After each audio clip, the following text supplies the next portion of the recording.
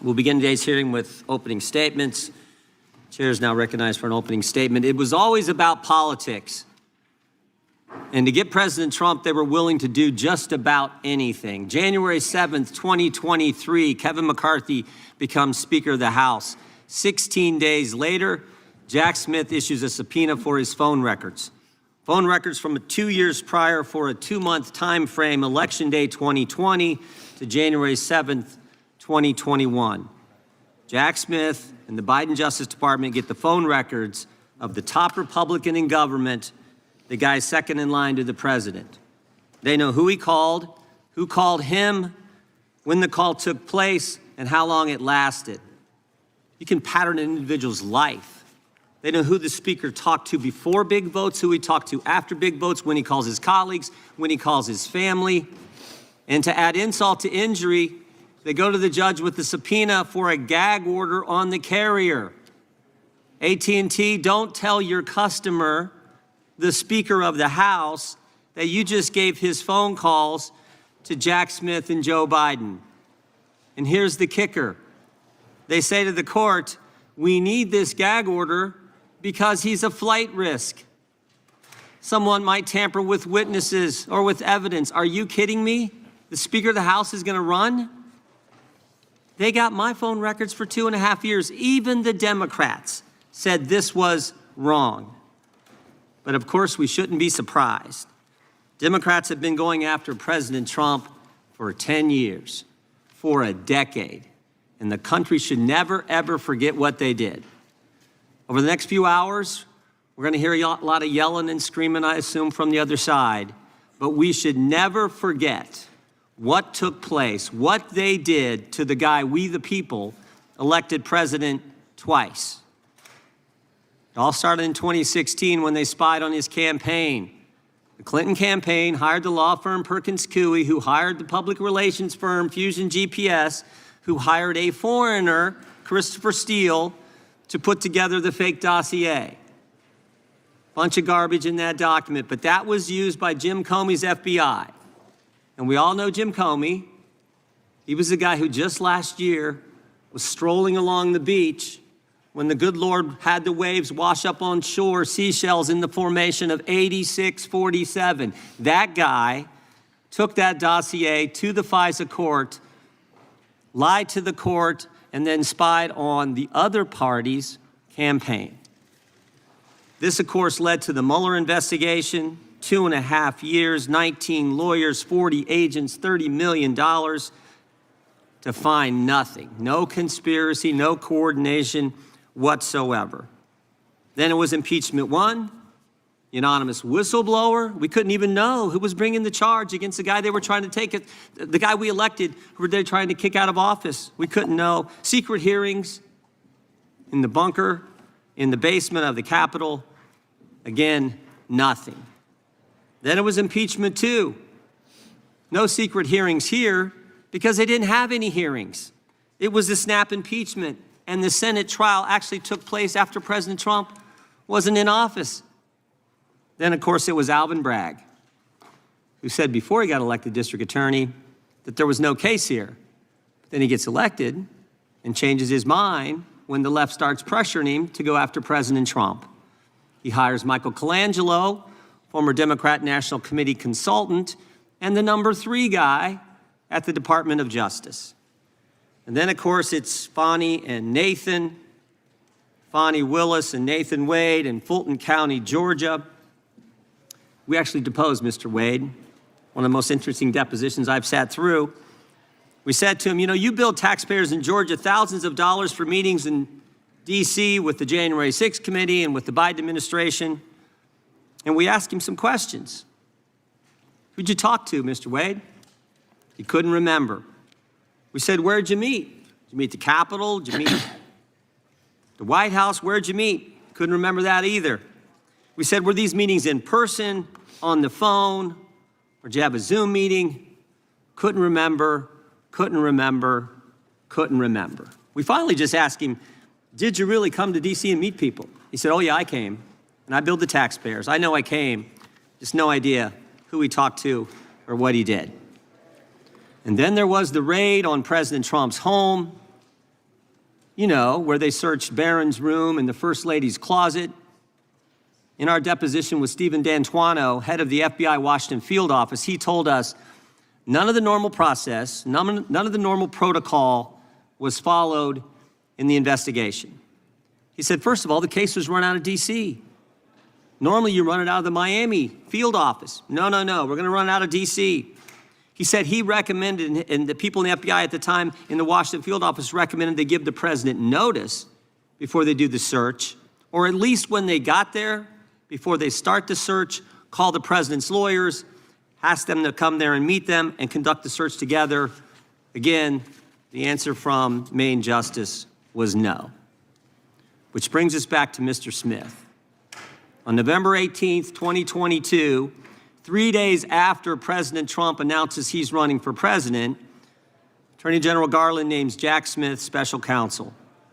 One of the first things Mr. Smith does is put on his team the very people responsible for the raid on President Trump's home.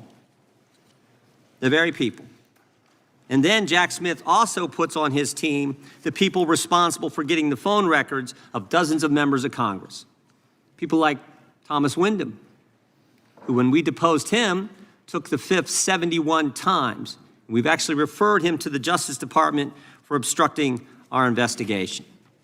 Jack Smith then gets a gag order in his investigation on President Trump from Judge Chutkan without filing a single affidavit with the court from a witness or a potential witness that they felt threatened by statements from the president. Stop and think about it. Jack Smith restricts the speech of the former president while he's a candidate for president. Thank goodness Mr. Smith was slapped down on appeal and the order was changed. In fact, just 2 weeks ago, the Washington Post editorial page, Jack Smith would have blown a hole in the First Amendment. I just want to read 2 sentences from this. Mr. Smith seemed unconcerned about interfering in the democratic process by seeking to muzzle a candidate for high office. 3 appellate judges, all nominated by Democrat presidents, ruled that Mr. Smith's proposed gag order infringed on President Trump's First Amendment rights. And of course they did. And this wasn't the only time Mr. Smith lost in court. In the classified documents case in Miami, Judge Cannon held that Mr. Smith was not permitted to be special counsel. Jack Smith was never properly appointed. In fact, he couldn't be properly appointed because he was never confirmed by the Senate for any position in the executive branch as the law requires. Here's what Judge Cannon stated. Quote, the special counsel's position effectively usurps that important legislative authority, transferring it to a head of department and in the process threatening the structural liberty inherent in the separation of powers. And of course, on July 1st, 2024, the United States Supreme Court ruled that President Trump had immunity for actions taken in his official capacity as the president. 1 month later, after this decision by the Supreme Court, Jack Smith files a superseding indictment on August 27th, 2024. But Mr. Smith doesn't stop there. He does something unprecedented. On October 2nd, he files a motion with the court before President Trump's defense counsel has even responded to the indictment. Everyone knows the normal process is the government indicts, the defense responds with some motions, and then the government responds to the defense. But Mr. Smith skips the second step. And the brief that he files is 165 pages, almost 4 times the court limit. Even liberal Judge Chutkan, who's given Jack Smith everything he's asked for in the course of this investigation, even she called it atypical and irregular. Now, why would Jack Smith do that? Why would he abandon proper procedure? Why would he ignore court rules? Why would he do that? Because he's running out of time. There's an election around the corner. It's coming in 33 days, and he's got to get President Trump. He's got to stop President Trump from running, tie him up in court. He's got to get to trial, or at a minimum, insert an 165-page political document into the presidential campaign. It was always about politics. The good news is The American people saw through it. They saw through it. For so long, the left has controlled so much in this country. The left controlled big media, the left controlled big tech, the left controlled academia, Hollywood, certainly the Democrat Party, and I think all too much the federal bureaucracy. But the left doesn't control we the people. And in spite of the left and the weaponization efforts of Jim Comey, Alvin Bragg, Fonnie Willis, and Jack Smith, we the people saw through it all, and we elected President Trump twice. Before turning to the ranking member for his opening statement, I would just ask unanimous consent to enter into the record the Washington Post editorial, Jack Smith would have blown a hole in the First Amendment. And with that, I yield to the gentleman from Maryland. Well, thank you kindly, Mr. Chairman. I want to start by recognizing the presence of 4 American heroes here today, 4 of the hundreds of officers who defended us on January 6, 2021, Michael Fanone, Aquilino Gonell, Daniel Hodges, and Harry Dunn. And I thank them for being here today. Mr. Smith, thank you for appearing before the American people. I'm glad that the committee has finally granted you the same chance to report your findings to the American people that every other special counsel investigating an American president has had. The good chairman started by saying, it's all about the politics. Well, maybe for them, but for us, it's all about the rule of law and who's going to stand by the rule of law and who's going to oppose it. Now, Mr. Smith, you're one of America's great prosecutors. For nearly 3 decades, you worked for justice under both Republicans and Democrats. The Manhattan DA office, where you prosecuted sex crimes and domestic violence cases. The Eastern District of New York, where you prosecuted murderers, rapists, gangbangers, and other violent criminals.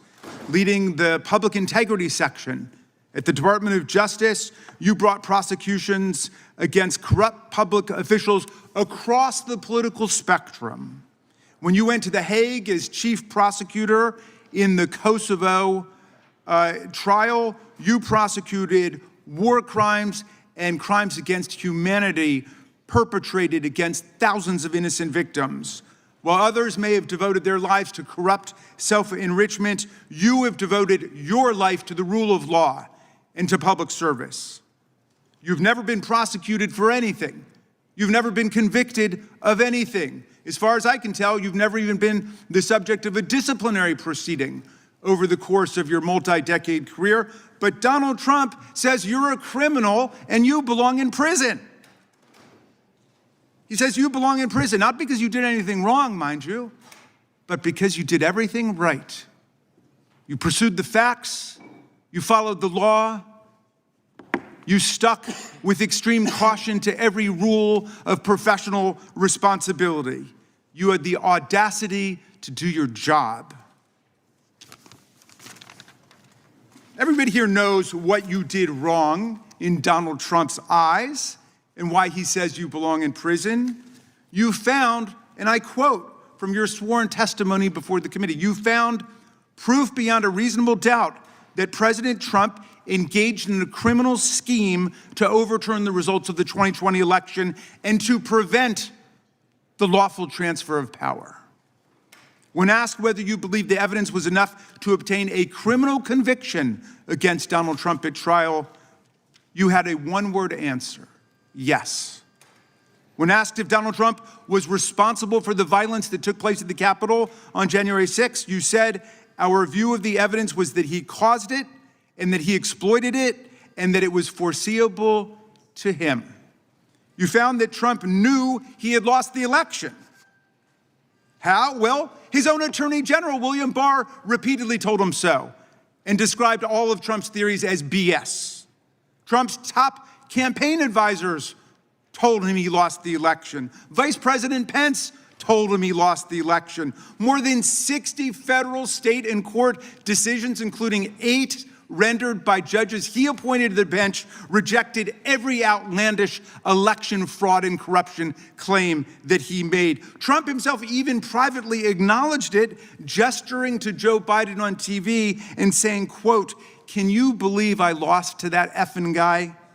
He knew he lost, but he threw everything into his big lie, which some people, even in this room to this day, will stand by and swear by.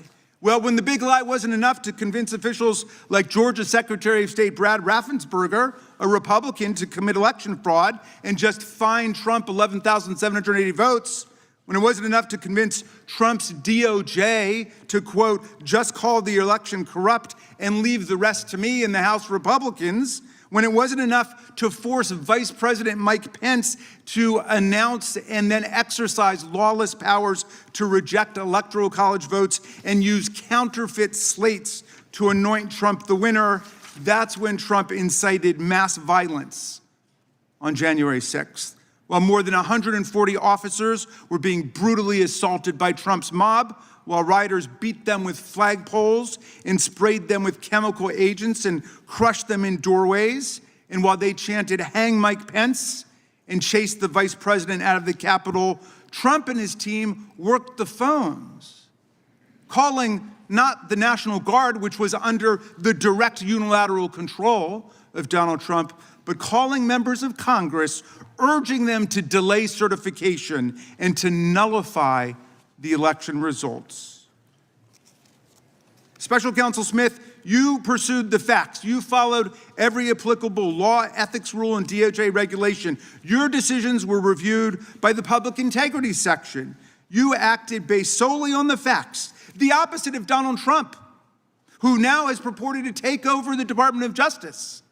He's in charge of the whole thing under his unitary executive theory, and he acts openly, purely based on political vendetta and motives of personal revenge, and he doesn't deny it. Our colleagues have complained about the special counsel's review of toll records, which are phone records like a phone bill, showing only the timing and duration of calls and containing no content, no substance whatsoever from the calls. But those records were lawfully subpoenaed because Donald Trump made those members of Congress relevant to the investigation. It was Trump who chose to call them to advance his criminal scheme. As you testified, Mr. Smith, if Donald Trump had chosen to call a number of Democratic senators, we would have gotten toll records for them too. I trust our colleagues get the point because America certainly gets the point. There is much Mr. Smith still can't talk about, though we know he badly wants to. His investigation developed what he calls powerful evidence that Trump stole documents containing our country's most sensitive secrets, hoarded them in the ballrooms and the bathrooms of his well-trafficked Mar-a-Lago social club. He showed them off to visitors. And then he obstructed a federal investigation by instructing his attorney to pluck out anything really bad before turning materials over to the FBI and having his staff delete incriminating security tape footage. But today, we're not going to hear a lot about that because you are gagged by an absurd judicial order rendered faithfully by Trump's most servile and sycophantic appointee to the federal bench, Judge Eileen Cannon. This order not only blocks release of Volume 2 of your report, which is unprecedented, about the classified document scam, it also gags you from discussing the report or its contents with us, with America. And so we don't know what's in it, but it must be pretty devastating because Donald Trump is desperate to keep Mr. Smith or any other DOJ official for all time from ever releasing it to Congress and to the American people.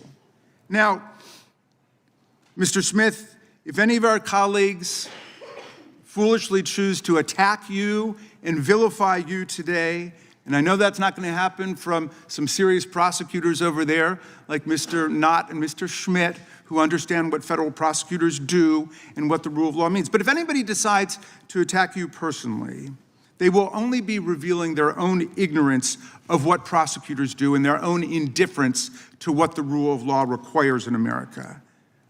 They will only be stroking the wounded ego of a lawless, twice impeached, convicted felon president who not only unleashed a mob against Congress and his own vice president, but has now pardoned and released into our communities hundreds of extremists, insurrectionists, and cop-beating felons who have proceeded to commit dozens more crimes against the American people since they were pardoned. Mr. Smith, I understand you are a long-distance marathon runner. I read that you're a triathlete who's done more than 100 triathlons and 9 Ironman competitions. You are in the fight for justice and the rule of law for the long distance, for the long haul, and I thank you for that. And we should all try to follow your example. America looks forward to your testimony today. I yield back to you, Mr. Chairman. The gentleman yields back without objection. All of their opening statements will be included in the record. We will now introduce today's witness. Mr. Jack Smith was appointed as special counsel on November 18th, 2022. He served until January 7th, 2025. We welcome our witness today. We'll begin by swearing you in. Would you please rise and raise your right hand? Do you swear or affirm under penalty of perjury that the testimony you're about to give is true and correct to the best of your knowledge, information, and belief, so help you God? I do. Let the record reflect that the witness has answered in the affirmative. Thank you. You can be seated. Please know that your written testimony will be entered into the record in its entirety. Accordingly, we ask that you summarize your testimony. Mr. Smith, you may begin. Chairman Jordan, Ranking Member Raskin, members of the committee, thank you for the opportunity to discuss my work as special counsel. I love my country and believe deeply in the core principles upon which it was founded. For nearly 3 decades, I've served as a career prosecutor in both Republican and Democratic administrations. I've handled cases ranging from domestic assault and gang violence to public corruption and election crimes across the United States, and I've prosecuted war crimes overseas. I am not a politician, and I have no partisan loyalties. My career has been dedicated to serving our country by upholding the rule of law. Throughout my public service, my approach has always been the same: follow the facts and the law without fear or favor. Experienced prosecutors know that specific case outcomes are beyond our control. Our responsibility is to do the right thing, the right way, for the right reasons. These principles have guided me through my career, including as special counsel. I'm proud of the work my team did, and I appreciate the opportunity to appear here today to correct false and misleading narratives about our work.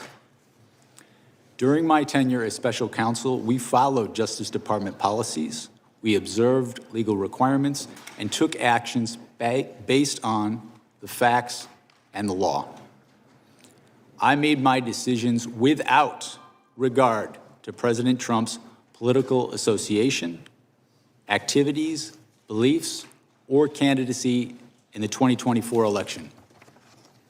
President Trump was charged because the evidence established that he willfully broke the law, the very laws he took an oath to uphold. Grand juries in 2 separate districts reached this conclusion based on his actions, as alleged in the indictments they returned. Rather than accept his defeat in the 2020 election, President Trump engaged in a criminal scheme to overturn the results and prevent the lawful transfer of power.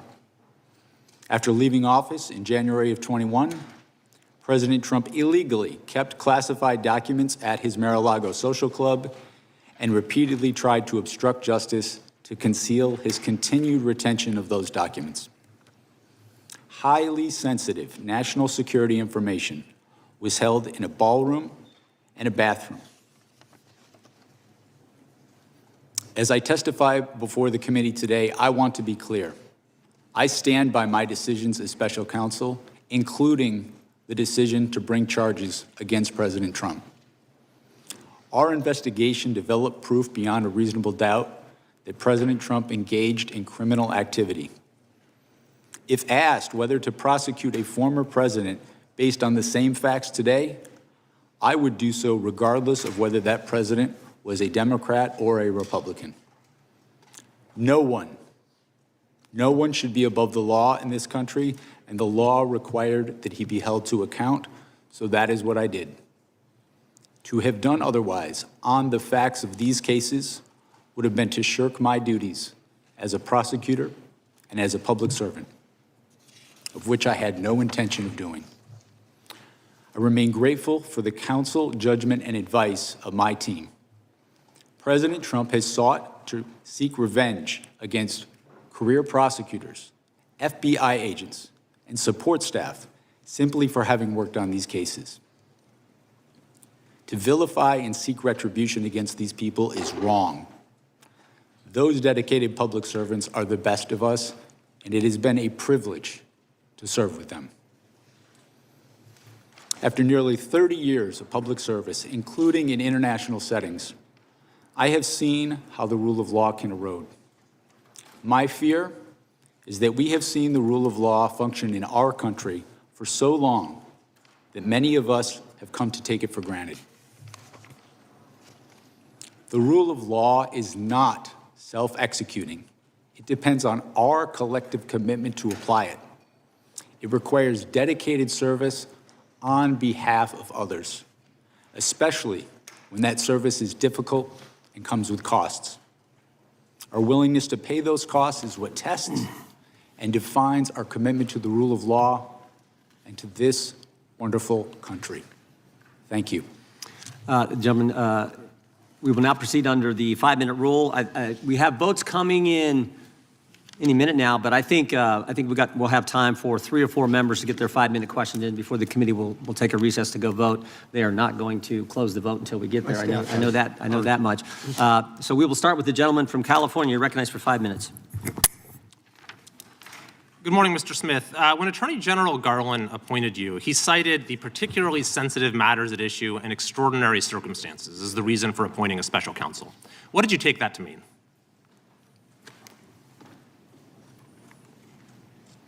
What I understood that to mean is I was to conduct an independent investigation and come to my own conclusions about whether the facts and the law supported a prosecution. But clearly he was alluding to the fact that we had an investigation into a leading candidate for president. That was part of the extraordinary circumstances. Would you agree? I will rely on his public statements about that. I understood my role as special counsel was governed by the regulations, which required me to make an independent decision on my own. So certainly you would agree it was important to approach the investigation with humility and restraint. Is that fair? Yes, and that's what I sought to do. I sought to conduct... And you thought you possessed those qualities. In fact, you testified at your deposition, quote, "I thought I was the right person for the job." Of course, some disagreed. Constitutional law professor Jonathan Turley, for example, has said, quote, "Jack Smith has a reputation for stretching criminal statutes beyond the breaking point." I assume you disagree with that statement by Professor Turley.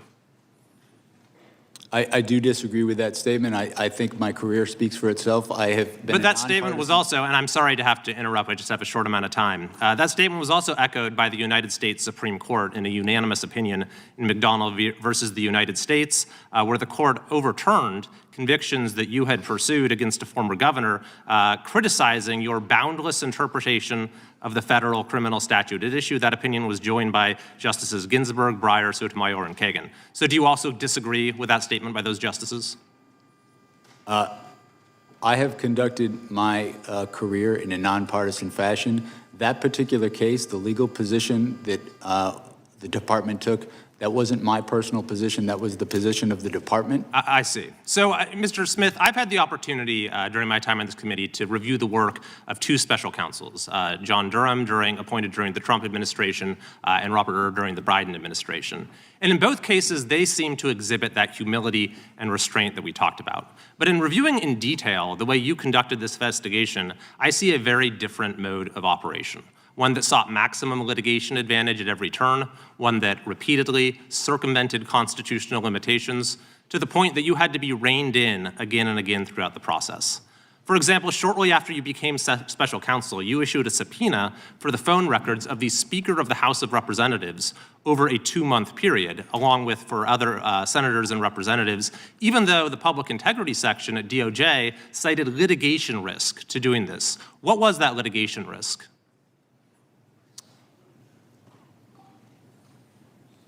With respect to the toll record subpoenas that we issued, they were approved by the Public Integrity Section. The Public Integrity Section, in approving those subpoenas, noted the fact that the subpoenas were for records for people who were not targets of our investigation.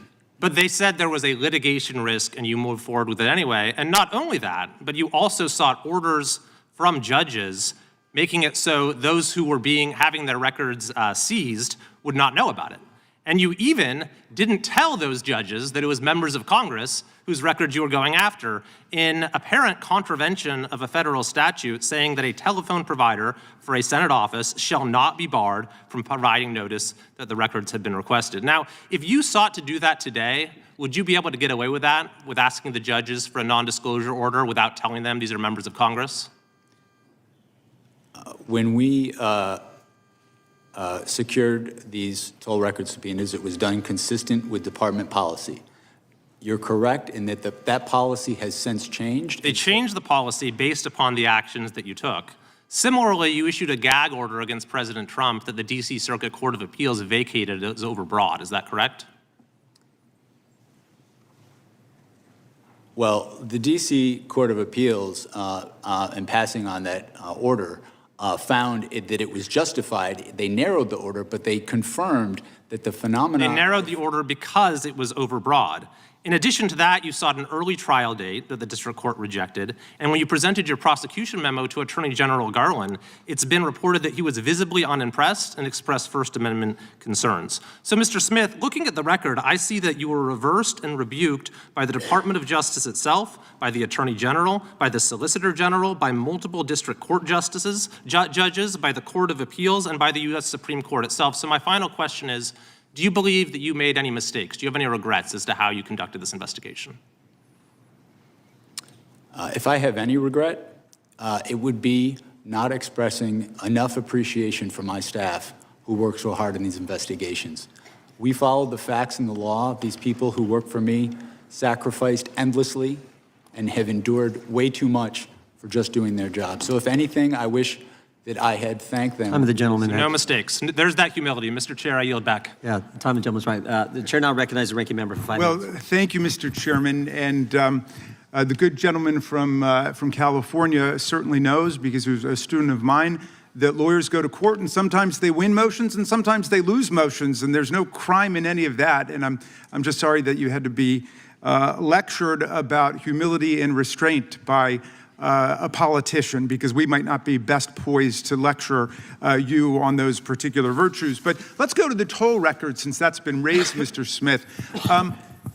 First of all, Congress has allowed toll records to be subpoenaed. This committee has actually tried to limit it over the years, and the senators who are whining the most over on the Republican side in the Senate, they never went along with our determination to try to limit the government's ability to subpoena toll records. So it's perfectly lawful what you did. Explain, why did you want those toll records? We wanted to conduct a thorough investigation of the matters that was assigned to me, including attempts to interfere with the lawful transfer of power. The conspiracy that we were investigating, it was relevant to get toll records to understand the scope of that conspiracy, who they were seeking to coerce, who they were seeking to influence, who was seeking to help them. And that's normal investigative practice, right? In conducting a criminal investigation, securing non-content toll records, as you described, is a common practice in almost any complex conspiracy. Okay, let's go to something else that I've been hearing over the last week by our colleagues as they've eagerly anticipated your arrival here. They've been saying that there's some kind of First Amendment defense that Donald Trump would have had to the crimes you indicted him for. Is there a valid First Amendment defense to defrauding the public? Is there a valid First Amendment defense to disrupting a federal proceeding? Is there a valid First Amendment defense to violating the voting rights of the people and cheating the public out of a fair election? The First Amendment is something that we took seriously in our investigation, but the First Amendment does not protect speech that facilitates a crime.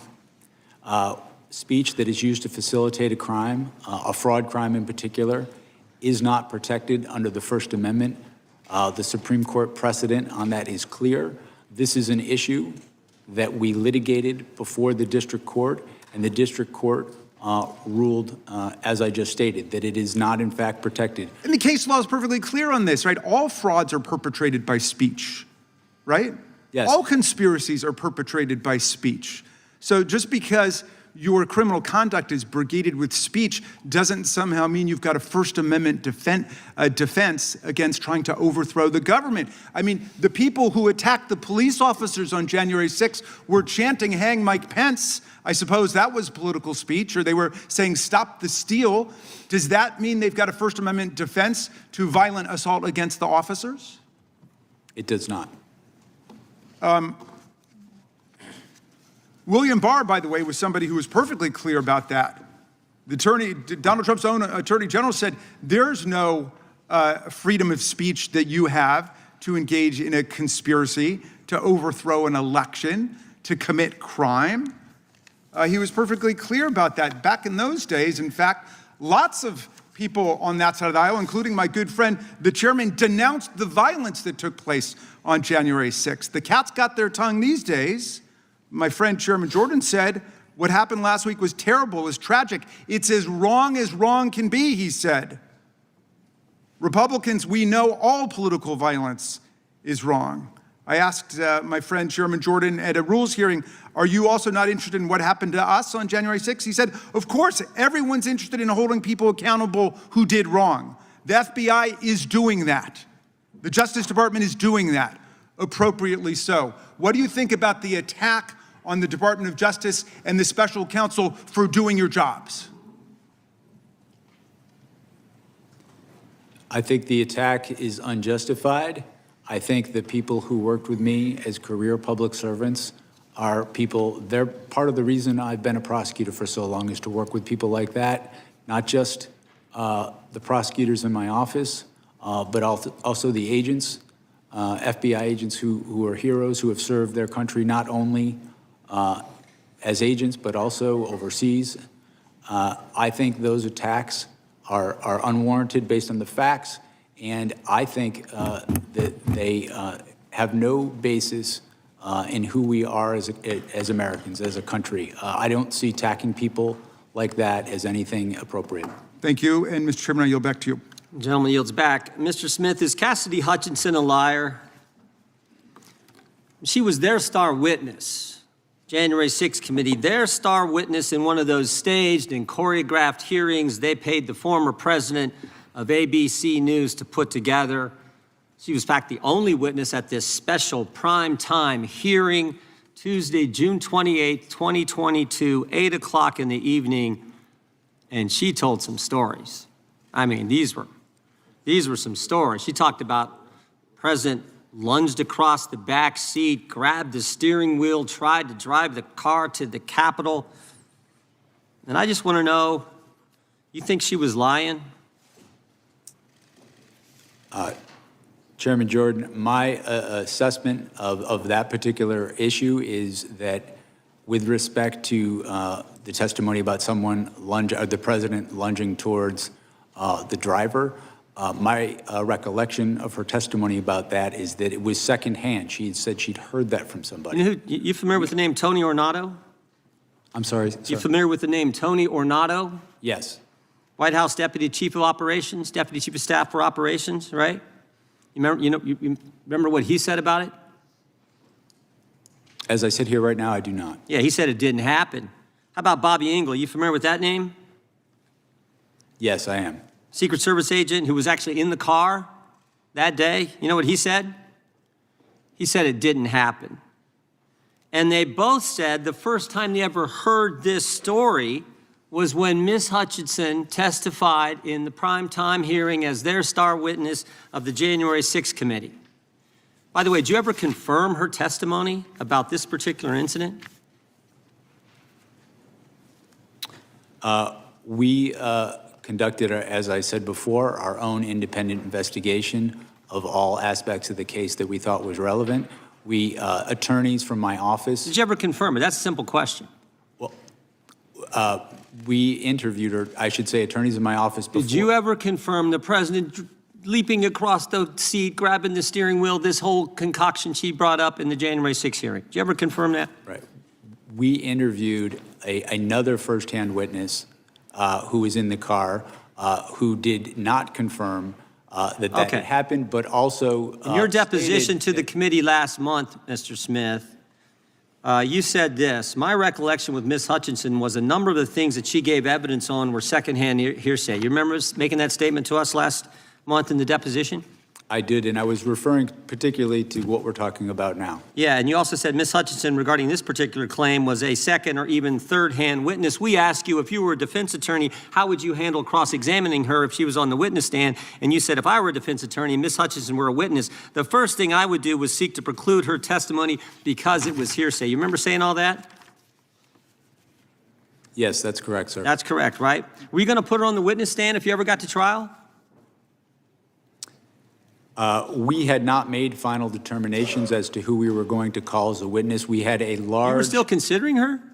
we had a large choice of witnesses in this Are case. you familiar what Washington Post reporters Carol Leonnig and Aaron Davis said in their book? They did this book, 300-some pages book on Chronicle and the whole investigation at the Justice Department. And here's what they said on page 310. They said, Jack Smith had wondered whether some of Hutchinson's claims might be relied upon at trial.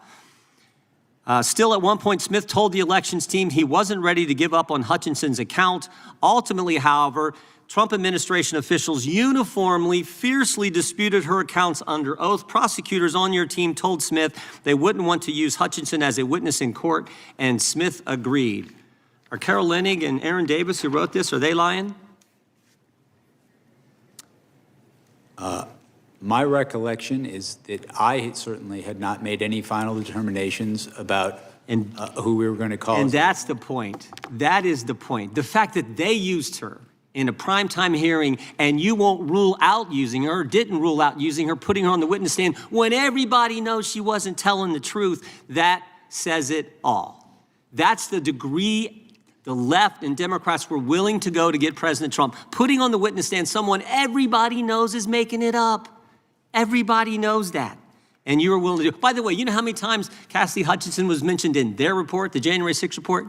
Any idea, Mr. Smith? I do not. 185 times. Someone that the whole country knows wasn't telling the truth, and you were still considering putting her on the witness stand because you had to get President Trump. And everybody can see that. We better take a recess for votes. We will resume as soon as votes are over. Back here 10 minutes after. Mr. Smith, you guys can go back to the room that you were in.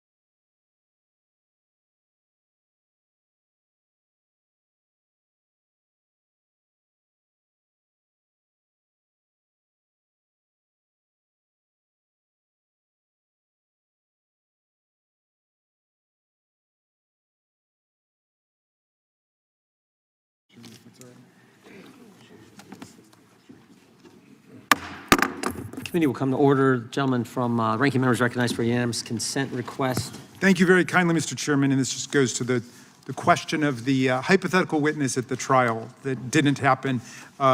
New York Times, May 1, 2024, Trump acknowledges he wanted to go to the Capitol on January 6th. Without objection. Carol Leonnig, who you quoted, Carol Leonnig outlines Tony Ornato's history of lies. That's June 30, 2022. Without objection. In July 1, 2022, the men disputing Hutchinson's testimony are two of Trump's biggest acolytes. And finally, June 29, 2022, CNN, Cassidy Hutchinson stands by her testimony amid pushback. Thank you very much. Gentleman from New York is recognized. Thank you, Mr. Chairman. Mr. Smith, over the past few years, Republicans have waged constant attacks on you. Donald Trump has said you are totally compromised, a political hitman, a left-wing radical, a criminal, a fully weaponized monster, and that you should be considered mentally deranged and thrown out of the country. Just this week, he called you a sick bastard. Unfortunately, the rules of decorum prevent me from saying what I think of Donald Trump. But he is not the only one to launch attacks against you. Chairman Jordan has accused you of abusive surveillance and accused you and your team of partisan and politically motivated prosecutions. Despite the mountain of evidence that you laid out in the special counsel's report and in your court filings, President Trump's supporters are convinced that the only reason your team tried to hold him accountable is because you have a vendetta against him. I want to address these allegations today. You have had a long and distinguished career with the Justice Department, including serving as the chief of DOJ's Public Integrity Section for 5 years. While leading the Public Integrity Section, you led investigations and prosecution of public figures and political leaders from both parties, Republicans and Democrats. Can you give us a couple of examples?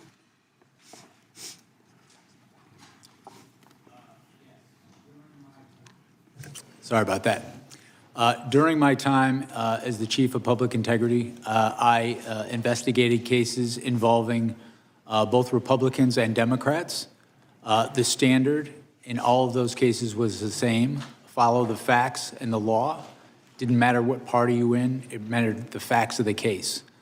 In doing that, there were cases I brought against Democrats and cases I brought against Republicans. There were also cases that I investigated and did not bring against Democrats and Republicans. Party affiliation played no role in my investigations. I can think of multiple cases of prominent members of Congress that we investigated who were Republicans who, upon reviewing the law and the facts, I decided not to go forward in those cases. And the same can be said with people on the Democratic side. I've always tried to follow the facts and the law in my career.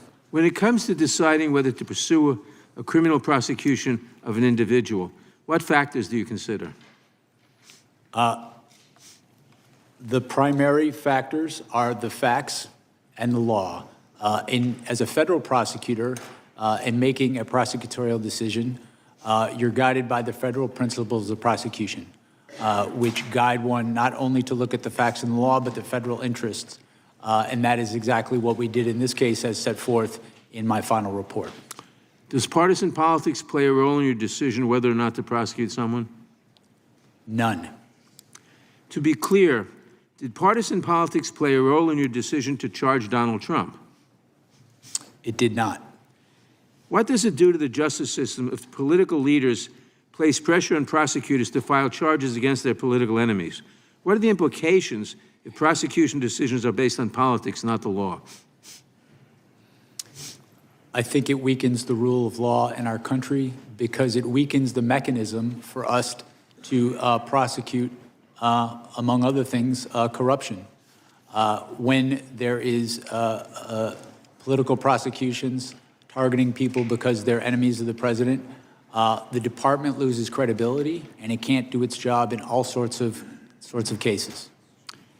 According to your deposition before this committee, it sounds like your problem was not determining if you had enough evidence to charge Donald Trump, but rather that you might have had too much evidence and struggled to determine how to present a clear narrative to a jury. How would you characterize the evidence against Mr. Trump about inciting an insurrection against the laws of this country? Did you have too much? Well, With respect to presenting the case that we charged, one of the central challenges was trying to present that in a concise way because we did have so many witnesses.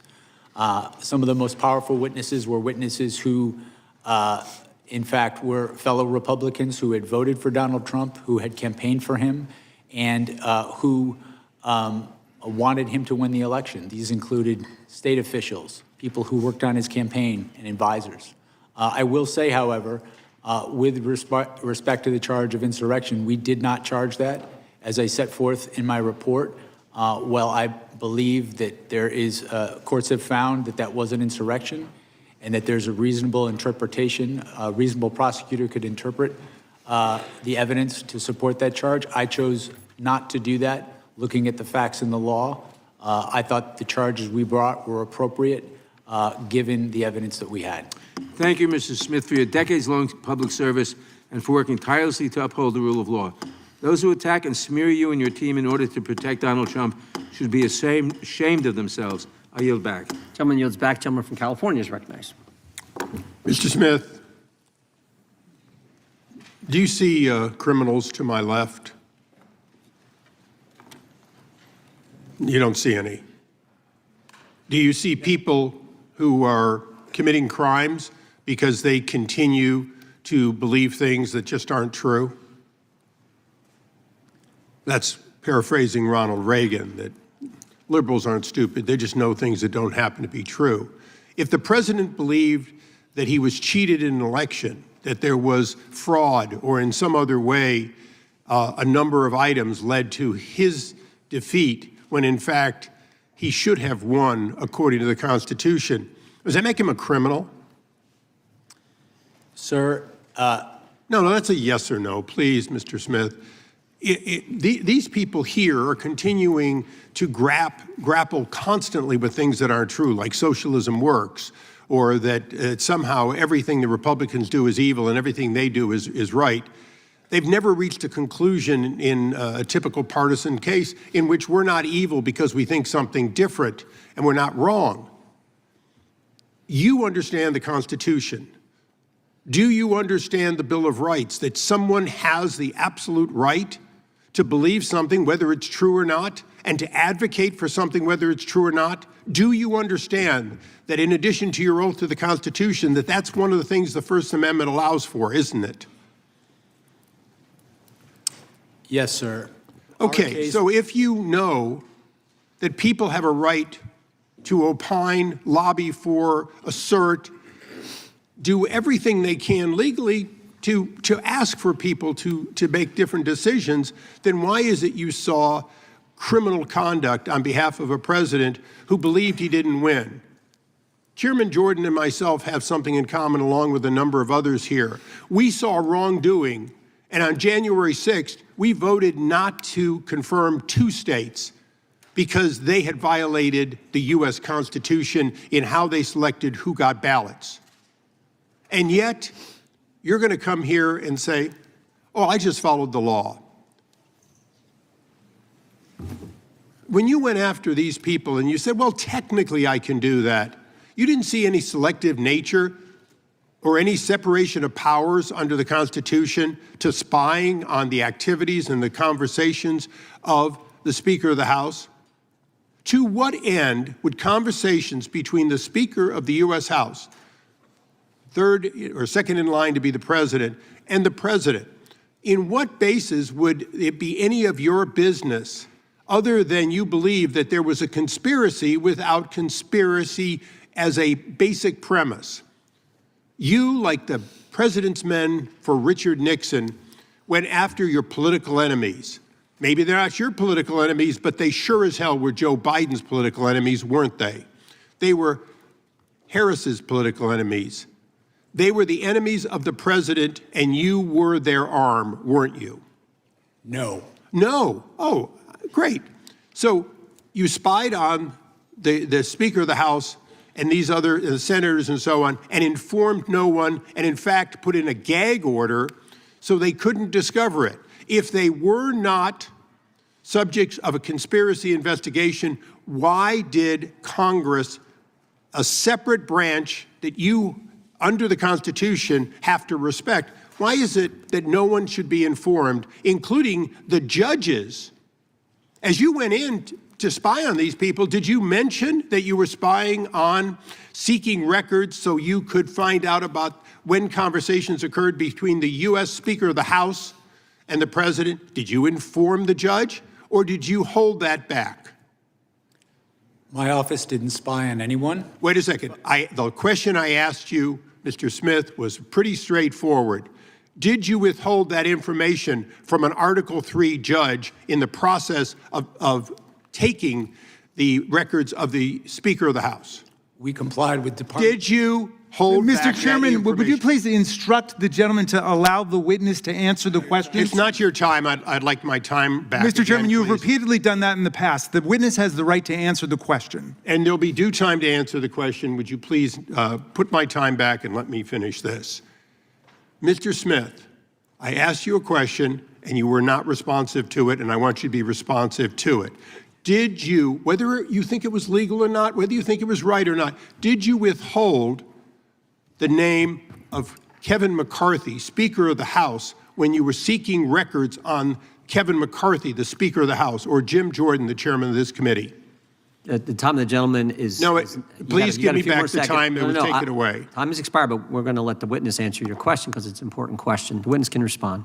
We did not provide that information to the judge when we requested a non-disclosure order, consistent with the law and consistent with Department Mr. Chairman, the amazing thing here today is that we have an admission that an Article Mr. Chairman, I- the gentleman's time has come on. expired by now 34 seconds. It gets more than 5 minutes. How many 'cause it's a times you good can interrupt question? me? The time belongs to the gentleman from California, but it has expired. I will be brief in my address to the chairman.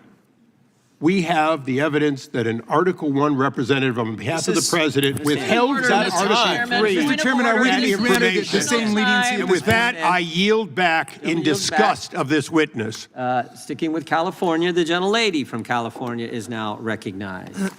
Mr. Smith, thank you for being here today. Earlier the chairman spent a lot of time talking about Cassidy Hutchinson, who we know was just one of many witnesses.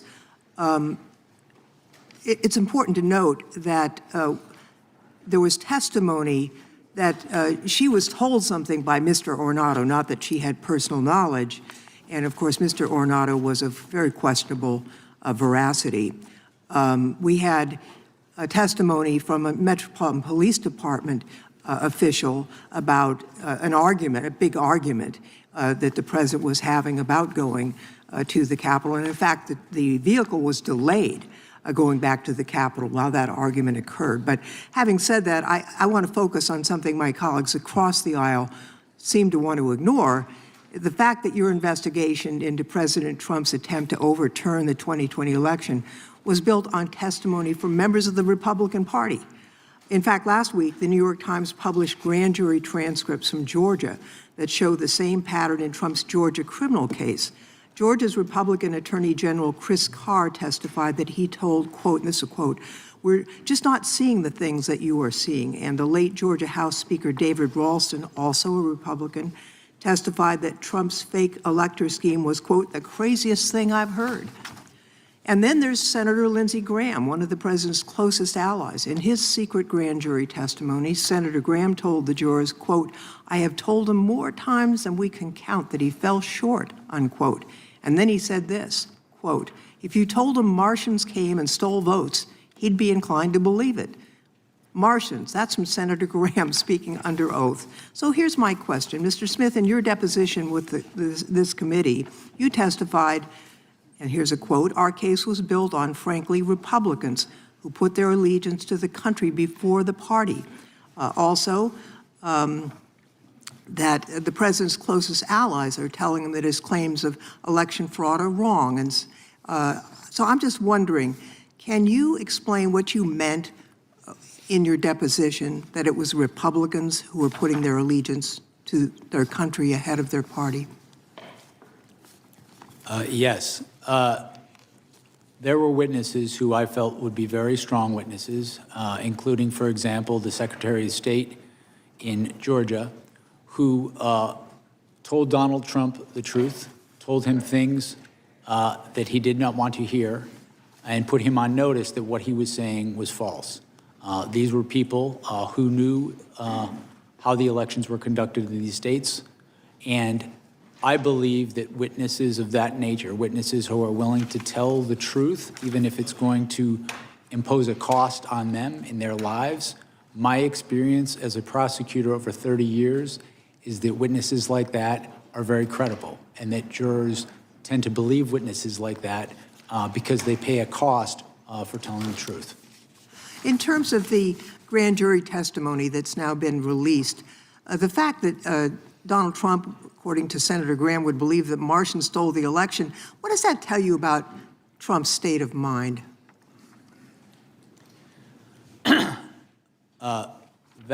That statement is consistent with what we found in our investigation, in that our investigation revealed that Donald Trump was not looking for honest answers about whether there was fraud in the election. He was looking for ways to stay in power.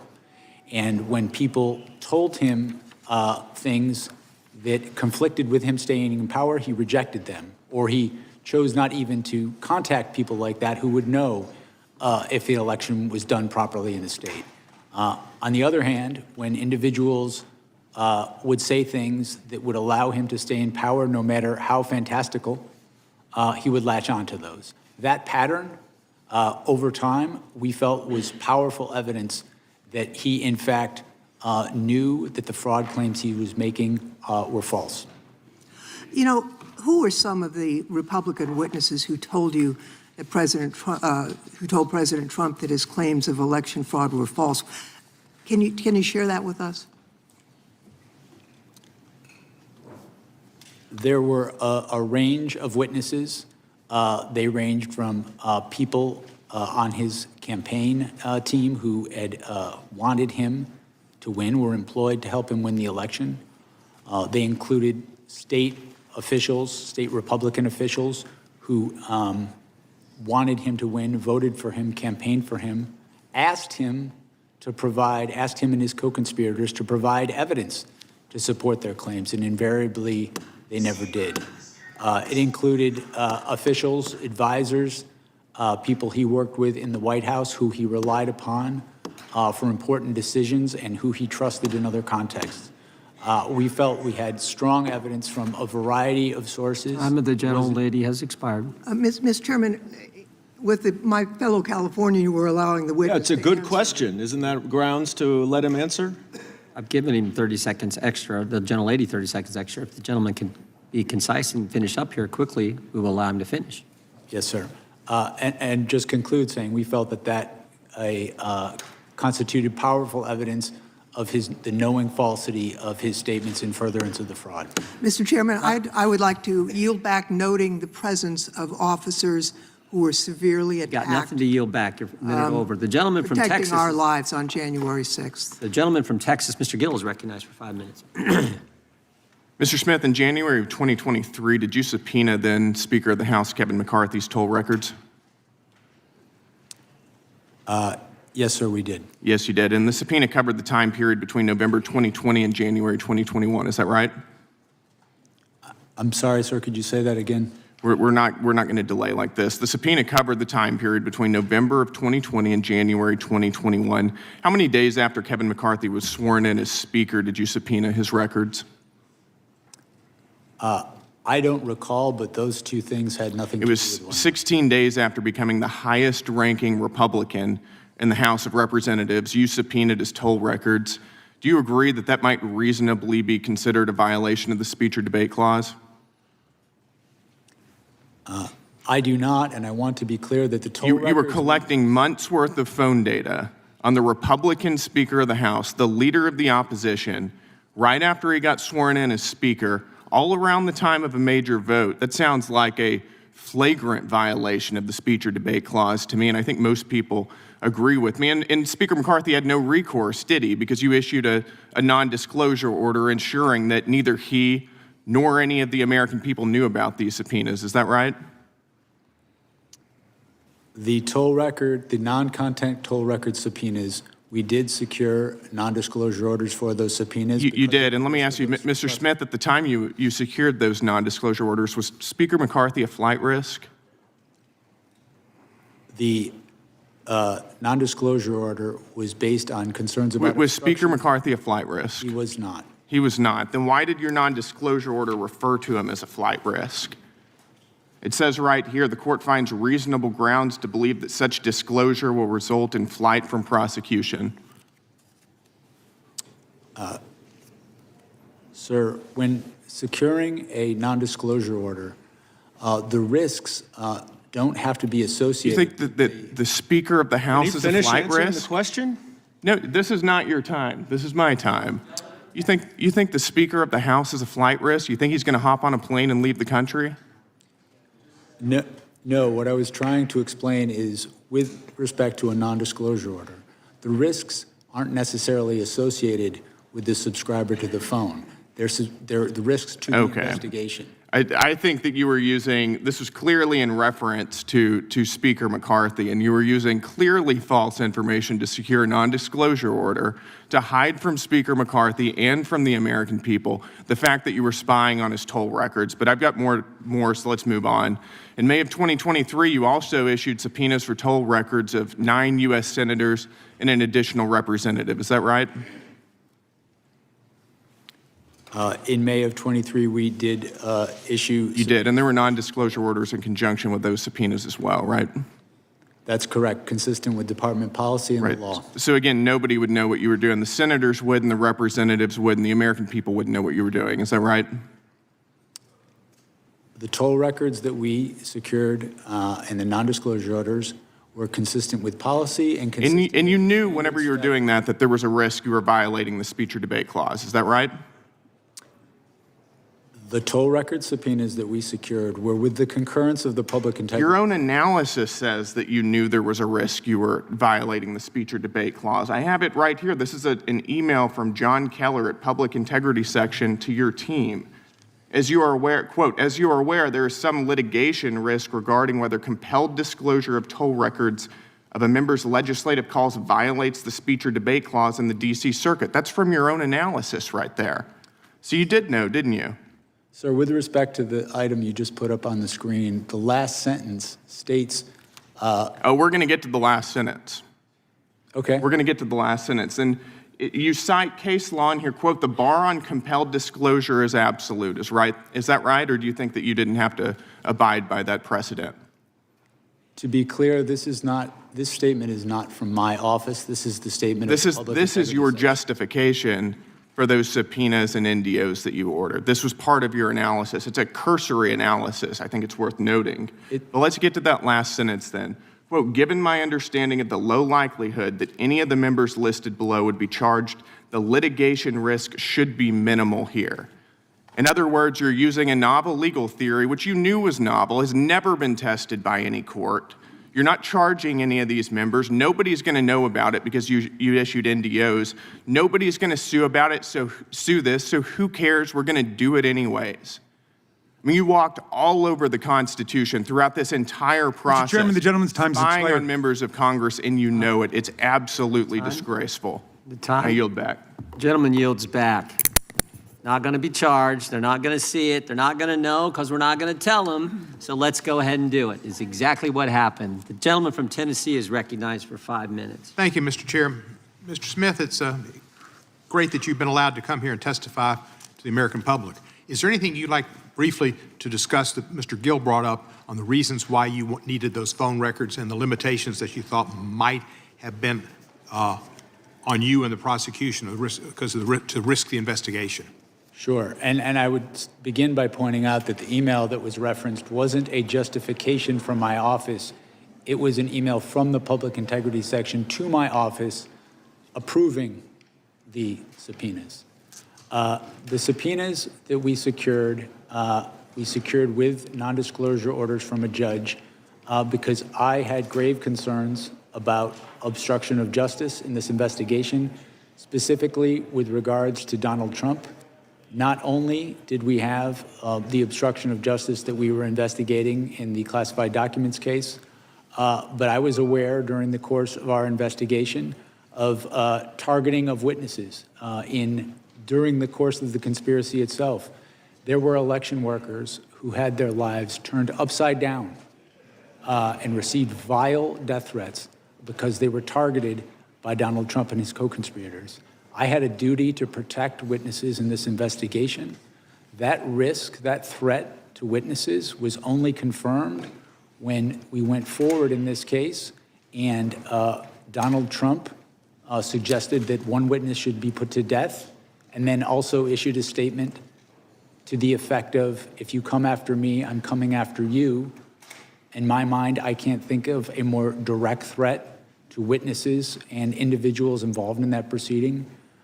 Given that sort of threats, it was, in my view, completely appropriate to protect the integrity of the investigation, to protect against destruction of evidence, and to protect the witnesses in our case. And just to make clear, you did not see any of the discussion. There was not any, it was just the content that they made a call to the president and vice versa, but nothing about any content whatsoever. That's correct. A toll record subpoena gives you who a call is from, who it is to, and the length of that call. It does not tell you the content of what people are speaking about. You felt that you had a case that was one that you would win beyond a reasonable doubt, no moral certainty. Is there anything in your facts that you had that you would have used at trial that you believe has not been presented to the public in the past or have been misrepresented to the public? Is there anything? Essential facts that you had that you felt would have resulted in a conviction of the president on the charges that he was indicted upon? I think my report, the report of our case, the final report, summarizes the evidence, I think, in a way that is gives a fair reading of the strength of the case. And you have no question but have been successful before jury? My review of the case, I came to the conclusion we had proof beyond a reasonable doubt. We were ready, willing, and able to go to trial in the case. Of course, as I said in my opening statement, prosecutors can't control outcomes, but I felt confident in pursuing the case to trial. Did Merrick Garland ever pressure you to bring an indictment or to do anything in your investigation? No. Did anybody else in the administration, President Biden, Vice President Harris, et cetera? I was given the independence to conduct my investigation, and I came to the decision to bring charges in this case without undue influence from anybody in the department. And you dropped the case. Why did you drop the case? The cases against Donald Trump were dismissed pursuant to department policy. Department policy, the Office of Legal Counsel said if somebody's president, you can't bring a charge against them or they can't be held liable. Is that correct? That's correct. There had not been a case of this nature ever where someone was elected president with charges pending, and so that was slightly different. So we consulted with with the Office of Legal Counsel, and they determined pursuant to policy that the cases needed to be dismissed. And you weren't pleased with that, but you had to follow the law, and that's what you did. We followed policy throughout my investigation. My job was not to set policy. My job was to follow it, and that's what we did. I want to thank you for your service. I think you're a great American, and you came out of this as being somebody who people can respect and look up to in a fashion that we should be instilling people's desire to go into justice, to go into law, and to go into government. And you're an example of the type of person they should follow. I yield back the balance of my time. Gentleman yields it back. The gentleman from Wisconsin is recognized. Mr. Smith, there's something that's really bothering me since your deposition. It's how and why you got the position of special counsel and your personal relationship with Marshall Miller. Let's go back to 1999 when you were working for the United States Attorney's Office for the Eastern District of New York. Is that when you first met Marshall Miller? Yes. So after ED New York, did the two of you ever work together again prior to becoming special counsel? According to the public bios for you and Mr. Miller, you overlapped at DOJ from 2014-15 when you were chief of DOJ's Public Integrity Section and Mr. Miller was chief of staff for DOJ's Criminal Division. Is that accurate? I believe that is accurate, yes. Okay, so were the two of you social outside of work? I would say intermittently, yes, Okay, but after 20 years of knowing each other, it's safe to say you were friends, correct? yes. Okay, so let's fast forward to 2022.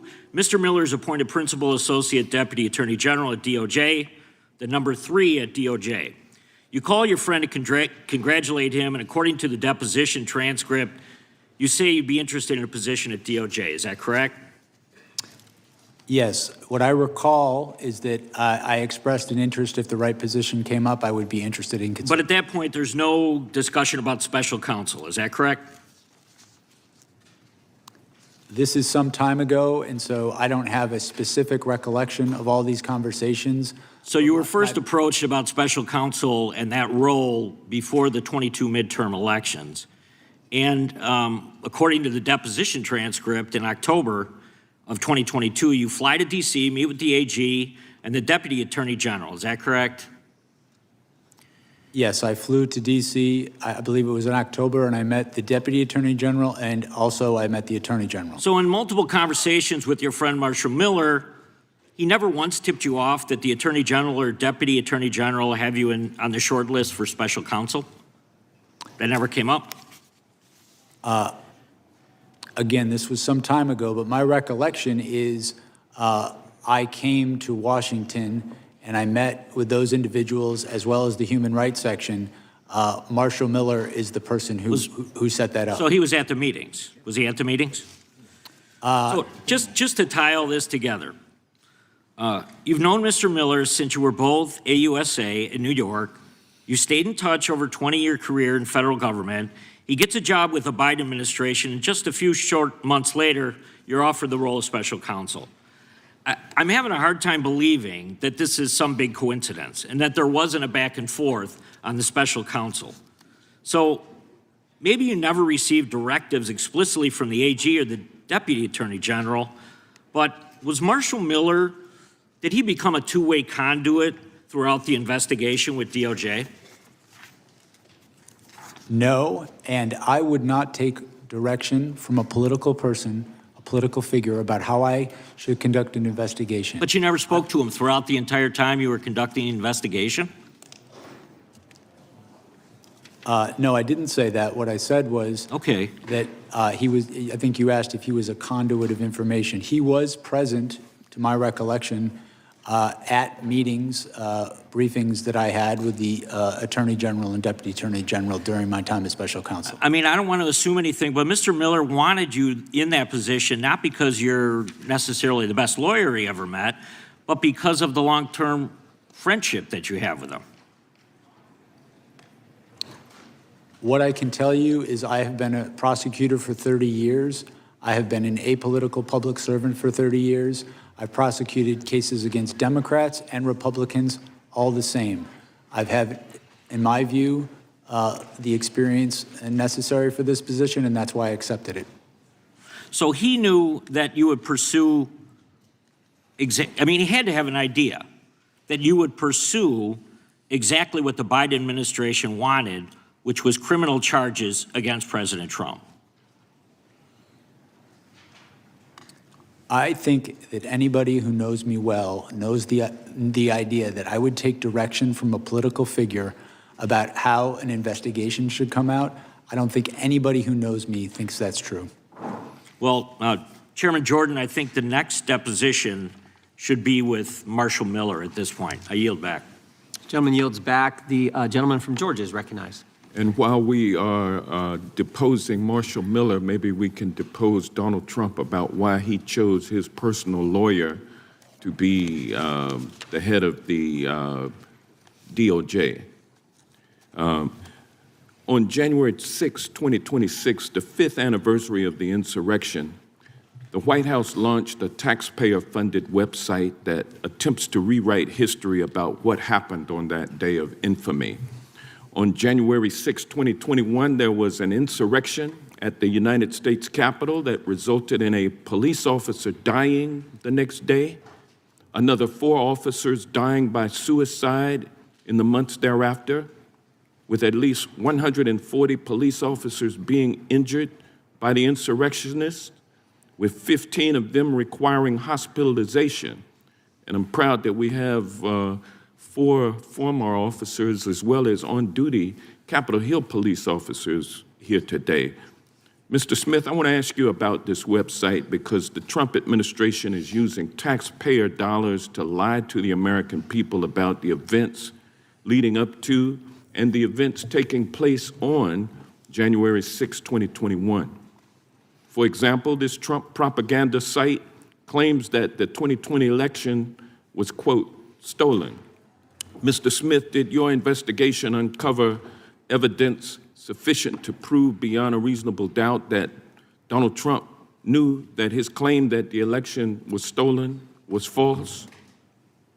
Yes, it did. And did your investigation uncover evidence sufficient to prove beyond a reasonable doubt that Donald Trump publicly claimed that the 2020 election was stolen from him while he privately acknowledged that he had lost the election? Yes, we cited instances of that during in our case. But yet here we see that on the 5th anniversary of the insurrection, the Trump White House propaganda machine is still promoting the stolen election theory on this government webpage with a text box titled, quote, fraudulent election, stolen election certified, end quote.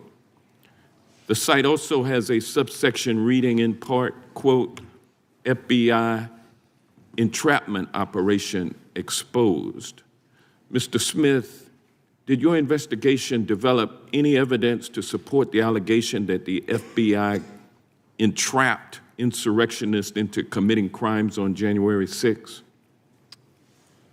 Our investigation revealed that Donald Trump is the person who caused January 6th, that it was foreseeable to him, and that he sought to exploit the violence. This website also accuses you of being a, quote, Biden prosecutor who brought, quote, weaponized charges against Mr. Trump. Mr. Smith, were you a Biden prosecutor who weaponized the Department of Justice against Donald Trump? Absolutely not. Did Attorney General Merrick Garland direct you to prosecute Trump because Donald Trump was running against Joe Biden in the presidential election? No. There are also allegations that President Trump was the victim of, quote, lawfare, and accusations that the Department of Justice lawyers who prosecuted Donald Trump used, quote, fabricated indictments and rigged show trials. Did you, Mr. Smith, or the men and women working on your team work to fabricate indictments or put on rigged show trials? No, we secured indictments from grand juries, and we were prepared to prove our case in court beyond a reasonable doubt.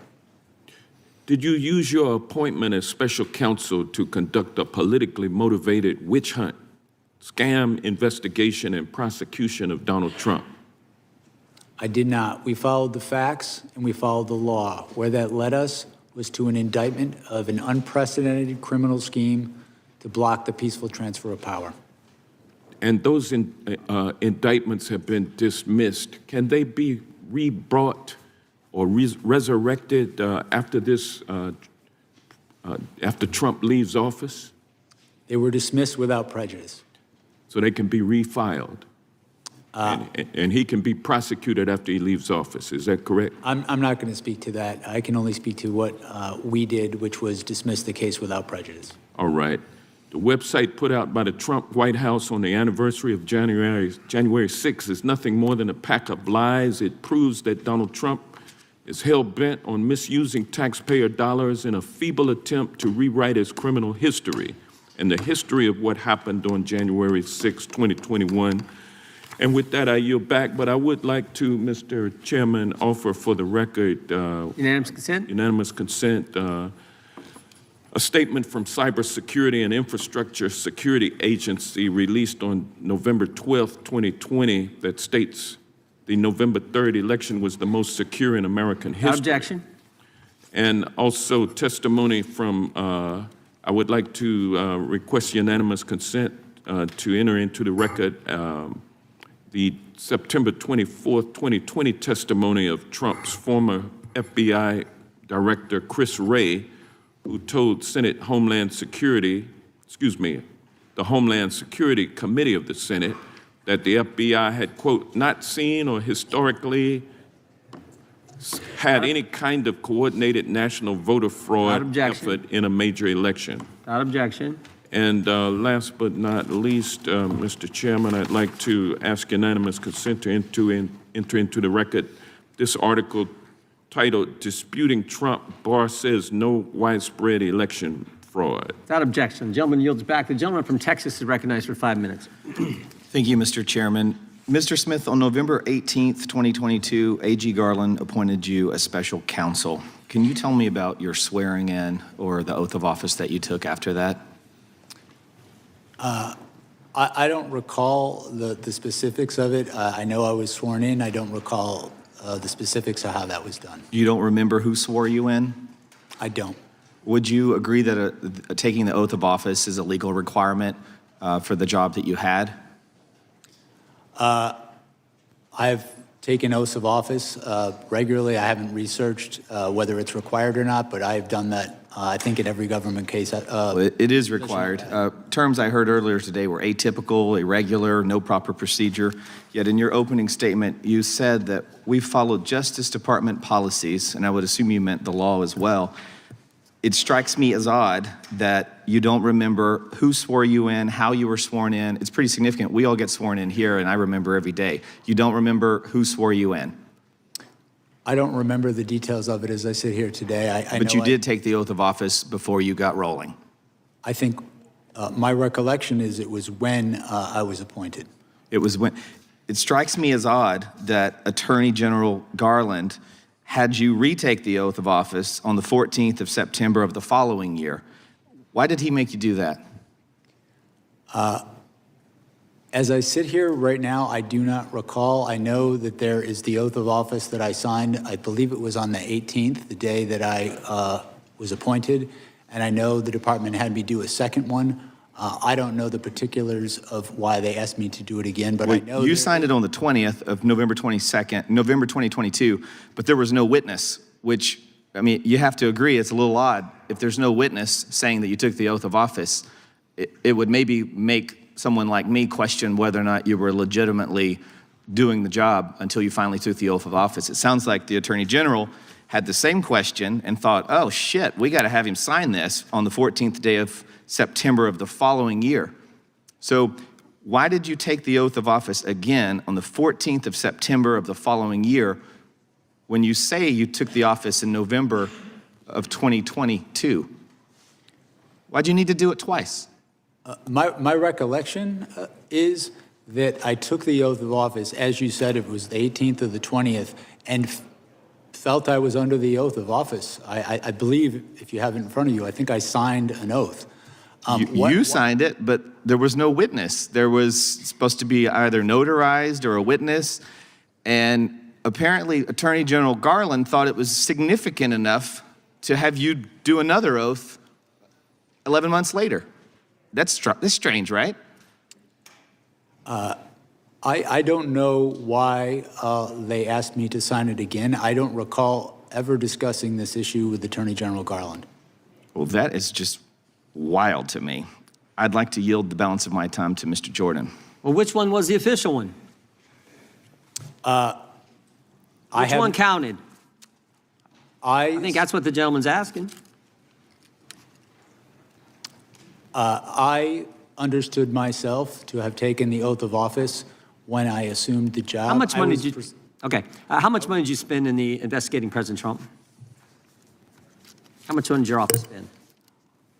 I do not recall as I sit here now, but I know that pursuant to, I believe it's the special counsel regulations, reports were issued each 6 months detailing how much. We gathered at $35 million. And what I want to know is how much of that $35 million of taxpayer money did you give to confidential human sources?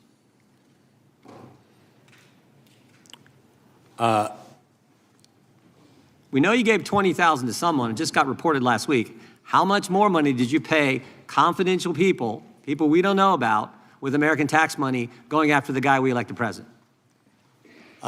My recollection regards the $20,000, which was not a payment from me. It was me approving a payment by the FBI to a confidential human source who was reviewing video and photographic Who's the source? evidence. I do not know the identity of the source. How many other payments went to this source or other sources? As I sit here, I do not know the answer to that question. My role as special counsel, $35 million, and you're giving money to people the country doesn't know who they are, and you're giving their hard-earned money to these folks?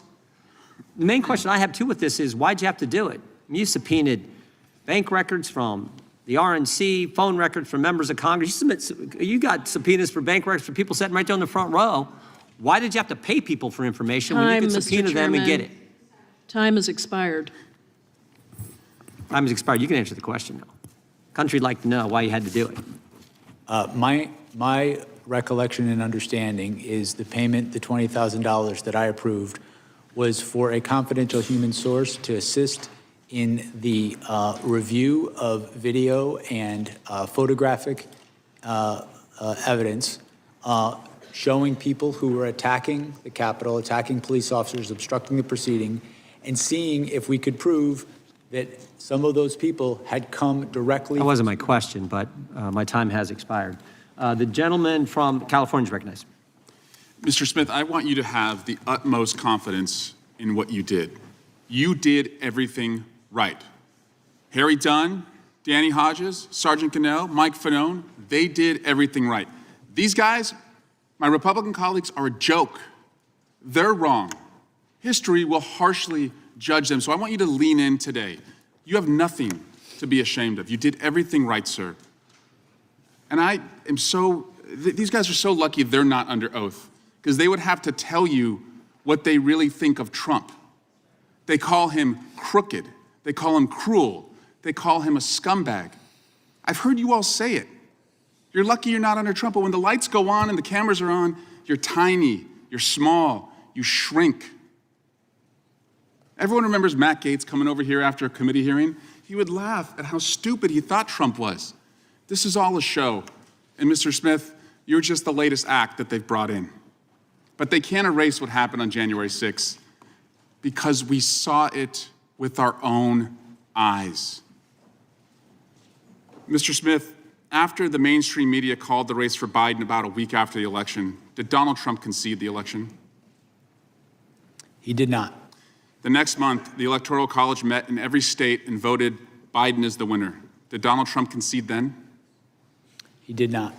Shortly after that, the last court case that Donald Trump brought was thrown out. Did he concede then? No. Is it your judgment then that only Donald Trump could have convened the mob in the size that it was assembled on January 6th? Our assessment of the evidence is that he is the person most responsible for what happened on January 6th. He caused what happened. It was foreseeable to him. And then when it happened, he tried to exploit it in furtherance of the conspiracy. And you actually obtained indictments from a grand jury, right? You went to a grand jury and did something that the Trump administration has not been able to do as they go after their enemies. Their cases are being thrown out. You obtained criminal indictments against the president. Is that right? That's correct. Mr. Smith, do you know who Edward Loya is? I'm sorry? Edward Loya, L-O-Y-A? I believe Mr. Loya worked at the Public Integrity Section when I was there. Did you know that he said of you, when it comes to investigating allegations of sophisticated federal criminal matters, Jack Smith is the gold standard? Do you know who Mr. James McGovern is? Yes, he was a prosecutor I worked with in New York. Did you know that he said of you, I have no idea what Mr. Smith's political beliefs are because he's completely apolitical? So are you a registered independent? I have no partisan loyalties. I don't know if I'm registered as independent or not registered at all. Are you glad you accepted Attorney General Garland's request to be a special prosecutor, even though you've been dragged over political barbed wire and your family has been subjected to death threats? I don't regret it. Do you remember where you were on September 11th? I do. What did you think of that day? I was in Brooklyn when that happened. I was at the command center that night. I worked on that investigation. I remember pretty clearly. Do you remember where you were on January 6th? On January 6th, I was living in Europe working for the State Department seconded to a war crimes tribunal. What did you think as you watched on television what happened at the Capitol that day?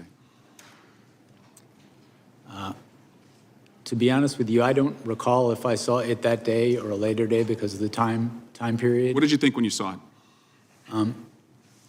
I was shocked. I was shocked by it. I obviously, being in Europe and not following things as closely, I was not, frankly, up to speed on the events leading up to it. What shocked you about it? I just never seen anything like that happen in our country. Mr. Smith, I don't know if I'll ever have the honor to talk to you again. If I don't, please know that I and my colleagues on the Democratic side, and even my Republican colleagues when they speak privately, have nothing but respect and appreciation for what you tried to do and how you did it. You, unlike many here, are a man of honor. And I yield back. Gentleman yields back. The gentleman from Alabama is recognized. Thank you, Mr. Chairman. Mr. Smith, you appear before this committee today not as a neutral observer of the law, but at one point you were one of the most powerful prosecutors in the federal system, armed with enormous discretion, minimal oversight, and a mandate that goes to the very heart of our constitutional order. You brought charges during an active election cycle. You relied on legal theories that had never before been tested in context. And you did so while disregarding long-standing Department of Justice policies designed to prevent prosecutors from influencing elections. Mr. Smith, you claimed in your investigation you developed proof beyond a reasonable doubt that President Trump engaged in criminal scheme to overturn the results in the 2020 election and to prevent lawful transfer of power. However, a few weeks ago in Georgia, Fulton County election board officials stated that 315,000 ballots were certified without required signatures on the tabulator tapes for poll workers. These signatures were required by the Georgia statute. If not counted, this could have turned the state of Georgia red, and I won't doubt there were similar schemes in many other states. You were illegally appointed to serve as special counsel since you were not confirmed by advance and consent Senate and stated in the Appointments Clause. You also issued an indictment against then-President Biden's most formidable political opponent. The candidate was President Trump, and you issued a gag order for President Trump during a 2024 election cycle. This was a major violation of President Trump's First Amendment rights and a poor attempt to outright censor the leading political candidate. These actions were nothing short of election interference. 9 senators, including Senator Tuberville from my state of Alabama, and multiple Republican members of the House of Representatives had their phones subpoenaed, or their records subpoenaed. Some you seized their phones. Even then, Speaker of the House Kevin McCarthy, one of the highest-ranking Republicans in the country, had his phone records subpoenaed, all for political gain. These subpoenas clearly violated the speech and debate clause.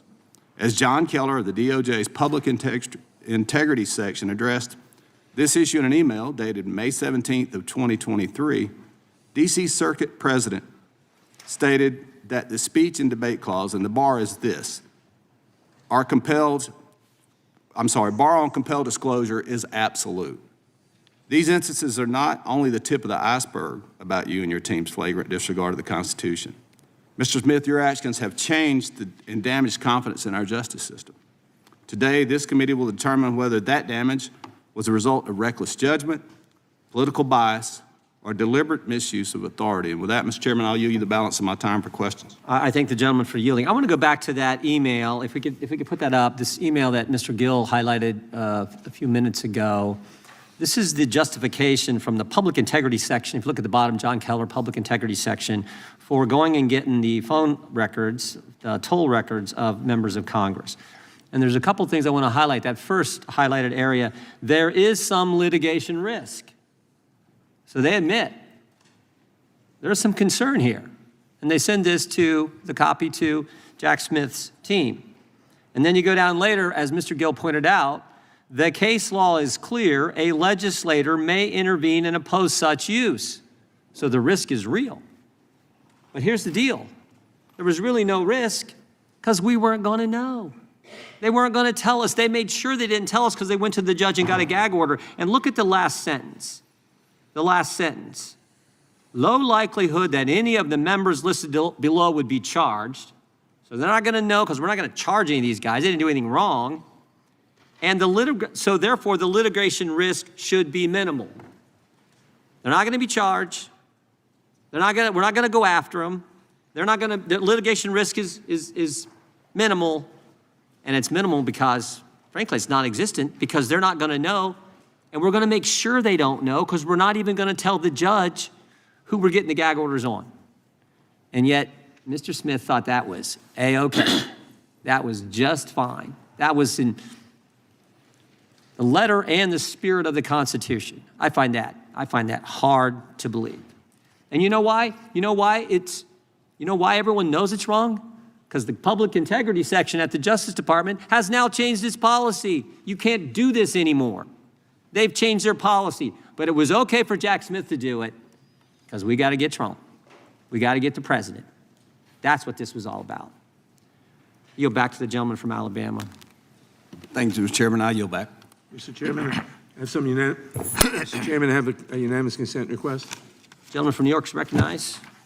Mr. Chairman, I ask unanimous consent to enter into the record a transcript of the voicemail that President Trump's lawyer, Rudy Giuliani, left Senator Tuberville on January 6th, in which he states, "I'm calling you because I want to discuss with you how they're trying to rush this hearing and how we need you, our Republican friends, to try to just slow it down so we can get these legislatures to get more information." Without objection.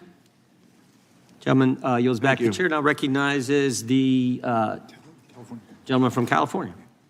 Thank you, Mr. Chairman. The House Judiciary Committee is responsible for helping to ensure the rule of law. Unfortunately, the chairman of this committee ignored a bipartisan congressional subpoena directed at him. His actions have made it harder for this committee and other congressional committees to get witnesses and testimony and damage the rule of law. Now, before I ask questions of Mr. Smith, I just want to make a simple observation. How scared are Republicans of talking about the Epstein files? They're so scared that they literally are calling Jack Smith the distinguished federal prosecutor who secured multiple indictments against Donald Trump with multiple felony counts. Republicans would rather talk about the criminality of Donald Trump in trying to steal an election and trying to stop the peaceful transfer of power, and the criminality of Donald Trump in stealing classified documents, obstructing justice, than about Donald Trump's associations with Jeffrey Epstein and his pedophilia ring. I demand this committee, this chairman, and Republicans to call an immediate hearing asking why the Department of Justice is refusing to release 99% of the Epstein files and why the DOJ is violating the law right now. Now, I have questions, Mr. Smith, for you, and thank you for being here today. My questions center on interactions or lack of interactions between the Biden administration and yourself. Did President Biden or anyone in the Biden White House ever direct you to seek retribution against anyone perceived to be Biden's political opponent? No. Did the Biden administration or President Biden or anyone in the White House ever write a social media post directing you to seek retribution against any particular individual? No. Did President Biden or anyone else in the Biden White House ever direct you to take any prosecutorial step whatsoever? No. Okay. Donald Trump made it clear he wanted to seek retribution against New York Attorney General Tish James. Trump relentlessly attacked her, saying, quote, she should be prosecuted and, quote, arrested and punished because she dared to hold Trump accountable for Trump's fraud in New York. Trump weaponized the Department of Justice, and the Trump DOJ opened a sham investigation into her alleged mortgage fraud. We know it's a sham investigation because they couldn't even get twice grand juries to secure indictments against her. When interim U.S. Attorney Eric Siebert, who Donald Trump himself appointed, spent 5 months investigating Tish James, he He concluded there was not enough evidence to go forward. And what did Trump do? He fired his own U.S. attorney. Mr. Smith, did President Biden or anyone else in the Biden White House ever tell you that Donald Trump should be, quote, arrested and punished? No.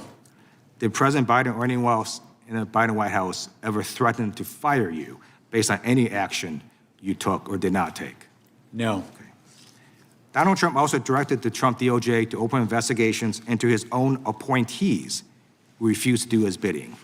His DOJ recently investigated Federal Reserve Chair Jerome Powell because Powell won't cede to Trump's bullying on interest rates. Did President Biden or anyone else in the Biden White House ever direct you to go after any Biden appointee? No. Okay. I just want to say a little bit about what the Republicans have brought up about these phone toll records. Do you believe the Speaker of the House is above the law? No, I don't believe anybody should be above the law. Right. And U.S. senators are not above the law, correct? No. Yeah. And members of Congress are not above the law, right? No. Yeah, that's right, because we're not. And what Republicans are trying to argue is somehow, if you're doing an investigation, you can't do stuff to senators or members of Congress. Get out of here. We're just under a law like everybody else. And by the way, the speech and debate clause only applies to legislative acts, communications with legislative acts. Stealing a frickin' election and trying to do so is not a legislative act. It is a crime. So I don't even know what the heck they're talking about. And this is so stupid. I'm a former prosecutor. You'd never in an investigation go and try to get someone's toll records or phone records and then tell them, hey, dude, we're about to get your phone records. Of course you wouldn't tell them. What the Republicans are saying today is just idiotic. I am so pleased you're here on national TV telling the American people that Trump was indicted. He was indicted lawfully, and multiple grand juries secured those indictments. Thank you for your service, and history will look upon you well. I yield back. Gentlelady from Florida is recognized for 5 minutes. Mr. Smith, you have a long tenure at the Department of Justice. Would you agree with the statement that DOJ charging policies require prosecutors to bring charges only where the admissible evidence is expected to be sufficient to obtain and sustain a conviction? Is that right? That is correct. That's from the federal principles of prosecution. And in this case you brought against President Trump, one of the charges you pursued was under Title 18, Section 371, which requires an agreement to interfere with the lawful function of the United States through deceit or dishonesty that the defendant knowingly and intentionally joined, and an overt act. And what I'd like to ask you about is this. So you would agree that Section 371 requires dishonesty or deceit and also proof that a criminal defendant acted knowingly and intentionally. Is that right? I believe that's correct. It requires knowing deceit targeted at lawful government function. So you would then also agree, would you not, that opinion, disagreement, or even mistake is insufficient to satisfy the burden of criminal intent set forth in that statute?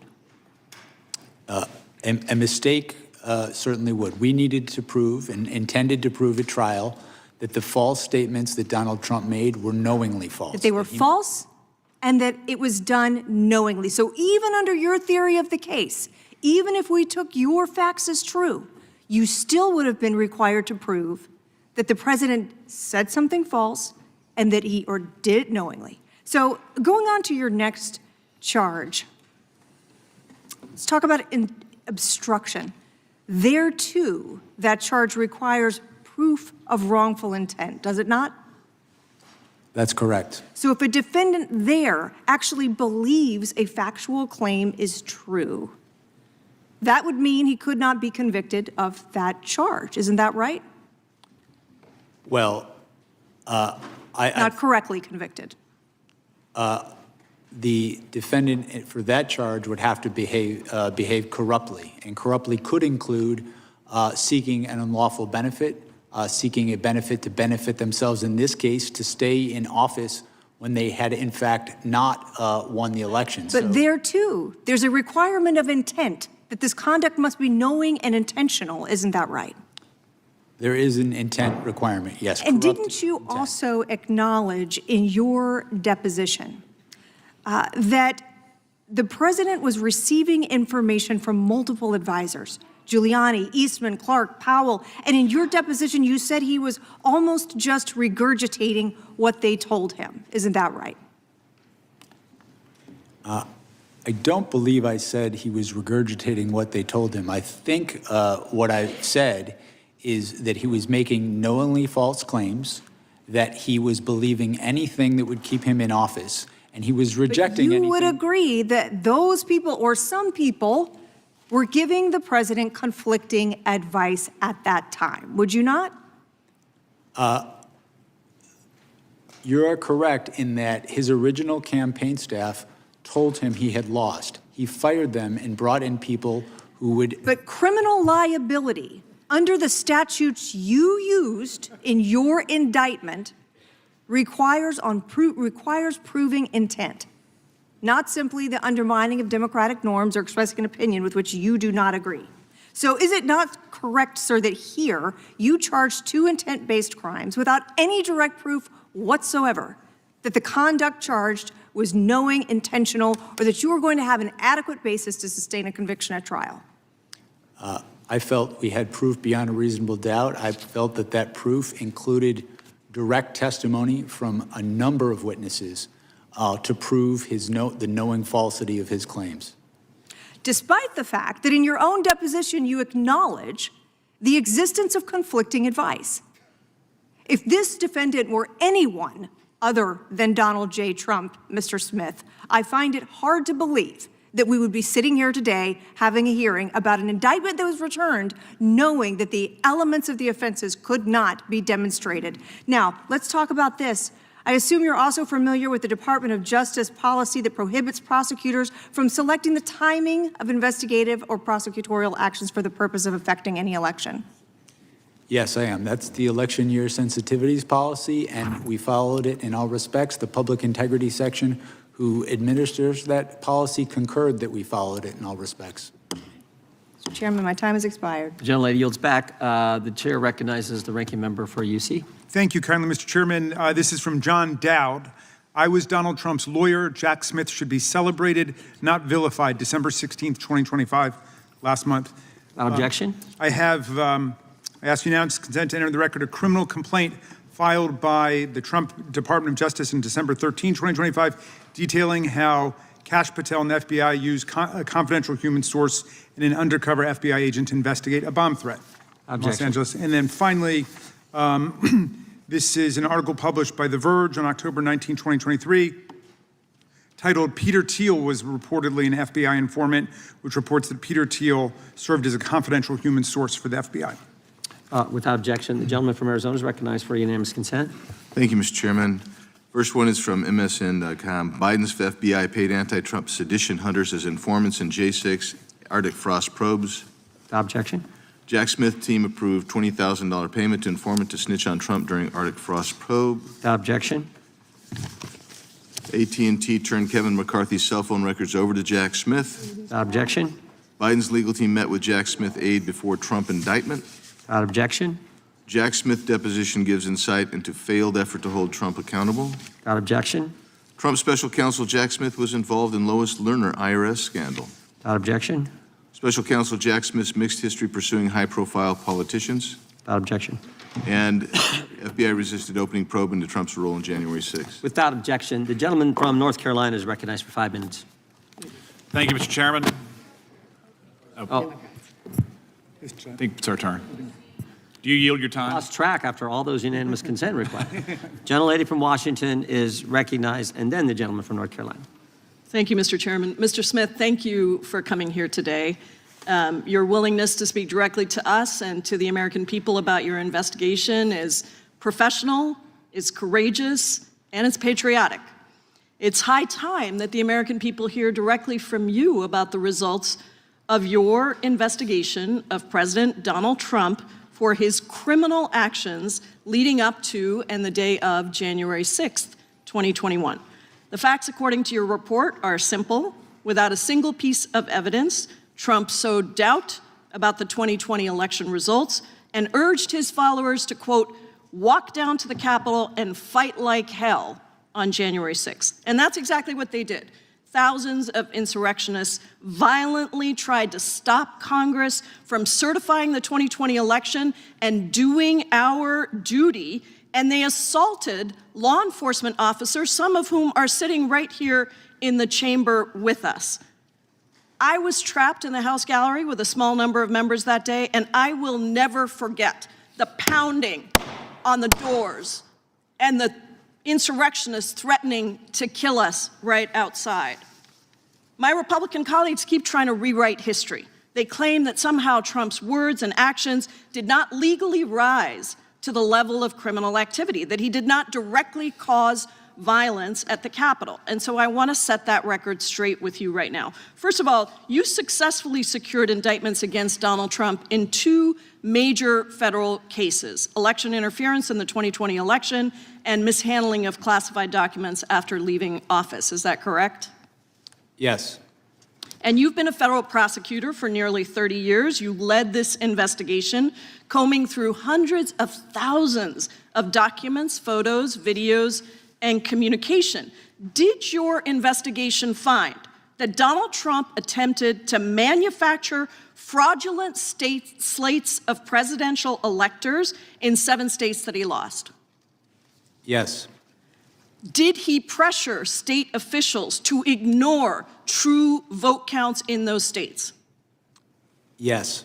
Did he spread lies and conspiracies to his followers to make them believe that the election had been illegally rigged against him? Yes. Did he pressure DOJ officials to stop the certification of the election? He did. Did he pressure his own vice president, Mike Pence, to stop the certification against the oath of office that he had sworn to the Constitution? He did. And when all of this didn't work, did he, Donald Trump, motivate and inspire an angry mob to the U.S. Capitol to stop the certification? Our proof showed that he caused what happened on January 6th, that it was foreseeable, and that he exploited that violence. Did Donald Trump know that his allegations of election fraud were lies when he spread them? Our proof was that he did, and we intended to prove that at trial. In fact, as the quotes from your report behind me show, he even privately admitted that he lost the election, correct? Yes. He said, quote, "It doesn't matter if you won or lost the election, you have to fight like hell." And he said, "Can you believe I lost to this effing guy?"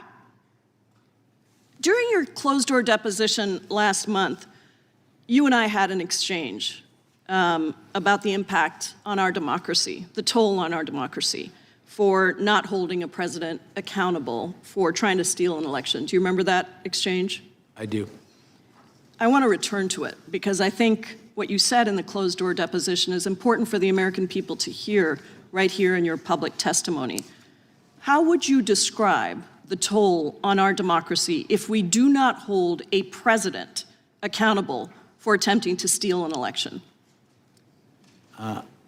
My belief is that if we do not hold the most powerful people in our society to the same standards of the rule of law, it can be catastrophic because if they don't have to follow the law, it's very easy to understand why people would think they don't have to follow the law as well. And so I think the law should be applied equally to everyone. And what do you think the toll is for future elections and future presidents who try to steal an election? I think if we don't hold people to account when they commit crimes, it sends a message that those crimes are okay, that our society accepts that. I believe that if we don't call people to account when they commit crimes in this context, it can endanger our election process, it can endanger election workers, and ultimately our democracy. The attack on this Capitol on January 6th was, and the Court of Appeals in Washington, D.C. said this, it was an attack on the structure of our democracy. And we could experience much worse results down the road if this happens again. I thank you for your work, for your courage, and for your patriotism, and I yield back. Gentleman yields back. Gentleman from North Carolina is recognized. Mr. Smith, just briefly, if there was no mob on January 6th that attacked the Capitol, we would not be here today, would we?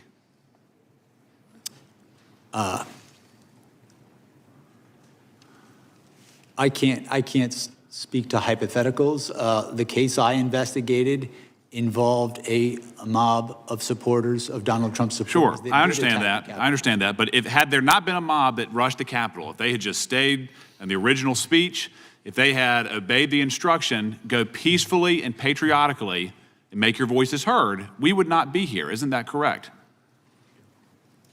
Well, in that case, Donald Trump wouldn't have done many of the things. I'm just asking. If they had gone peacefully and patriotically, we would not have had a special prosecutor. President Trump would not have been indicted. There would not have been, quote, the attack on the foundations of our democracy, correct? That's a hypothetical, and I think it's a counterfactual hypothetical. Well, and second point, in regards to what we just heard from my colleague from Washington, I think it's noteworthy that the vice president, despite the enormous toll that he has taken in these events, was against charging the president criminally in this case. But in regards to my own experience, Mr. Smith, I've charged many conspiracies. There's obviously a lot of benefit to that charge. It's a useful tool for fact-finding, scrutinizing evidence, figuring out exactly what happened, trying to form charges, trying to prove charges, trying to solidify the evidence. And in your case, sir, you've detailed, number one, the unprecedented criminal scheme, your words, not mine. In the press conference, you said there was an unprecedented assault on the seat of American democracy. Do you remember saying that? I believe so, yes. And in regards to your investigative authority, it was quite broad. We've already established that you had millions of dollars at your disposal. You had teams of lawyers. You had total subpoena power. You used campaign officials as witnesses. You subpoenaed millions of documents. You had civilian witnesses. You had political leaders. You had campaign officials that worked with the president, folks who were in the room. And after all of this, sir, you charged a conspiracy, and notably absent, there was no insurrection charged. There was no seditious conspiracy charged. And there was only one defendant, correct? Donald Trump. That is correct. Despite 6 co-conspirators identified in the indictment, only one person was charged. Is that correct? Yes. Despite there being an unprecedented criminal scheme, you did not find it necessary to charge anybody else who was admittedly, by your own evidence, involved in a criminal conspiracy that amounted to an unprecedented assault on the seat of American democracy. Yes. At the time of the conclusion of our work, my lawyers had determined, had believed that we did have proof to charge other people. I was in the process of making that determination when our work was concluded. But you are correct that the only person charged in this case was Donald Trump, who, in my estimation, was the person most culpable for the crimes charged. Well, I understand your position, sir, but again, you started at the very top and only charged the top conspirator, in your opinion. You didn't charge anybody underneath him, correct? Correct. Despite that charge requirement, you would agree that a criminal conspiracy federally is a criminal agreement, correct? Yes. So by extension, people, under your theory, people besides the president were involved in the unprecedented assault on American democracy, but you didn't find it necessary to charge them criminally. I had not yet charged anyone besides the president. You didn't. You decided not to charge anybody but Donald Trump in that indictment.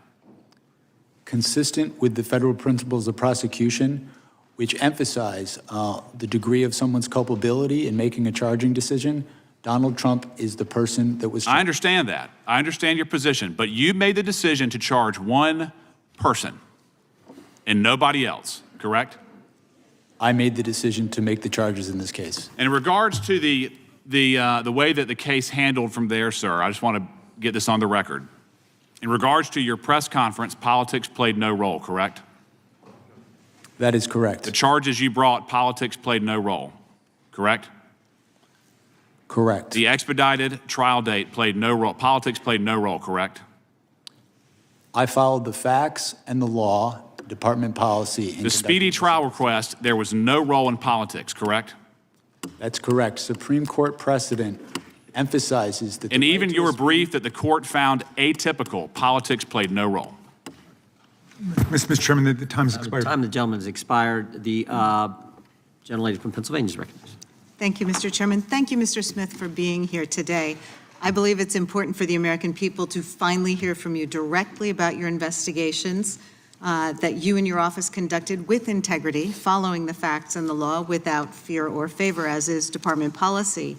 And as people do hear from you, I think they're going to better understand why the White House and congressional Republicans are trying to rewrite history and seeking to discredit you in your investigation so that they can help the president avoid accountability for his crimes against the American people. So I'd like to move on from some of these baseless conspiracy theories we've been hearing and focus on your actual work as special counsel. In volume 1 of your report, you concluded that when it became clear that Mr. Trump had lost the election and that lawful means of challenging the election results had failed, he resorted to a series of criminal efforts to retain power. Chief among those criminal efforts was Mr. Trump's dissemination of demonstrably and often obviously false claims of election fraud in key states, claims that Donald Trump himself knew weren't true. In order to pressure officials to ignore vote tallies and submit fraudulent certificates of fake electors to Congress, he repeated these false claims and ultimately used them to direct an angry mob to attack the Capitol. So I represent southeastern Pennsylvania, which was one of the states targeted by Mr. Trump's criminal efforts. So being mindful of the clock, I wanted to try to explore 3 topics. First, the evidence that Trump made false claims of election fraud in Pennsylvania, knowing they were false. Second, the evidence concerning the submission of fake elector certificates from Pennsylvania to Congress. And third, why the evidence and witnesses concerning Trump's efforts in Pennsylvania were so compelling. So first up, in your report and deposition, you detailed the overwhelming evidence that Trump had lost Pennsylvania and he knew it. Despite this, he and his co-conspirators continued to make false statements about that result to advance their criminal plan. Can you describe the evidence that these were false claims and they knew they were false, including statements by election officials, court cases, and conversations between Trump and his Republican allies in the state? Sure. What springs to mind most immediately is I recall one particular claim that there were more votes than ballots than had been sent out. This was a claim that was obviously false because many even in the campaign knew that the reason for that discrepancy is we were talking about 2 different elections. One was the primary and one was the general election. My team interviewed Rudy Giuliani regarding that claim, and he admitted it was wrong. He admitted flat out that that was a mistake. And so that's one of several. With respect to witnesses in Pennsylvania, what springs to mind is the chair of the Republican Party, I believe, in Pennsylvania. This is relatively early, shortly after the election, had informed Donald Trump that the idea that fraud was the reason was not accurate. It was because of the counting of mail-in ballots, which was totally normal in this process. And again, this is someone who is a Republican who supported Donald Trump, wanted him to win. I submit he would have been a credible witness at trial. And I mean, a second part of this, in addition to making false claims about election results that they knew were false, and your deposition and report go into this in some detail, there was also this fraudulent elector plan where Trump and his co-conspirators solicited folks who had been planning to be Trump electors if he won and asking them to submit fake certificates to Congress. And I think what you found was pretty remarkable, including a former congressman who told the co-conspirators that this was illegal and it was an attempt to overturn the government. Is that right? That's correct. That particular elector, who was signed up to be a legitimate elector had Donald Trump in fact won the election, was a former U.S. attorney and former member of this Congress. I mean, the bottom line is that despite the facts and over objections from his allies, Trump still went to the ellipse on January 6th and lied about Pennsylvania's votes to direct his angry mob to attack the Capitol. So I just want to thank you for your work and your years of service to the country. And I would invite everyone to read your deposition and to read the report, because it tells a very different story than what our colleagues do. Mr. Chairman, I have a unanimous consent. Gentlelady is recognized. Mr. Chairman, I ask unanimous consent to enter into a record a speech by former Vice President Pence published on C-SPAN in June of 23, in which he calls the president's comments on January 6th reckless. President Trump was wrong then, he's wrong now. Anyone who puts themselves over the Constitution should never be president, and anyone who asks someone else to put them over the Constitution should never be president. Without objection. And the gentleman from Virginia is recognized for 5 minutes. Thank you, Mr. Chairman. Mr. Smith, you've said several times in your deposition that you believe that the facts and the law, your interpretation of the law, would lead to a conviction of President Trump. Is that correct? Yes. And did you believe that same thing, that your interpretation of the law, your reading of the law, would have resulted in the conviction when you went after Virginia Governor Bob McDonnell back in 2014? Did you believe it at the time? I did believe, and ultimately you got a conviction in lower court, but that was overturned by the Supreme Court, correct?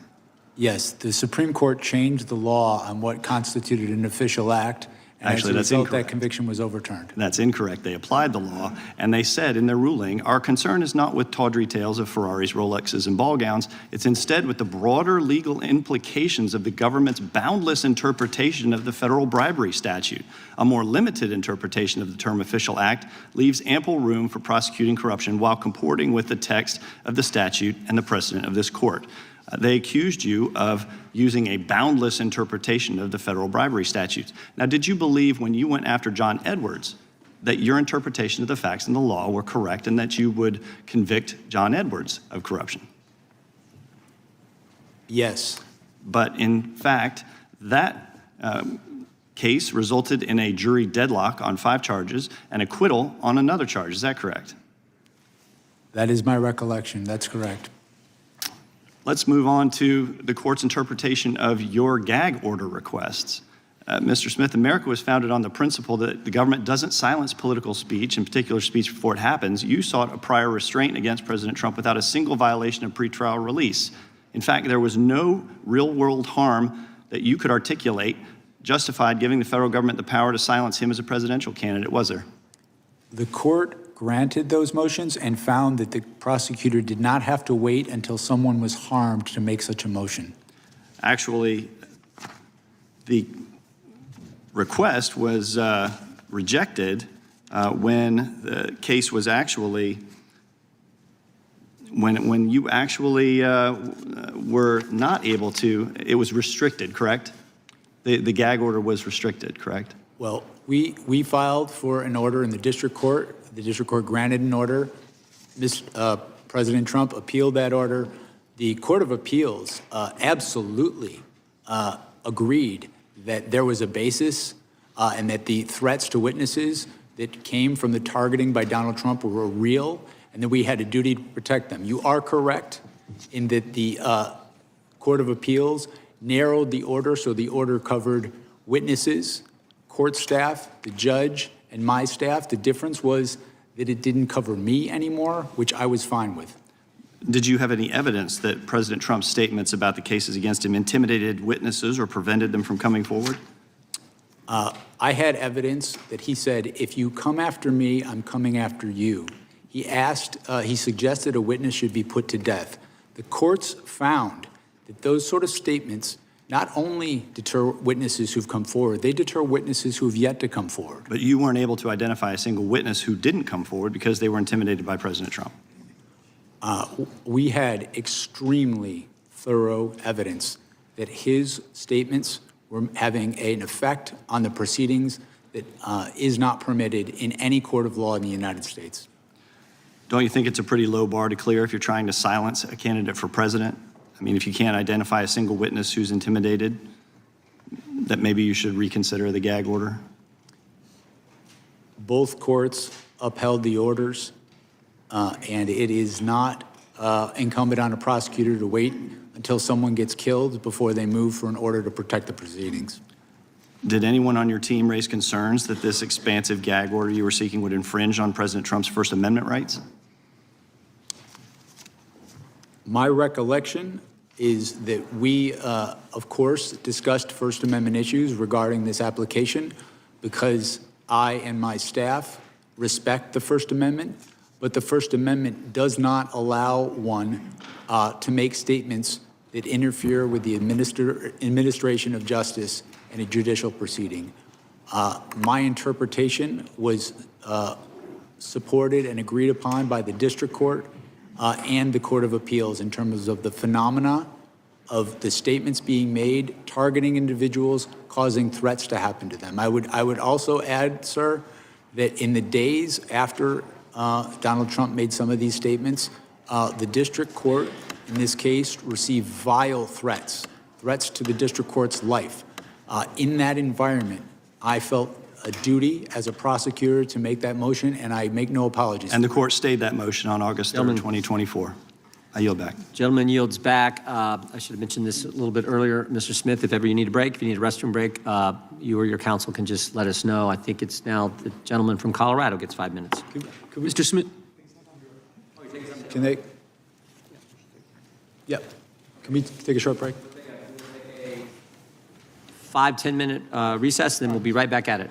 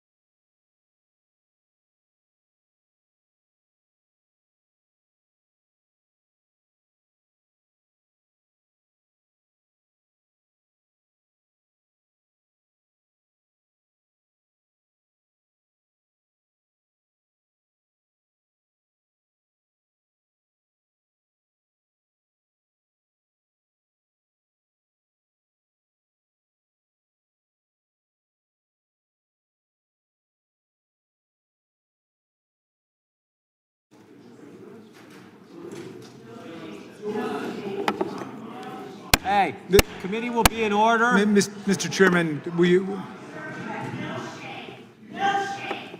Committee will be in order. Would the members of the audience will please sit down or remove themselves from the committee room.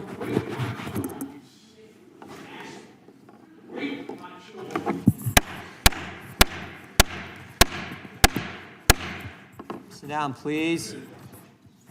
I had to call him in.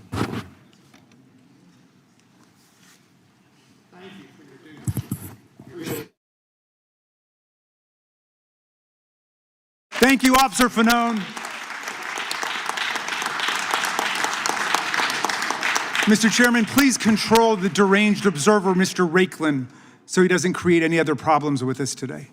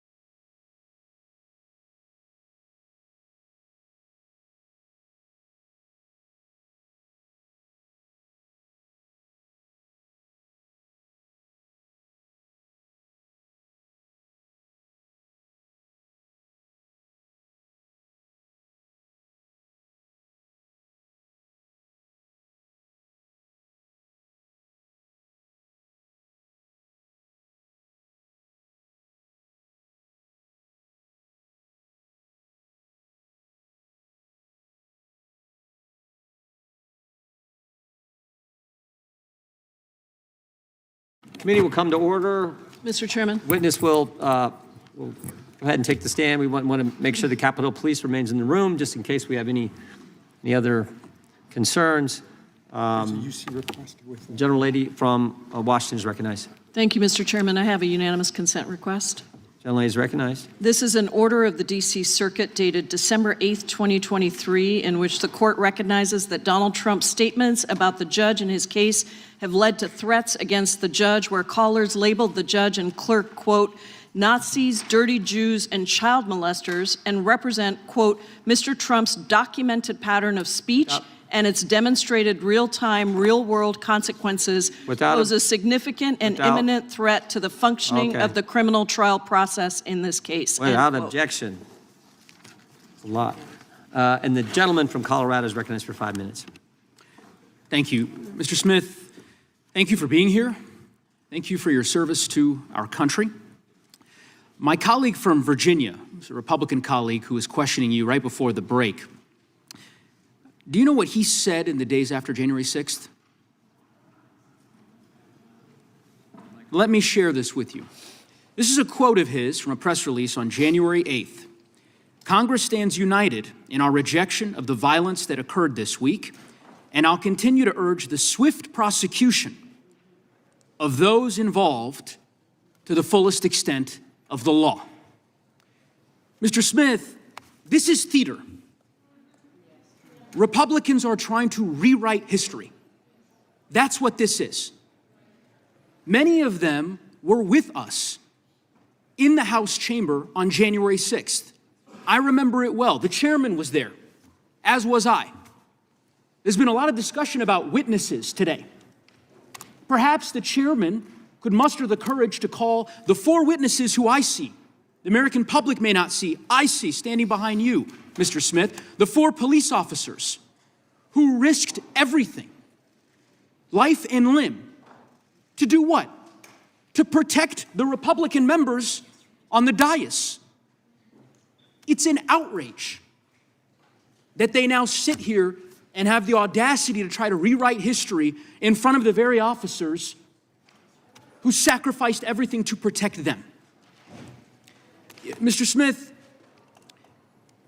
you're of course aware that President Trump was impeached for his conduct connected to January 6th, right? Correct. Do you know how many members of Congress voted to impeach him? I don't recall. 232. Do you know how many Republican members of Congress voted to impeach him? I don't recall. 10 Republican members of Congress voted to impeach him for his conduct related to January 6th, including at the time, the sitting Republican chairwoman of their conference. There was a trial in the United States Senate. Senators sat as jurors. I remember it well because I was one of the prosecutors who prosecuted that case. Do you know how many senators voted to convict President Trump of high crimes and misdemeanors during that trial, Mr. Smith? I don't recall. 57 senators. Do you know how many Republicans voted to convict him? I don't recall. 7 Republican United States senators voted to convict President Trump of high crimes and misdemeanors. It was the most bipartisan vote for conviction of a president in the history of the Republic. So they can engage in as much histrionics as they want to try to rewrite history. But facts are facts. They talk about weaponization. They accuse you of weaponization of the justice system. While the Federal Reserve Board chairman rings the alarm about political retaliation by this Department of Justice. Mr. Smith, I don't know if you're aware of this. I don't know if your counsel has made you aware that President Trump is live tweeting, I guess you call it truth socialing, as we speak. Are you aware of this, about this hearing? No. Let me read to you what he posted an hour and a half ago. Deranged Jack Smith is being decimated before Congress. It was over when they discussed his past failures and unfair prosecutions. He destroyed many lives under the guise of legitimacy. Jack Smith is a deranged animal who shouldn't be allowed to practice law. If you're a Republican, his license would be taken away from him, and far worse. Hopefully the Attorney General is looking at what he's done. We have a word for this. It's called weaponization. It's called corruption. Mr. Smith, if you care to respond, I'll give you an opportunity, but I will simply say we are grateful for your service to this country. We appreciate your fidelity to the rule of law. And I would echo the comments that have been made by my Democratic colleagues to ignore the noise that you hear from so many of my colleagues who would debase themselves in this way. It is, in my view, subversive of the oaths that we took to defend the Constitution. I'm happy to give you an opportunity, Mr. Smith, if you'd like to respond. I don't have anything to add. Thank you for your service. I yield back. Gentleman yields back. The gentleman from Wisconsin is recognized. Thank you, Mr. Chairman. In 2010, Mr. Smith, did you work for the President Obama's Department of Justice? Yes, in 2010, I was the chief of the public integrity section. During that time, did you have any contact or connection with Lois Lerner with the Obama IRS? Yes, I was new to the public integrity section. I was the chief. I was trying to learn about issues I had not been at. Did you attempt to work with Lois Lerner and the IRS to investigate nonprofits? What I did was I asked for a meeting with the IRS about nonprofits. So the simple answer is yes. Correct. Well, I didn't ask to work with Ms. Lerner. They sent Ms. Lerner. That's the person who came to this meeting. I met her once. And they went after Second Amendment groups, correct? If you remember correctly, that's what was the offshoot of it, that Second Amendment groups that tried to gain nonprofit status, they were slow-rolled through the IRS. Do you recall that? Separate from this, there was an investigation of that that I was a part of in public integrity. Did you, you prosecuted Virginia Governor Bob McDonnell. This was asked earlier. You prosecuted him, correct? I was part of the prosecution, yes. And that ended up with a, that decision ended up being unanimously overturned by the Supreme Court, correct? That is correct, sir. Yeah, including Justice Ginsburg joined in on that opinion, correct? I believe that's correct. Yeah. You also prosecuted John Edwards and Bob Menendez, and those both ended in mistrials. Is that right? The John Edwards case did. The Menendez case, I had left the public integrity section by the time that case was tried. I wasn't. So, Mr. Chairman, what we heard from the other side here is that this gentleman is the gold standard for prosecution here in the United States. So think about it. We had a witch hunt done by the IRS going after Second Amendment groups, unanimously overturned by the Supreme Court, prosecuted two prominent political figures, and they ended up as mistrials. That's the gold standard here in America? I would just say this, Mr. Chairman. If Mr. Smith ever works for the Department of Justice again, I would recommend a remedial course on the First Amendment to the Constitution. Before I yield the rest of my time, Mr. Smith, I just have one other question. Is there any historical precedent for an alternate slate of electors to be sent to Congress? Has that ever happened before? That had happened, not anything similar to this situation, but you're correct. It was in Hawaii. I think it was Hawaii in, I want to say the 1960 election. So it has happened before that there was an alternate slate of electors that was sent to Congress, which does the electoral count, correct? There was a prior time that an electoral slate was sent where there was litigation and recounts going on. Actually, there's twice that it happened, Mr. Chairman. It happened in 1876 and 1960 that these alternate electors happened. I'd like to ask unanimous consent to introduce the 1960 Hawaii case. Objection. With that, I yield to the chairman. I appreciate the gentleman yielding. The gentleman from Colorado talked about noise from this side. It's not noise, it's facts. The fact is you approved a $20,000 payment to a confidential human source. And I think you said earlier the reason this individual or entity or person was paid was to review photo and video evidence. Why'd they have to be confidential? Why didn't you just contract with them? My understanding is that this person was a confidential human source with the FBI. I do not know why they were confidential, but it would make sense to me, given that this person was assisting. Well, confidential just raises the question of what were you trying to hide? Why not tell us? We know you hid the fact that you were getting phone records from members of Congress. We want to know why this payment had to be hidden. Why couldn't you just contract? Which would be the customary normal way, I think, of doing it. I did not make the determination that this source would be confidential, but given that this person was working on an investigation involving attacks on the Capitol, and given the violence in that, it makes complete sense to me that the Bureau would. You know of want a any of the other civilian special counsels who approved payments to like I don't remember Robert Mueller approving payments to confidential human sources. I don't remember Durham. I don't remember her. We brought all those guys in front of the committee. It's the first time I've ever heard of a special counsel having to pay secret money to someone to get information when you had the broadest subpoena power you could possibly have. you aware of any of the other special counsels who had to do this? I am not aware whether confidential sources were or were not used in those That's investigations. because I don't think they were.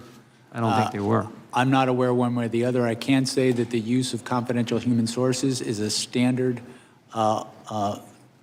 thing done by the Federal Bureau of Investigations. The time of the gentleman from Wisconsin has expired. I now yield to the gentlelady from Georgia for 5 minutes, Ms. McBath. Thank you, Chairman. And Mr. Smith, thank you for appearing today to speak publicly about the major issues that you handled as special counsel. Your work on election interference in my home state is especially important, as Georgia still today remains ground zero for voting rights. My state has a long history of voter suppression, including violent tactics and legislation that has actively disfranchised. In the 2020 presidential election, which many have accepted that he lost, he pressured his party members to overturn a legal election. Thankfully, several public servants upheld our constitutional process and respected the voice of the people. Your investigation revealed how far he is willing to go. In your final report, you wrote that, and I'm quoting, "The through line of all Mr. Trump's criminal efforts was deceit, knowingly false claims of fraud." Mr. Smith, what did your investigation reveal about President Trump's interactions with Georgia's officials regarding his frauds claims? As I sit here now, I can recall two specific officials. The first was the Secretary of State, who was a fellow Republican. My understanding, he voted for and supported Donald Trump in the election, but told Donald Trump in a conversation that was recorded in no uncertain terms the results of the election and debunked many of the fraud claims that Donald Trump had to him in real time. In addition to that, I recall that Donald Trump also spoke firsthand with the Attorney General of your state, also a Republican, who informed Donald Trump that he had supported him and voted for him twice in the past. He also told Donald Trump he did not see outcome determinative fraud in that state. I have an audio from a phone call between Trump and the Georgia Secretary of State regarding the 2020 election. Could you please play the audio? Are angry. The people of the country are angry, and there's nothing wrong with saying that, that you've recalculated. Well, Mr. President, the challenge that you have is the data you have is wrong. So, look, all I want to do is this. I just want to find 11,780 votes, which is one more than we have, because we won the state. Mr. Smith, you explained in your deposition that Georgia Secretary of State was one of the witnesses who disabused President Trump's false claims. How did Georgia Secretary of State push back against Trump's efforts?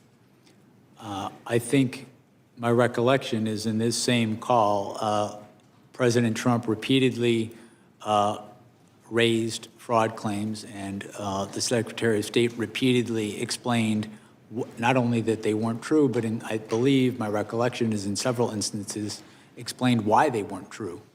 And I believe that call ended, my recollection is that it ended with President Trump, in essence, threatening the Secretary of State that he might be a target for criminal prosecution if he didn't do what President Trump wanted him to do. So see, that raises a very critical point. President Trump didn't just spread lies about the election. In your words, and I'm quoting, he preyed on, end quote, Republican officials in Georgia and other states who believed would help him. Mr. Smith, Donald Trump thought these officials would break the law out of party loyalty.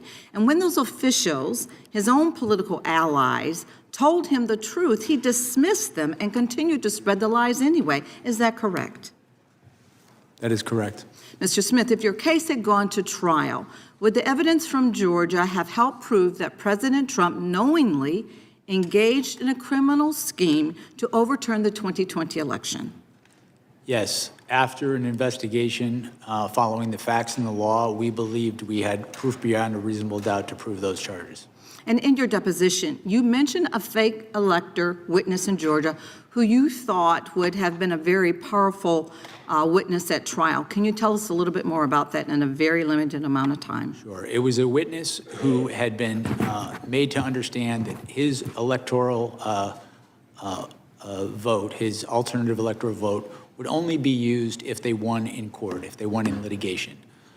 That didn't happen, and President Trump and his co-conspirators tried to use those alternative fake elector certificates to get Mike Pence. Mr. Chairman, regular order. Himself. Okay, well, Mr. Smith, thank you so much for the work that you and your team of career prosecutors have put forth in uncovering this evidence. The American people need to know what happened, and they need to know how their president pressured Georgia state officials Time of the gentlelady is to expired. overturn their free Gentleman and fair from elections. And I Alabama yield. has a unanimous consent request.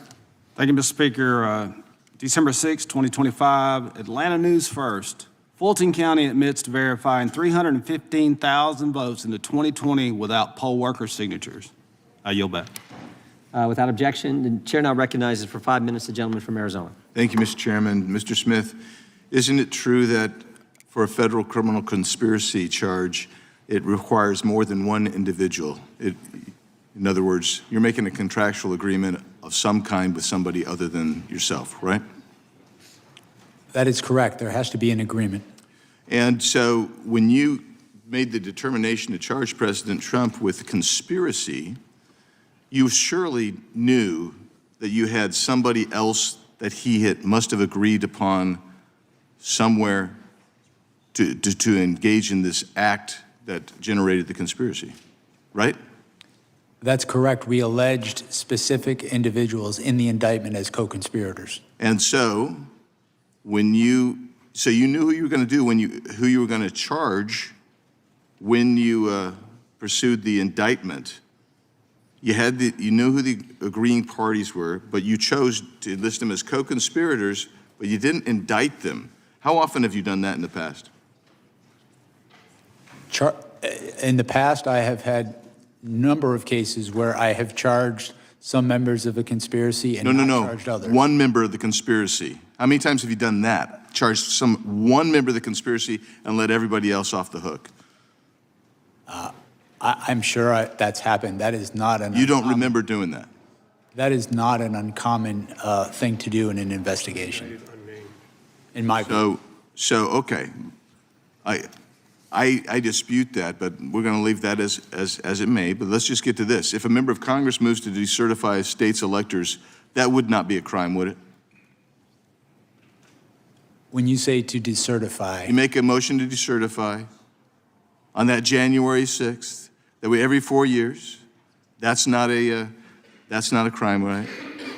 Correct. And if another elected official urged someone to join them in that decertification, that's not a crime either, right? As you stated, it's not. Several members of Congress get together over breakfast. They say, this is the normal path. We watched it because we saw the Democrats do it for every Republican president. So we're not sure how to do it. We've never done it before. That's not a crime to sit down at breakfast to talk about that or any other time together to talk about decertification, is it? No, it's not a crime to talk about that over breakfast. In your deposition, you talked about, you made the argument that an elected official who's been deemed to have lost could not knowingly make false statements about election fraud to target a lawful government operation. Isn't that true? That's what you said in your deposition, page 27. I believe it's a lawful government function. Yeah, I'm sorry, yeah, lawful government function. That's what you said. You remember saying that? I said lawful government function. Could you read back what you said again? I'm sorry. Yeah. An elected official has been deemed to have lost could not knowingly make false statements about election fraud to target a lawful government function. You said that would be illegal. Remember that page? Do you want me to actually read this back? Surely you remember that position. I'm not denying it, and I apologize. I'm just trying to listen to you closely. Okay, let's just go right from this. You said there's, as we said in the indictment, he was free to say that he thought he won the election, right? That is correct. He was even free to say falsely that he won the election, correct? That's correct. What you said is he was not free to do was violate federal law and used knowingly false statements about election fraud to target a lawful government function. That is correct. Yeah, and for you, that lawful government function is the certification process, I suppose, on January 6th. Well, it's a slightly broader than that. It's the collecting, counting, and certifying of the votes. Our view of the evidence is that begins from the point of time that the electors are certified through the counting of the votes. So that would be the entire certification process from the state to the feds. my recollection, as it's pled in the indictment. As I sit here, I don't have it in front of me, but I believe it's from December 14th. I think that was the day through the voting. Okay, so you can't recall, but for you, it's from the certification moving forward to the actual ratification of the certification process on inaugural day. My recollection, that's what we pled in the indictment, yes. Okay, so you've managed to filibuster us right out of this thing, but your beef was, you said that President Trump engendered a level of distrust. You said he made false statements to state legislators, to his supporters of all sorts, and somehow you discerned that his supporters were angry and that was somehow related to a criminal offense. I find that absolutely weak. I think it's misdirected, and Time of the gentleman's expired. Gentleman yields back. Mr. Chair, I ask unanimous consent to enter into the record. Axios dated August 2nd, 2023. Barr says Trump's First Amendment argument in January 6th case is not valid. Objection? Did you have one? No. Okay. Gentlelady from North Carolina is recognized. Thank you, Mr. Chairman. Mr. Smith, many of us were here on January 6th and directly experienced what happened. Yet some of my colleagues across the aisle still insist that Trump had no role in the violence. In videos of the raging battle against our brave Capitol Police officers, many rioters were screaming things like, "We were invited here by the president." Mr. Smith, did your investigation uncover evidence that some of the rioters had gone to the Capitol because they really believed the president had invited them there? There were, I believe there's video of rioters saying, in fact, that, and as we pled in the indictment, the knowing lies that Donald Trump put out in the weeks leading up to that led to a level of distrust, and he ultimately knew that the crowd at the Capitol, or at the Ellipse, I should say, was angry before he told them to march toward the Capitol.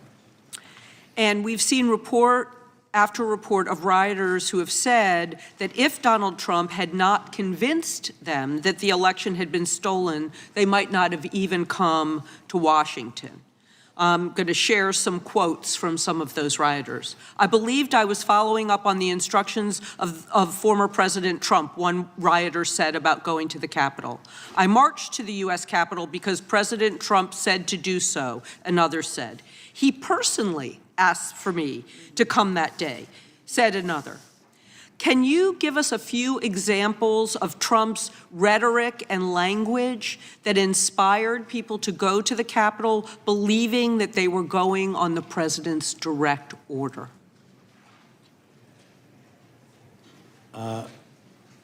One instance I can recall is during the speech he gave to his supporters, and in context, his supporters, he told them to come to Washington, D.C. and be wild.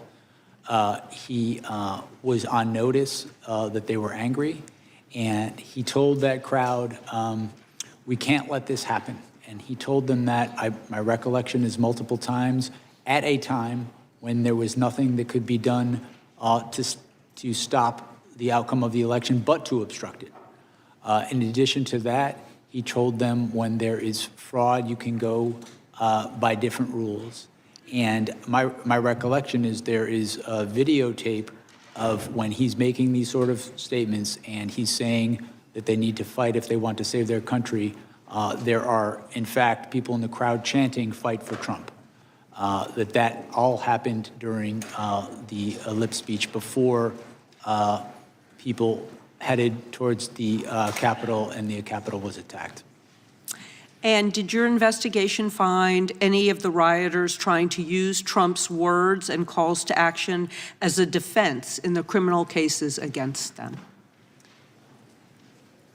I can read you something from your special counsel report. I was just going to say, I think we cited a number of rioters who ultimately admitted that they had committed their crimes at the behest and in the name of Donald Trump.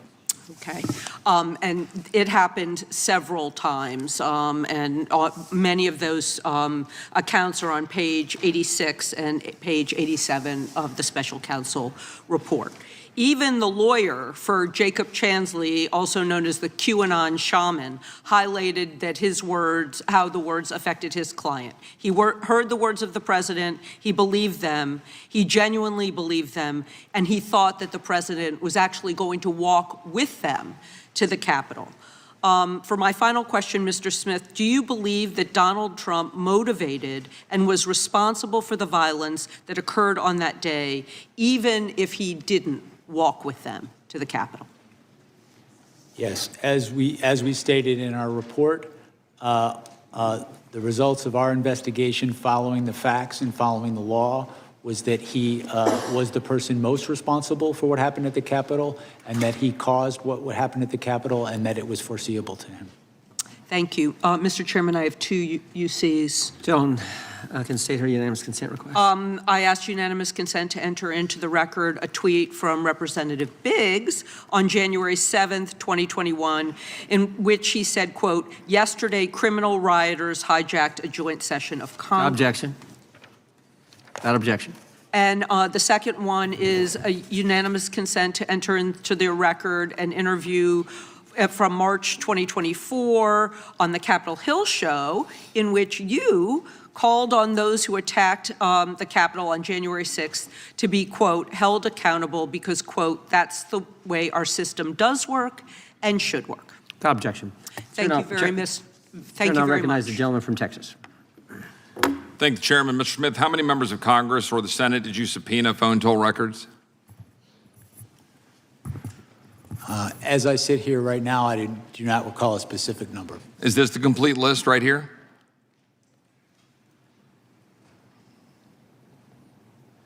Well, let me ask you this. Am I on this list? Did you target my records and subpoena my phone toll records? My understanding is your records were subpoenaed by prosecutors before I became special counsel. Well, the staff would put this up on the screen. I'm thankful for the great staff who discovered the email where I learned for the first time a few weeks ago that my phone records were indeed targeted.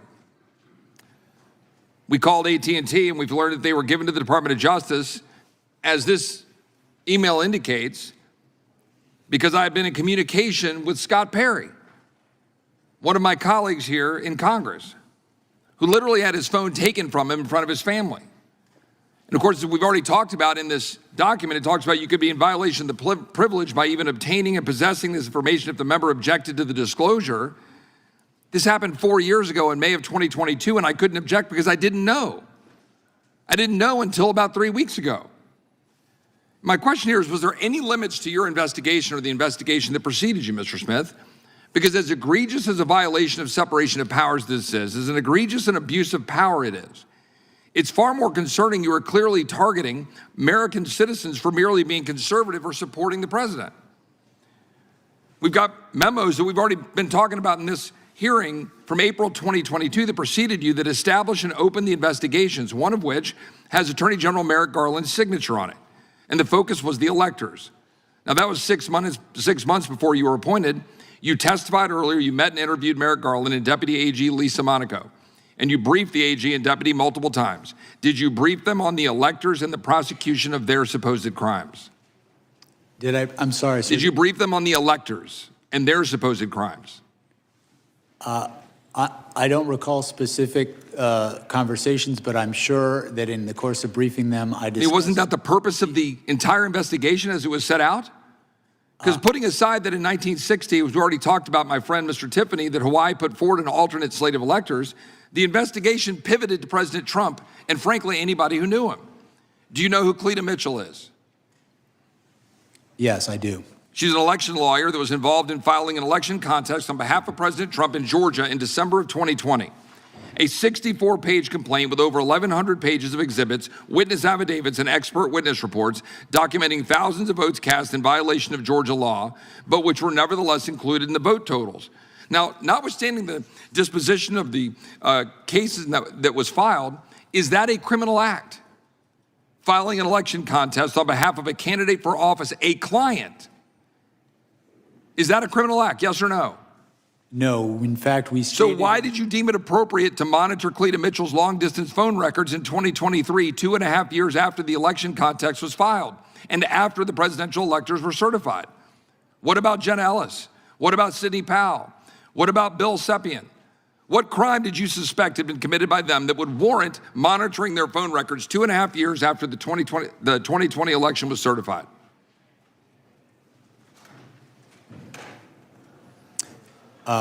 With respect to Sidney Powell, she is one of the co-conspirators alleged in the indictment.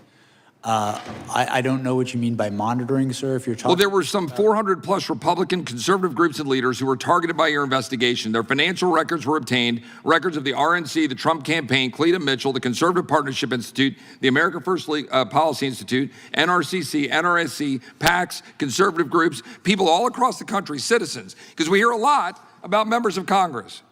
And we should, because of separation of powers and the egregious abuse of power. But what we're not talking about enough, in my opinion, are the American citizens that have been targeted. Because frankly, are there any limits to the power of a special prosecutor or special counsel? So much so in your abuse of power that in the summer of 2024, the indictment involving classified documents was dismissed after determining your appointment violated the Appointments Clause of the Constitution, but you continued to sign your name on court filings until the time you resigned from office in January of 2025. A federal judge just recently stated a prosecutor who continues to sign his name in court filings after a disqualification order should face disciplinary action or disbarment. I yield back. Gentleman yields back. Did the gentleman have the opportunity to respond? If the gentleman wants to respond, he can.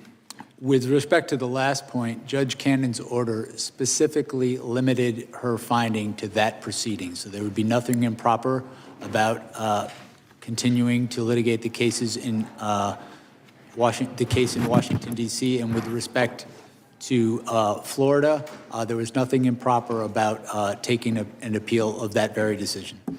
The gentlelady from Vermont is recognized for 5 minutes. Thank you, Mr. Chair. Mr. Smith, I want to discuss Volume 2 of your report, which summarizes the findings of your investigation into President Trump's hoarding of classified documents at Mar-a-Lago and his efforts to obstruct the FBI's investigation. Mr. Smith, is it generally the practice for a special counsel's report to be made public to the American people? I want to say first, I'm limited what I can say about Volume 2 because of Judge Cannon's order. I can say generally that with respect to special counsels, there are regulations that direct a special counsel to draft a report. Whether that report becomes public is determined, the Attorney General has the authority to determine that. To the best of your knowledge, was Special Counsel Mueller's report made public in full? I know it was made public. I'm not sure if it was made public in full. What about Special Counsel Hur's report? My recollection is his report was made public in full. I believe that's correct. And Special Counsel Weiss's report? I do not know. Okay. Now, I understand that the district judge, Aileen Cannon, the Trump appointee who oversaw the case in Florida, issued a gag order that prevents you from discussing any parts of the classified documents investigation that is not already public. I understand that, including your findings that you laid out in Volume 2 of that report. Am I correct that the reason your report is not available in full to the public is because of this gag order? I wrote a report. The Attorney General, it was submitted to him. I understand generally that there's been litigation about whether this report would be public or not. I have not been a party to that litigation.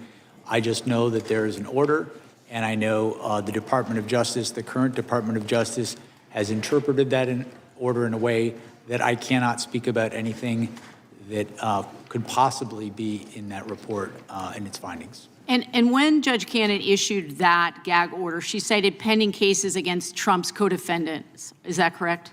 I'm sorry? When Judge Cannon issued the gag order, she cited pending cases against Trump's co-defendants. Is that correct? That's my recollection. Are those cases still pending? No, they're not. No, they're not. So there is no reason, from where I sit, for this important information to be not made public. At this point, I want to turn now to President Trump's attacks on you. Trump has a playbook for how he handles people who try to hold him accountable. In August 2023, right after your office indicted him, President Trump shared that playbook on social media for everyone to see. He wrote, "If you go after me, I'm coming for you." Trump has said that you, Mr. Smith, should be investigated and put in prison. He called you a disgrace to humanity, a radical left Marxist, a criminal. In fact, Trump has used the words deranged Jack Smith 185 times on Truth Social. How do you think that these statements have impacted you, your staff, and your investigation? With respect to me, I think the statements are meant to intimidate me. I will not be intimidated. I think these statements are also made as a warning to others what will happen if they stand up. And I am, as I say, I'm not going to be intimidated. We did our work pursuant to department policy. We followed the facts and we followed the law, and that process resulted in proof beyond a reasonable doubt that he committed serious crimes. I'm not going to pretend that didn't happen because he's threatening me. And Mr. Smith, do you believe that President Trump's Department of Justice will find some way to indict you? I believe that they will do everything in their power to do that because they've been ordered to by the president. That's very concerning, obviously. It's very concerning to all of us, at least on this side of the aisle. This is Trump's playbook at work. Complain loudly, gin up hatred and resentment, then express a hope that somebody will do something, but never explicitly order anyone to act, and then watch as his followers and loyalists go after their targets. This is what happened on January 6th. Trump stood at the Ellipse and gave a campaign speech to his supporters, and he said, "If you don't fight like hell, you're not going to have a country anymore." And I think it's clear that his intimidation will stop at nothing. I want to speak on behalf, in closing, I want to speak on behalf No of closing. people. Chairman, regular order. No, I'm sorry. Mr. Chairman, I'm regular sorry order. you have gone over numerous times. Time belongs to the gentlelady from Vermont. I'll let you go a couple more seconds. Thank you, Mr. Chair. Like I have all day. Thank you. On behalf of the people of the state of Vermont, thank you for all of your 30 years of service to this country, and to the police officers sitting here. I'm ashamed that you have not gotten your due. Time of the gentlelady has I expired. yield back. The gentleman from New Jersey is I've got a UC request. Gentleman, ranking member is recognized for UC. Thank you kindly, Mr. Chairman. The first is a New York Times article titled "Hunting Leaks, Trump DOJ Officials Seized Records of Democrats," explaining how the Trump administration subpoenaed Apple for data from the counsel of at least a dozen people tied to the House Intelligence Committee in 2017-18, including Representative Swalwell and Senator Adam Schiff. Without objection. And the other, similarly, is Trump's DOJ secretly obtained phone and text message logs of 43 congressional staffers and 2 members of Congress. That's December 10, 2024. Without objection. The chair now recognizes the gentleman from New Jersey. Thank you, Chairman. You know, I don't even know where to go because there's so much, Mr. Smith. There really is. But it isn't, what I do know is it's much more than how much people like or hate you, or like or hate Donald Trump, or like or hate Republicans, or like or hate Democrats. This is about the system. It's about what the Department of Justice did. It's about what you did. The core of the hearing is all about, can Americans still trust the justice system? Is it fair? Was it fair under you? And all they don't expect you to be perfect, but they expect you to treat everyone the same, Republicans and Democrats, liberals and conservatives. But that wasn't the case. When you treat people differently because of their political status, their political party, their ideals, that's hypocrisy. And I'm sorry to say, and I don't say it lightly, I do consider you to be a hypocrite. With that being said, I think the prosecutors and the people around you stretch norms, change standards depending upon who was under investigation. So you don't like Donald Trump, and so you're a liberal Democrat, whatever the case may be. And they went after him. And by the way, it's interesting, in all those congressional records that were subpoenaed, all those congressional records that were looked at, was one of them a Democrat? No. The answer is no. I'll answer for you. So I got simple questions. I always say I'm a simple guy, but it really boils down to this. How much can Americans trust this system? In your special counsel report, you stated President Trump engaged and was guilty of criminal conspiracies, and he was guilty of criminal conduct, and you publicly testified you believed you had the proof, etc. If prosecutors deal this way with cases, if they declare that it's guilty and it's over before a jury verdict, would Americans trust the justice system more, or would they? Would they trust the system more? The answer, go ahead, answer, please answer. I'm sorry, I didn't understand what you were asking me. So when this was all going on, before, and I believe it was political, before there was an entire case and we went through the whole case, you pretty much declared, and I'm not going to read the whole thing through again, that President Trump was guilty. That wasn't your job. That's a judge's job. It's a jury's job. It's not your job. Don't you think that's unfair, that that's wrong, that didn't make the playing field level? Did it make people less trustworthy of the system, yes or no? No. When I announced the charges in the election case, I specifically stated that the case needed to be tried and that he had a right to go to trial and he was presumed innocent. And thank you for, I just want a simple answer because we are limited on time. I disagree with you. I don't think you did. Your office secretly subpoenaed and got records of members of Congress. And you kept those subpoenas hidden through non-disclosure orders. That's wrong. They should have known. You want to do that, fine, it's wrong. Number one, it's wrong because people have a right, the American public has a right to know, the elected officials have a right to know. It's your right to subpoena them, but they should know.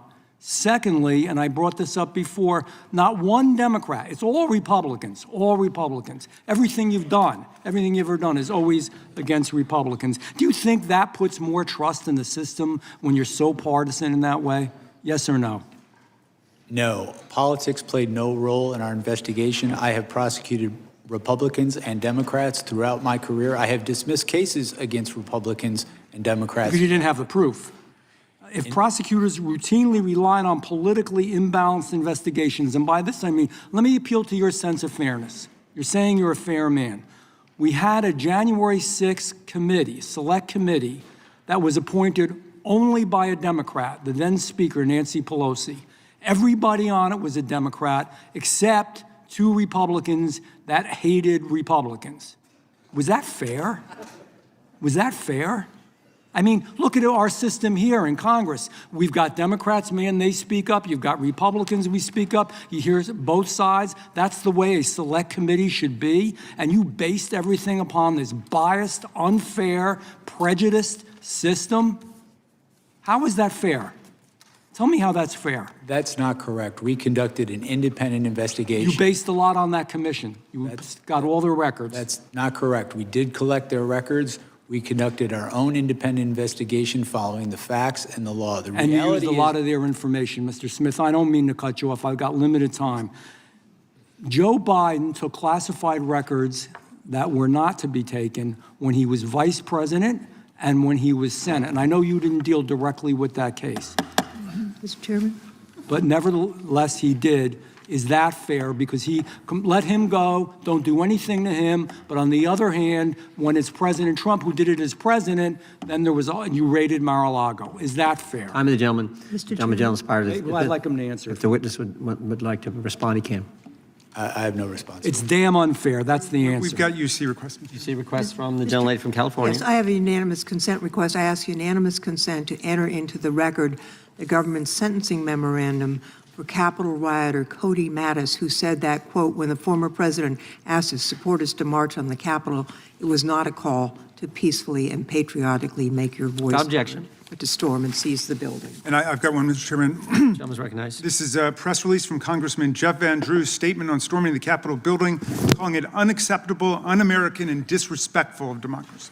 Without objection, the chair now recognizes the gentleman from Illinois. Thank you, Chairman, and thank you, Mr. Smith, for being here today. Let's remember why we're here today. Donald Trump incited an insurrection in 2020 because he refused to accept that he lost that election. And then he took classified documents with him and put them in Mar-a-Lago. Republicans support impunity for criminals, not accountability. There's no clearer example than that of the blanket pardon of nearly 1,600 insurrectionists on day one of this disgraceful presidency. Trump pardoned people convicted of seditious conspiracy who brutalized police officers. There are 4 of them who can testify to that here, and who wanted to kill Vice President Pence. People who've committed more crimes since the insurrection: sexual assault, child molestation, aggravated kidnapping. That's who Trump pardoned, and that's whose side Republicans are on. They may not want to, but they are, because they refuse to tell the truth. Mr. Smith, let me ask you something. Does pardoning violent rioters who brutalize law enforcement officers, spray peppering them, tasering them, beating them up, kicking them, smashing them in door frames, make our country safer? Absolutely not. As a prosecutor, can you describe why these pardons make our communities less safe and undermine our criminal legal system more broadly?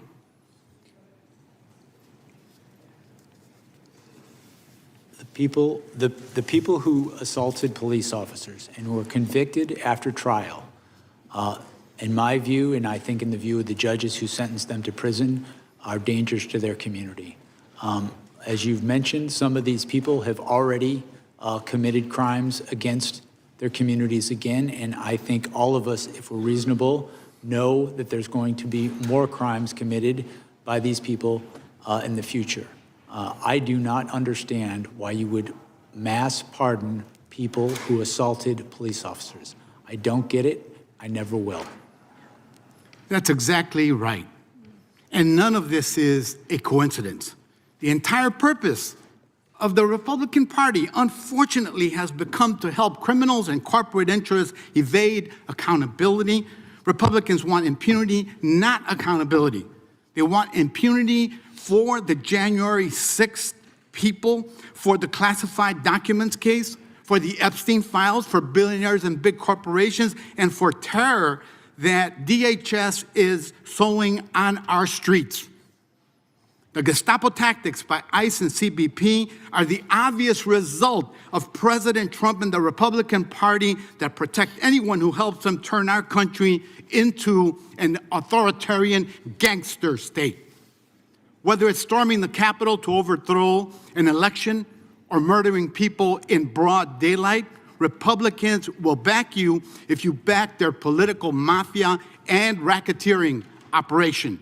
That's why Democrats must fight for accountability through oversight, through legislation, evidence collection, and through prosecution for the openly criminal acts that we're seeing in our communities every day. Democracy doesn't exist without accountability, but you got to have a spine. I thank you, Mr. Smith, for doing your part. Our fight continues for accountability, not for impunity. Thank you, and I yield back. May I have a Mr. Chairman, I would yield to the gentleman from New York. Mr. Smith, I just want to take a minute and allow you to explain why you requested the toll records of those officials for January 6th. For the January 6th investigation, you mean, Yeah. correct? With regard to the toll records that were subpoenaed regarding the period of the 4th, I think it was to the 7th, we had evidence that the president had directed Rudy Giuliani, one of his co-conspirators, to contact members of Congress to try to further delay the proceedings and exploit the violence that happened in the Capitol. We had evidence that those calls had happened. We wanted to get more evidence of that to corroborate it for trial. That is, again, as I've mentioned earlier today, a standard part of an investigation to understand who a conspiracy is trying to reach out to, how they're trying to influence people. And you wanted documentary confirmation? Yes, correct.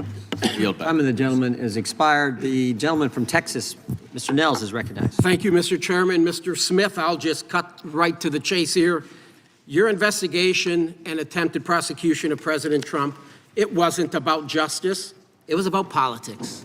Politics. From day one, under the Biden-Harris DOJ, you weaponized the law to go after their top political opponent.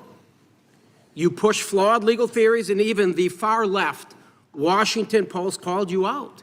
They called you out, sir, for violating the First Amendment. You tried to criminalize political speech, slap unlawful gag orders on a presidential candidate, and spy on Republican members of Congress in violation of the speech or debate clause, including the sitting Speaker of the House. Mr. Smith, you mishandled documents, pressured defense lawyers, and dumped a massive trove of so-called evidence right before the election, and you did it. You did it to sway voters. That's why you did it. And don't get me started on that raid at Mar-a-Lago or your unconstitutional appointment, which a federal judge in Florida rightly tossed out. A very bad day for you. This wasn't, Mr. Smith, about upholding the law. It was about tearing down President Trump and anyone close to him. You even tried to ram through a politically motivated final report after your cases collapsed, including the Presidential Transition Act and basic fairness. But here's the good part, America, here's the good part. The American people saw right through it. They rejected, sir, your witch hunt loud and clear in November, handing President Trump a commanding victory. The voters spoke loud and clear. They wanted an end to the weaponization of our justice system.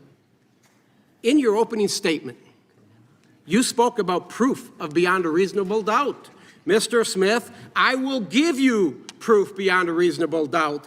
Donald Trump winning the popular vote by over 2 million votes. The Electoral College by 85 votes, along with every single swing state. Now, sir, that is proof beyond a reasonable doubt that the crap you were shoveling did not pass the smell test with the American people. To put it bluntly, Mr. Smith, the stink remains on you. And lastly, I would like to quickly address the police officers of January 6th. Mr. Dunn, Mr. Fanone, Mr. Gonell, Mr. Hodges. I'm a member of the new select committee to actually examine what happened that day. And I can tell you, gentlemen, that the fault does not lie with Donald Trump. It lies with Yogananda Pittman and the U.S. Capitol leadership team. We know they had the intelligence, and there was going to be a high propensity for violence that day. Claim my time, yeah. You will be in order. The time belongs to the gentleman from Texas.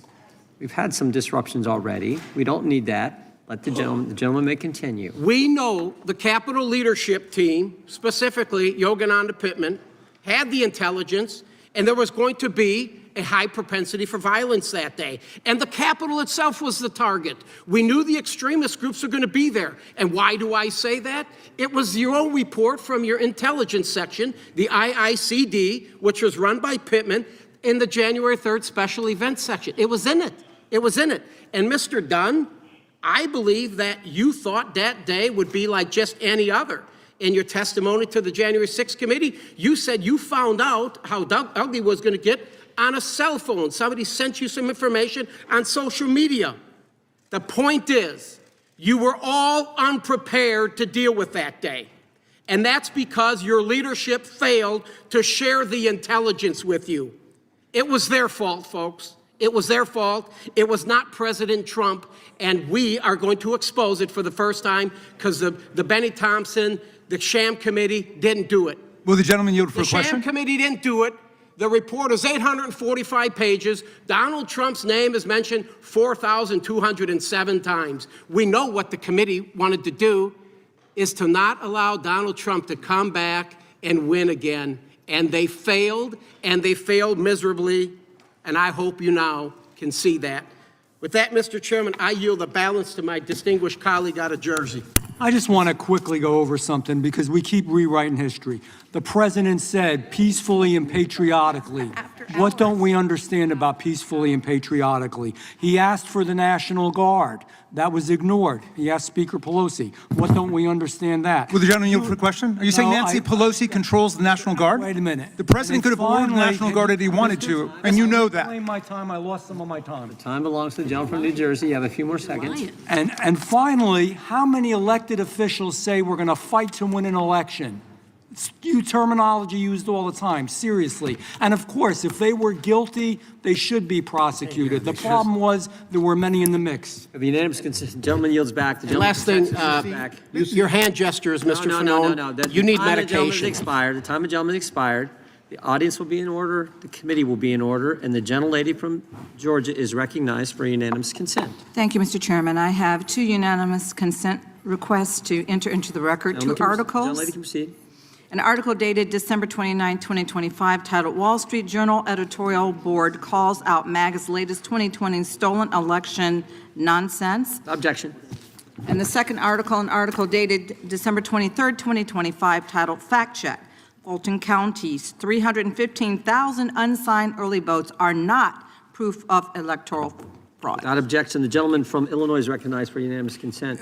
Thank you, Chairman. Under unanimous consent, I ask to enter into the record the Judiciary Democrats' January 2026 report titled, Where Are They Now? The Perpetrators of January 6th and the Defenders of Democracy Who Stopped Them, which profiles the illustrious career trajectories of some of the key actors from January 6th who were pardoned by Donald Trump. And secondly, objection. A second report, January 2026 report from Judiciary Democrats 1 year later, assessing the public safety implications of President Trump's mass pardon of 1,600 January 6 rioters and insurrectionists. Without objection, the gentlelady from California is recognized.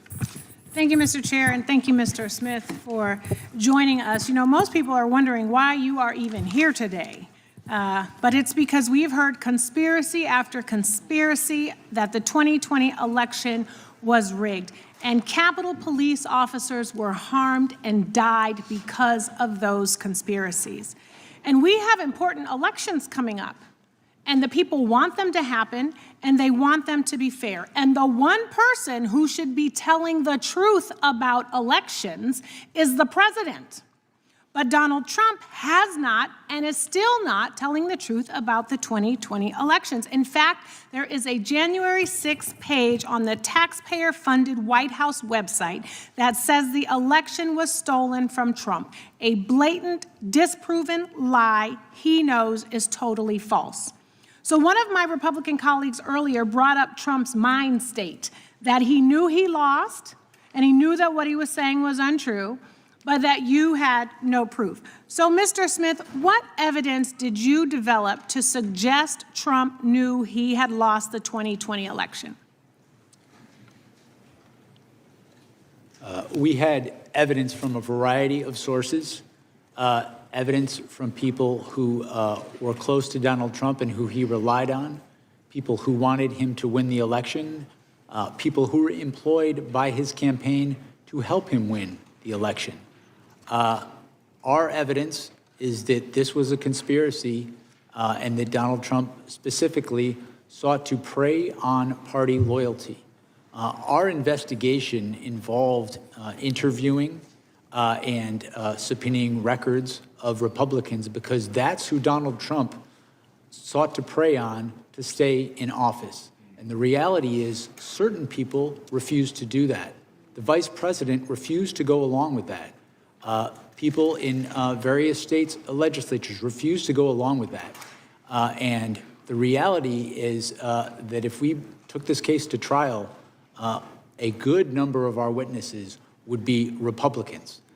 If a Democrat had committed these crimes, had done these things, I would have subpoenaed a number of Democrats. I would have subpoenaed their records. And I'm going to ask you about that. But correct, it's not like he was calling Nancy Pelosi. So why is it legally important to know that Trump knew he was lying when he said the election was stolen? That was part of our proof at trial, and it was relevant to the charges, specifically to the first charge, to defraud the United States. It is permissible for someone to lie, but when they use speech to commit a crime, to facilitate a crime, that is not protected by the First Amendment. The Supreme Court has been very clear on that, and this very issue was litigated in the case. The defense raised this very issue. And one thing I want to be clear about today, the case that I investigated and the case we had, it was built to be tried in a courtroom, not in the media. Our case was built to withstand the crucible of litigation, and our assessment was that we had proof beyond a reasonable doubt that would do that. So what I heard you say is that when you lie, and you know you're lying, and then you act on that lie to overturn the democratic process, that is a felony. A January 6er actually said, if I can't trust him, then who can I trust? Exactly. You know, we cannot even trust our own president. And in fact, there's so many other things that you can say that you're not allowed to say because a Trump-appointed judge sealed the documents, refusing to release the files yet again, which is why we could probably ask you far more questions if those were unsealed. So I know I don't have that much time. I want to now shift to these allegations from my Republican colleagues about the collection of phone records of Republican senators. I guess some of the ones that were trying to get $500,000 of taxpayer dollars. So many of the phone records of members were requested before you were appointed as special counsel, yes or no? That's true? Is that accurate? Yes, Yeah. some subpoenas occurred before I was special counsel. And what do you say to those who claim you chose to target Republicans because you only collected phone records for Republicans? The conspiracy I was investigating targeted Republicans. Right. As I mentioned earlier. That's right. And so you would have requested any relevant call records necessary for your investigation of a Republican or of a Democrat? That's correct. And to be clear, if a Democrat committed these acts, we would have sought those. I could just add one thing. We interviewed Rudy Giuliani in the course of this investigation, and we asked him, why did you, in one of the voicemails he left for the senator, mention the fact that it was Republicans that you were reaching out to? And he said, because the Democrats weren't going to help us, and even some Republicans wouldn't help us. And so our evidence shows repeatedly that the plan was to see if you could prey on people's party loyalty. Time of the gentlelady's expired. The gentlelady from... Thank you, I yield back. Gentlelady yields back. The gentlelady from Wyoming is recognized for 5 minutes. Mr. Smith, it was during your deposition with our committee that you revealed that you tasked your team, specifically J.P. Cooney, to engage with the partisan January 6th committee.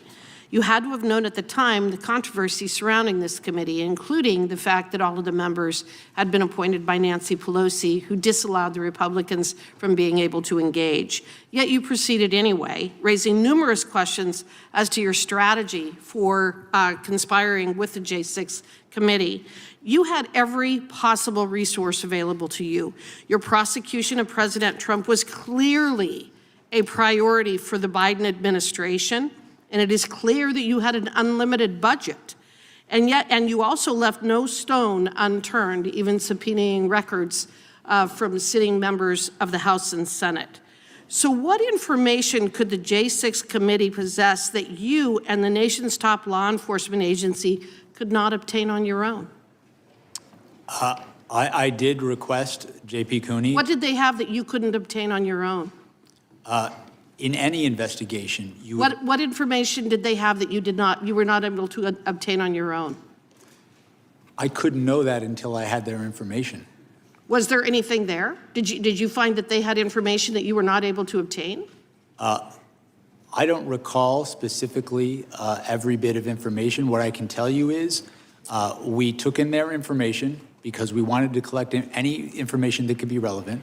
We made our own independent assessment of the Okay, evidence. so from the time that you were appointed as special counsel up to the date of your resignation in January of 2025, did you personally have any contact with any members, staff, or contractors of the House's January 6th Select Committee, and if so, who? I do not believe I had contact with anybody personally from the January Okay. Select The Committee. January 6th committee failed to archive or preserve its video recordings of witness interviews, deleting or destroying as many as 900 interview summaries or transcripts involving more than 1 full terabyte of digital data. I repeat, the J6th committee destroyed evidence. Let that sink in. Why would they do such a thing? I think we have a dang good idea. The committee actually used selective clips from these videos and transcripts during their hearings, and yet by destroying this evidence, they have denied Congress and the public the ability to obtain their full content and context. They created their narrative by selective use of the evidence before them, so how very convenient. Did you or your team receive any of those witness transcripts or video recordings of transcribed interviews from the Select Committee that were not released to the public? What I can tell you is that I requested J.P. Cooney to contact the Select Committee. Do you know if you received any of the evidence or testimony that the J6 Committee eventually destroyed? I don't have any information that the J6 Committee You don't know destroyed one any way or evidence. the other as you sit here today. No, what I'm telling you is that I requested all the information we could get from the January 6th. Has all of the information that you requested been preserved? All of the information from the J6 Committee, has that been preserved? The information that we requested and received, we reviewed it. It was Has it part of been our file. preserved? Yes, as part Thank of you. our files. And Were you or your team advised, or did you get the impression from anyone affiliated with the January 6th committee that these documents were not for public release, even though portions of them had already been shown to the American people? Were you advised to keep any of the information from the J6 committee confidential? as I sit here right now, I don't recall that. Okay. I recall. Did the J6 committee provide you with the Cassidy Hutchinson testimony as part of the trove of documents that you received? As I sit here now, I don't recall, but it would. Well, you're familiar with her testimony, aren't you? I am. And in fact, wouldn't you agree with me that Ms. Hutchinson's testimony, especially the most explosive allegations made, was comprised of hearsay upon hearsay upon hearsay? Come on, you're an attorney, Mr. Smith. You can answer the question. Of course it was hearsay. And hearsay isn't admissible in a court of law, is it? Why? Because it is inherently unreliable, and the victim or the target of a prosecution is not able to cross-examine. Isn't that correct? In fact, Mr. Smith, if you had attempted to walk into court with Cassidy Hutchinson's testimony, you would have been thrown out on your ear. No judge, no legitimate judge would have ever allowed the testimony of Cassidy Hutchins to be admitted in a court of law, would they? I disagree. Well, and then we've already talked about your record. Mr. Chairman, the gentlelady's time has long since expired. The time of the gentlelady has expired. The gentleman from Florida. Okay, can I do one UC request first? The gentleman is recognized. This is from factcheck.org. Meme rehashes old false claim that J6 committee destroyed evidence from October 15, 2024. And this is from the District of Columbia National Guard website, stating that this is the only National Guard unit in America which reports exclusively and only to the president. Without objection, the gentleman from Florida is recognized. Thank you, Mr. Chairman. I mean, we're definitely not in a court of law today. Half this shit wouldn't come in if we were. I mean, good God. You know, I want to talk about something one of my colleagues, Mr. Nell, said from Texas. He sits on this new January 6th subcommittee, which I also happen to sit on. And he said the same thing in the subcommittee the other week, that it wasn't President Trump that inspired January 6th, right? It wasn't him. He said in the subcommittee that it was actually Ray Epps. Ray Epps. He was the one who told people to break the law and the windows and the doors and to beat police officers and hang Mike Pence and try to break into the floor of the House and wiping feces on the walls. It was all this guy, Ray Epps, right? So who is Ray Epps? Why is he so powerful? So, I mean, I just did a quick, Google search of Ray Epps, and his Wikipedia page says the powerful Ray Epps is a wedding planner to the Oath Keepers. This is the wedding planner? That's the mastermind of January. You went from Donald Trump. It wasn't Donald. Who are we going to blame? Who could it be? How about the wedding planner to the Oath Keepers? I mean, it's just pathetic. But, my colleagues love the past, Mr. Smith. Love the past. That's why you're here before Pam Bondi. Okay? We haven't had the Attorney General here. We didn't have her last year. She's the only one in the cabinet to not come in committee of reference, but they love the past. They love talking about January 6th and Hunter Biden and COVID and Barack Obama and Hillary's emails. They love the past. These people love the past so much they're still reenacting the Civil War. Okay, love the past. Right now. But they hate talking about the present. But you know what? Let's talk about the past real quick. Here are some quotes, because I heard one of my colleagues call you a hypocrite. Here are some quotes from my colleagues. Chairman Jordan. Right after January 6th, stop the violence, support Capitol Police. Ted Cruz, those storming the Capitol need to stop right now. The Constitution protects, but not violence. Chip Roy, today the People's House was attacked, which is an attack on the Republic itself. Steve Scalise, United States Capitol Police saved my life. Lindsey Graham, when it comes to accountability, the president needs to understand his actions were the problem. Troy Nels, oh my God, him again. I'm happy to stand shoulder to shoulder with Capitol Police. Darrell Issa, the violence and turmoil we witnessed in Washington, D.C. was completely unacceptable. Rep. McClintock, the attack on Capitol strikes the most sacred act of our democracy. And former Speaker of the House, Kevin McCarthy, whose name we heard a lot today, what did he have to say about it? Let me be clear, last week's violence attack on the Capitol was undemocratic, un-American, and criminal. And make no mistake, those who were responsible should be brought to justice. The president bears responsibility. Period. Or exclamation point. But let's talk also about, the present. That's the past. Let's talk about the present. These are the guys who created the weaponization committee for the DOJ. So let's talk about the present. Jerome Powell facing investigation, okay? In fact, we heard about Jonathan Turley, that he's some legal messiah. Jonathan Turley calls the Jerome Powell thing legitimate concerns of retaliation. Lisa Cook, under investigation. Mark Kelly, United States Senator, under investigation. Adam Schiff, United States Senator, under investigation. Eric Swalwell, United States Representative, under investigation. Chris Christie, potentially under investigation. Jack Smith, oh, that's you, under investigation. Okay, Miles Taylor, former Chief of Staff to United States Department of Homeland Security, under investigation. Christopher Krebs, former Director of Cybersecurity, under investigation. Indicted, James Comey, Letitia James. John Bolton. It's weird that they indicted John Bolton but stole his foreign policy. Accused of crimes, former President Joe Biden, former President Barack Obama. Revoked or threatened with revocation of Secret Service protection, Kamala Harris, Hunter Biden, Ashley Biden, the daughter of President Joe Biden. Mayorkas, Mike Pompeo, Brian Hook, General Mark Milley, John Bolton, Dr. Anthony Fauci, the guy Trump gave a medal to. Security clearance revoked. Joe Biden, Anthony Blinken, Jacob Sullivan, Lisa Monaco, Mark Zaid, Norman Eisen, Letitia James, Alvin Bragg, Andrew Weissman, Hillary Clinton, Liz Cheney, Kamala Harris, Adam Kinzinger, Fiona Hill, Alexander Vindman. Miles Taylor, I could keep going. Any questions about any of that? We know you don't. But will the gentleman yield for a question? I will, please. Because you have a way of synthesizing that nobody else does, Mr. Moskowitz. Listening to our colleagues today, I wonder if they actually believe any of this would have happened had Donald Trump simply accepted the results of the election. You mean like Al Gore did when he lost 5-4 at the Supreme Court? Yeah. Yeah. Would any of this, would the violence have happened? Would the fake counterfeit slates have happened? No, the threats against Vice President Pence? No, none of it would have happened. And Leanne Panetta would still have his security clearance. So would John Brennan. So would Michael Morrell, Michael Vickers. I can't get them all in, Mr. Chairman.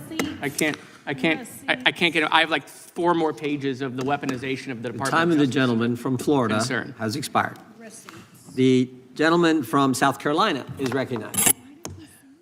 Thank you, Mr. Chairman. Mr. Smith, when was the initial indictment issued on President Trump? August 1st, 2023, does that sound about right? That's in the election case. That's correct. Correct. And on that election case, after that, you asked for a trial date when? I don't recall as I sit here right now. January 2024, does that sound about right? That sounds about right. Okay, so after the indictment, you in August, you asked for a January trial date. That's what, 5 months? 5 months? How much evidence did you have? Millions of pages? As I sit here right now, I don't recall the exact. I think in your size. testimony, they talked about a number, 13 million pages. Is that a ballpark accurate number? I think that was the question asked of me, and as I sit here, I don't have an accurate number. So let's just assume that that's true, right? Because you had a bunch of stuff. You had $50 million that you blew through the Treasury on a trial that went nowhere. How many pages per day is that? 100,000? That sound about right? What if we break that down per hour? It's 4,166. Per minute is 70 pages. You like to read, sir? You like to read? I do. Do you read 70 pages a minute? I do not. I mean, that would be remarkable. So how do you prepare for a trial in 5 months if you're asking the defense counsel to read 70 pages a minute? How do you do that and prepare a defense and look at all the witness testimony and video evidence that you supposedly had? How do you do that? You know what's shocking to me, and I think that one of the most egregious aspects of this case, Mr. Smith, is that if you get a traffic ticket in Washington, D.C., you're not going to trial in 5 months. But you want the president, the former president of the United States, to have a trial date with 13 million pages of documents within 5 months. I think that's ridiculous. And I think that speaks exactly to what we talk about when we examine not only your record, but the things in this case that are deeply troubling. That this was not the pursuit of facts and law and letting the judge and the jury decide, that this was an exercise in it was a political hit job, timed perfectly against the President of the United States. Sir, in the Florida case, in the records case, what happened ultimately in that case? What happened ultimately in the case? Yeah, the Mar-a-Lago records case. I'm going to answer because I don't think this is covered by Judge Cannon's order. We moved to dismiss that case pursuant to Justice Department policy. No, the records case in Florida. Against Donald Trump. The records case in Mar-a-Lago, were you ruled to be, what was the ruling in that? That was Judge Cannon's ruling, and she ruled my appointment unlawful, and we sought to appeal that, and that appeal was pending at the time that we dismissed the cases. So from the very beginning, were you ever confirmed by the United States Senate? I have never been confirmed by the United States Senate. I will say that the history supporting my appointment is over 100 years old. Other special counsels. But isn't there a have been statute on the approved. appointment? I mean, you have to be confirmed by the Senate. So I think that's kind of interesting. But I think the point is, from the very beginning, on the documents case and others, you weren't even lawfully appointed, and that's why Judge Cannon ruled the way that she did. And from the beginning, we talk about that you followed Department of Justice policy, you followed the facts, you followed the law, you followed the Constitution. That's what you have said all throughout this day, parroted by the Democrats, that you have done nothing wrong. But from the very beginning, you weren't even lawfully, and you can't even recall who swore you in. So as we sit here today, based on your testimony in the transcribed interview, can you tell us who swore you in as special prosecutor? As I said, I know I took the oath of office. I don't recall who swore me in. What I can share with you. I don't know, sir. Call me naive, but that's a milestone career move for you that you get to do this, and you don't remember the circumstances I just find that a little bit odd. But here's the thing, and I'm going to wrap up quick. You're unconstitutionally appointed. You breached the 60-day rule, releasing this very partisan attack against the president right before the election. You tampered with evidence in the Mar-a-Lago case that you admitted to in court filings. You subpoenaed members of Congress and their phone records in violation of the Constitution, of current statutes. You didn't even let the court know that these were members of Congress. How are we to assume otherwise that this wasn't political? Because it absolutely was, sir. And I yield back. Gentleman yields back. The gentleman from New York is recognized for 5 minutes. I would caution my friend from South Carolina and others against jumping into bed with Judge Cannon, who's been rebuked repeatedly by the 11th Circuit because she is completely lawless.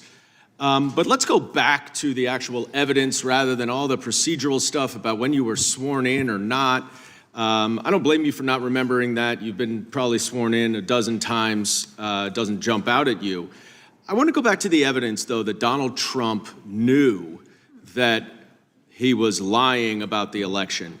And I'd ask you to say, if you could, specifically, who gave evidence to you that supported your conclusion that he knew that he was lying? That came from a number of sources. It came from staff in the White House who talked to him and told him that his fraud claims were not true. It came from staff on his campaign who told him that. It came from members of the Department of Justice. It came from state officials who, when he tried to press them to do things in contravention of their oath, they refused to. They asked him for evidence and his co-conspirators, and they never provided it. Over and over again, the people who had who were best situated to know how the elections were conducted in these states, he either avoided contacting them or disregarded the clear debunkings that were provided to him, such as by the Georgia Secretary of State. Right, and I mean, that's a lot of evidence, but we know that his attorney general at the time also concluded, quote, he knew well that he lost the election, Bill Barr, and yet he incited a riot on January 6th, and 4 of the brave officers who defended the Capitol and defended my colleagues on the other side of the aisle are here today. Not a single Republican member of this committee has recognized them or thanked them for their service, and I would like to do so today. Thank you, gentlemen. Now, my colleague from California referred to a couple statements from your former colleagues in Penn and the Eastern District about your impeccable reputation as an apolitical career politician. As an alum of the Southern District of New York myself, I can tell you that many of my former colleagues also feel the same, and that's saying something coming from the SDNY to the EDNY, as you know. Mr. Smith, did you ever speak to President Biden about this case? Never. Did you ever receive orders or direction from President Biden or anyone else in the White House about this case? No. Did you ever receive any direction from the Attorney General Merrick Garland regarding how you should whether or not you should charge this case? No, I was given the independence to make that decision on my own. An independent special counsel, exactly. I just want to point out to my colleagues who seem to think this is a politicized investigation that on February 10th, over a month, 2021, over a month after January 6th, Marco Rubio said the January 6th attack on the Capitol was far more dangerous than most realize, and we have a criminal justice system in place to address it. Who oversaw the Department of Justice on February 10th, 2021? Who was president? On February 10th, 2021. That would be Joe Biden. So Marco Rubio wanted Joe Biden's Department of Justice to investigate Donald Trump and his January 6th insurrectionist. I want to ask you in my last few seconds, Mr. Smith, you're not the first special counsel to investigate Donald Trump. Special counsel Mueller, also of impeccable integrity, concluded that the 2016 Trump campaign welcomed foreign interference from Russia and used it to help them. Donald Trump has made it a litmus test to be hired in this administration to say that the 2020 election was fraudulent, even though, as you have established, it was not. And now there are senior officials in this government who are responsible for protecting our elections, who are election deniers. Can you describe in a few seconds what your concerns are about the upcoming election based on your investigation and what we know today? I believe political litmus tests are not proper for career prosecutors. I think my experience over 30 years as a prosecutor in the Department of Justice is having people who are not guided by party allegiance, but guided by experience. That's how you can trust the criminal justice system. It's the same way with our election system. Gentleman's time is expired. Thank you. I yield back. Gentleman yields back. Gentleman from Wisconsin is recognized. Yeah. First of all, just a couple of comments. There are probably 10 people on this committee who have more conversations with 10, 15 people on this committee who have more conversations with Donald Trump than myself. But anybody who says that Donald Trump thought he won that election, that is just plain not true. No way, unless he's the best actor in the history of this building. We agree. Did Donald Trump believe? Order. Donald Trump did not believe he lost that election. He just did. No way. And I think on January 6th, I can't believe there were any congressmen here who didn't think Joe Biden was going to be sworn in as president. So it was a riot, but it wasn't a threat to the future of the republic. Okay. Now we should have posted up here a document for you to look at. Here we are. Okay. This is something we received with regard to Arctic frost. It's a list of about 70 names. I don't know whether or not you're familiar with the document. I don't believe I'm familiar with this document. Okay. The document contains just about every person who was higher up in the Donald Trump campaign. There's a little more emphasis on here on people involved in Wisconsin, but you're not familiar with the document. I'm sorry, sir, what was your question? Would you know what was in this document? These names, you familiar with them at all?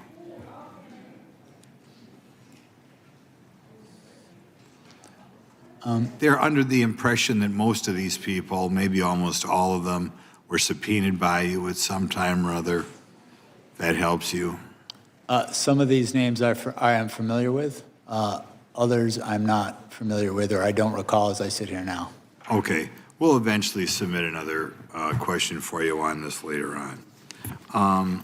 From the time you were appointed as special counsel to your resignation in January 2025, did you ever have contact with the January 6th Select Committee?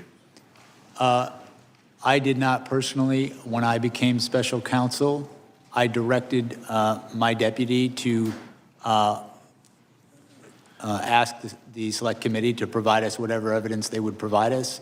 So you directed people to have direct contact? I directed my deputy to make contact to collect evidence from them. And that's J.P. Cooney? J.P. Cooney, my deputy, correct. Okay. Did you have any concern that the evidence collected by the Partisan Select Committee would be in any way tainted by politics?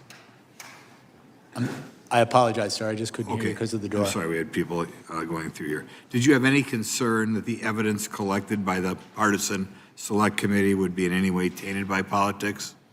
I intended to conduct an independent investigation, and my goal was to collect the evidence, assess it, and consider it with all the other evidence we would collect, and make an independent determination in my investigation separate from that investigation. I'm going to go back and ask you something on that one before, because I think I know the answer. There's a person on that list by the name of Vicki McKenna, who we believe did have her records subpoenaed. Are you familiar with that name at all?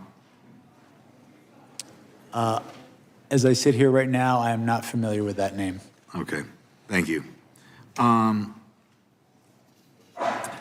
With regard to part of the documents that you received was with regard to Cassidy Hutchison, right?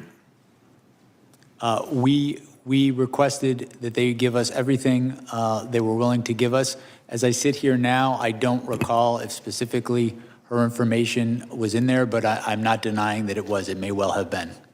Okay, we'll go back. Your team issued subpoenas to various financial institutions, telecommunications providers, and conservative entities requesting communications between them and President Trump's campaign, right?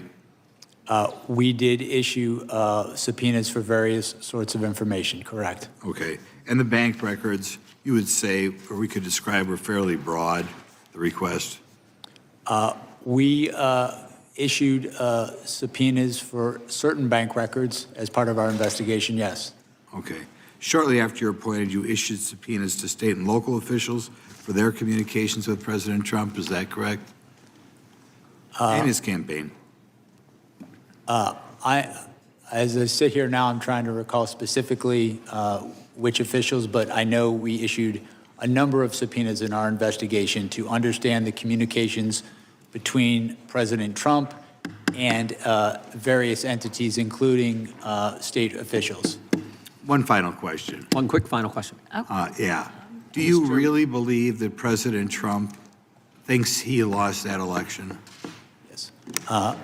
Our investigation following the facts and the law determined that... No way. Thank you. That's enough.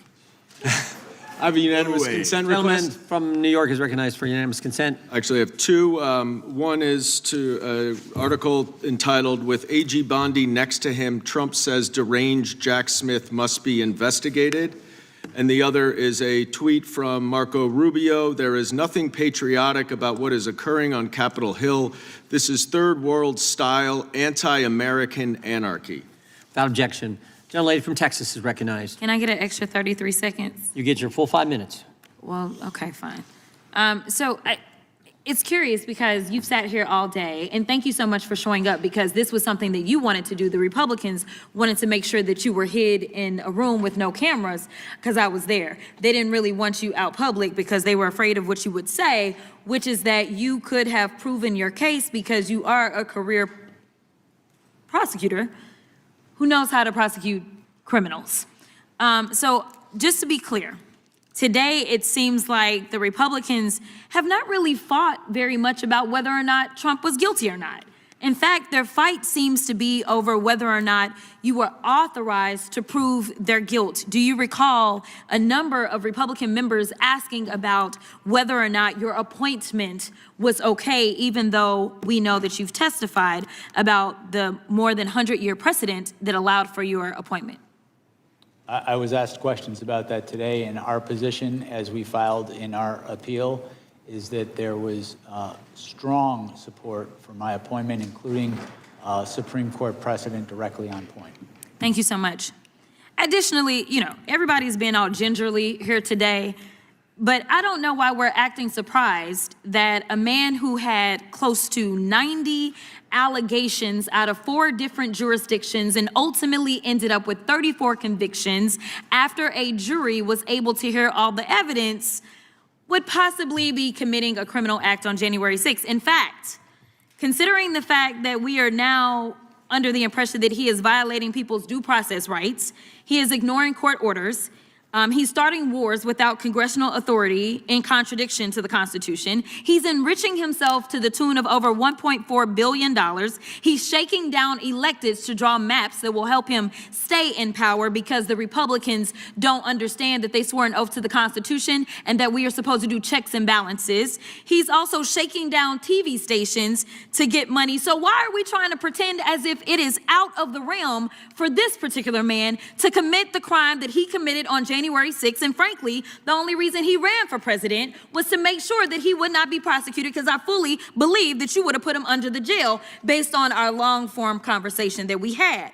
But According to your special counsel report on page 137, it states the department's view that the Constitution prohibits the continued indictment and prosecution of a president is categorical and does not turn on the gravity of the crimes charged, the strength of the government's proof, or the merits of the prosecution, and that, quote, but for Mr. Trump's election and imminent return to the presidency, the office assessed that the admissible evidence was sufficient to obtain and sustain a conviction at trial. In other words, Donald Trump ran for president, like I said, so he wouldn't have to spend the rest of his life in prison. The chairman and other members of this committee have spent all day attacking you and trying to rewrite the history of January 6th. But Mr. Jim Jordan, the chairman, failed to mention how he was running around the Capitol terrified by the possibility that all those insurrectionists would harm him. In fact, on page 97 of the deposition transcript, you mentioned how Mark Meadows, the president's chief of staff, quote unquote, never saw Jim Jordan so scared. The chairman also failed to mention that he was in direct contact with the White House in the days leading up to and on January 6th, which is why his toll records were subpoenaed by your office. Let me be clear, because they're trying to act like this is Democrats on Republicans, and I guess you are a covert Democrat that knew that he was going to try to steal an election before he tried to steal that election, and so therefore you were somehow put into place. I mean, the conspiracy theories make your head spin, but nevertheless, were you going to subpoena the toll records of every single Republican simply because they were a Republican? No, we subpoenaed the toll records in the course of this investigation because they were relevant to our investigation. Relevant. Oh, okay. All right, so that means something about facts. So let's talk about facts. Donald Trump lost to Joe Biden, yes or no? That's correct. Okay. In fact, 60 federal and state courts have found that there was no evidence of election fraud. Trump's own attorney general and vice president knew that he lost the election, but he still tried to steal the election by pressuring state officials, designing fake elector plans, nearly having Mike Pence hanged, and ultimately demanding that his supporters, quote, fight like hell, correct? Correct.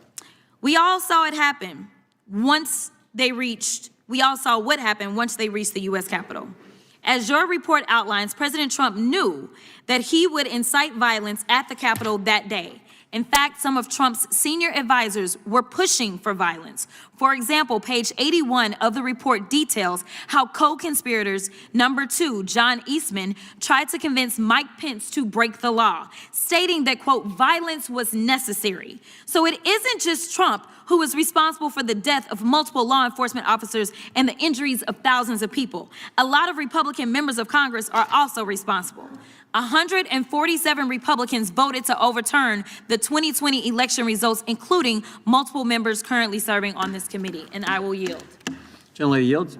Gentleman from North Carolina is recognized. Thank you, Mr. Chairman. Mr. Smith, we've heard a lot of information that's gone across this day as we spin it here. We've heard disregard for the First Amendment at times. We've heard talk about solely seeking charges against Donald Trump, obviously targeting. We've talked about the amount of time and reasonable time frame.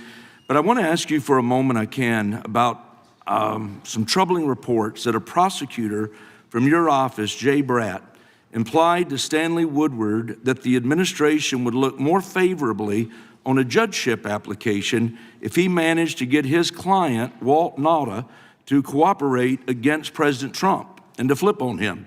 And we know this because Stanley Woodward himself came forth with this information. And I guess my question for you, is this appropriate behavior for a special counsel's office to leverage attorneys' future career prospects? Sir, I believe I can answer this question, even though it's regarding the Florida case, because we did filings on it, and I'm not referring to anything in the final report. And my answer to you, sir, is that when I was first notified about this issue, which was 9 months after it allegedly occurred, this is alleged to have occurred before I was even special counsel, what I did is I directed my deputies to look into it. We made sure the person involved self-referred it to OPR, and then we did a filing to the court. There was a motion by President Trump's attorneys. We responded and we laid out our position, and our position was that I did not believe that that allegation was credible. At best, it was a misunderstanding because the people in the room did not understand any threat to be made. Even Mr. Woodard, in his allegation, claimed it was only an inference. 9 months went by where we interacted with Mr. Woodard, in which we had no hearing of a complaint.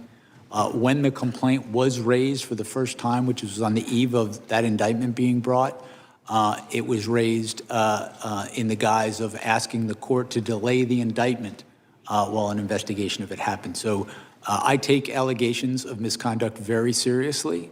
I would not want any of my attorneys threatening anybody. Ultimately, when I looked at this, I did not credit it, and we responded with our position in court. But we also, it was clear that it was referred to the Office of Professional Responsibility, which is what good prosecutors do in that situation.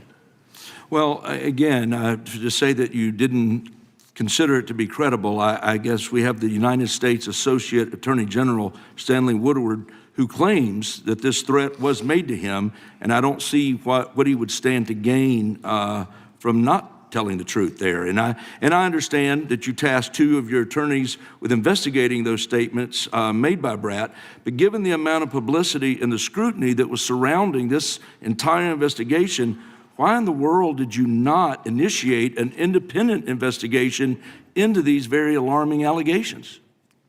Well, 2 points there. You stated that you don't, why would he do this?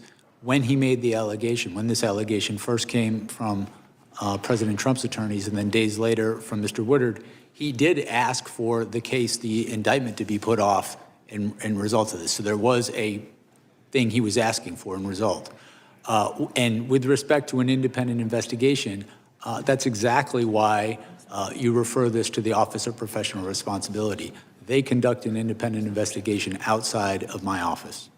Well, let me just say, for 4 years, we watched the Biden administration politicize and weaponize the Department of Justice. From going after pro-life activists to spying on faithful Catholics, the Biden administration showed disregard for impartiality. And this blatant disregard was perhaps no clearer than in the targeting of President Trump. We've talked about it all throughout this day. They knew they couldn't beat him at the ballot box, so they pursued alternative options. And I'm grateful for this committee's efforts today to investigate this conduct to ensure accountability. And while elections are not akin to jury trials, I feel strongly that the results of the 2024 election sent a clear message about how the American people feel about these politicized charges.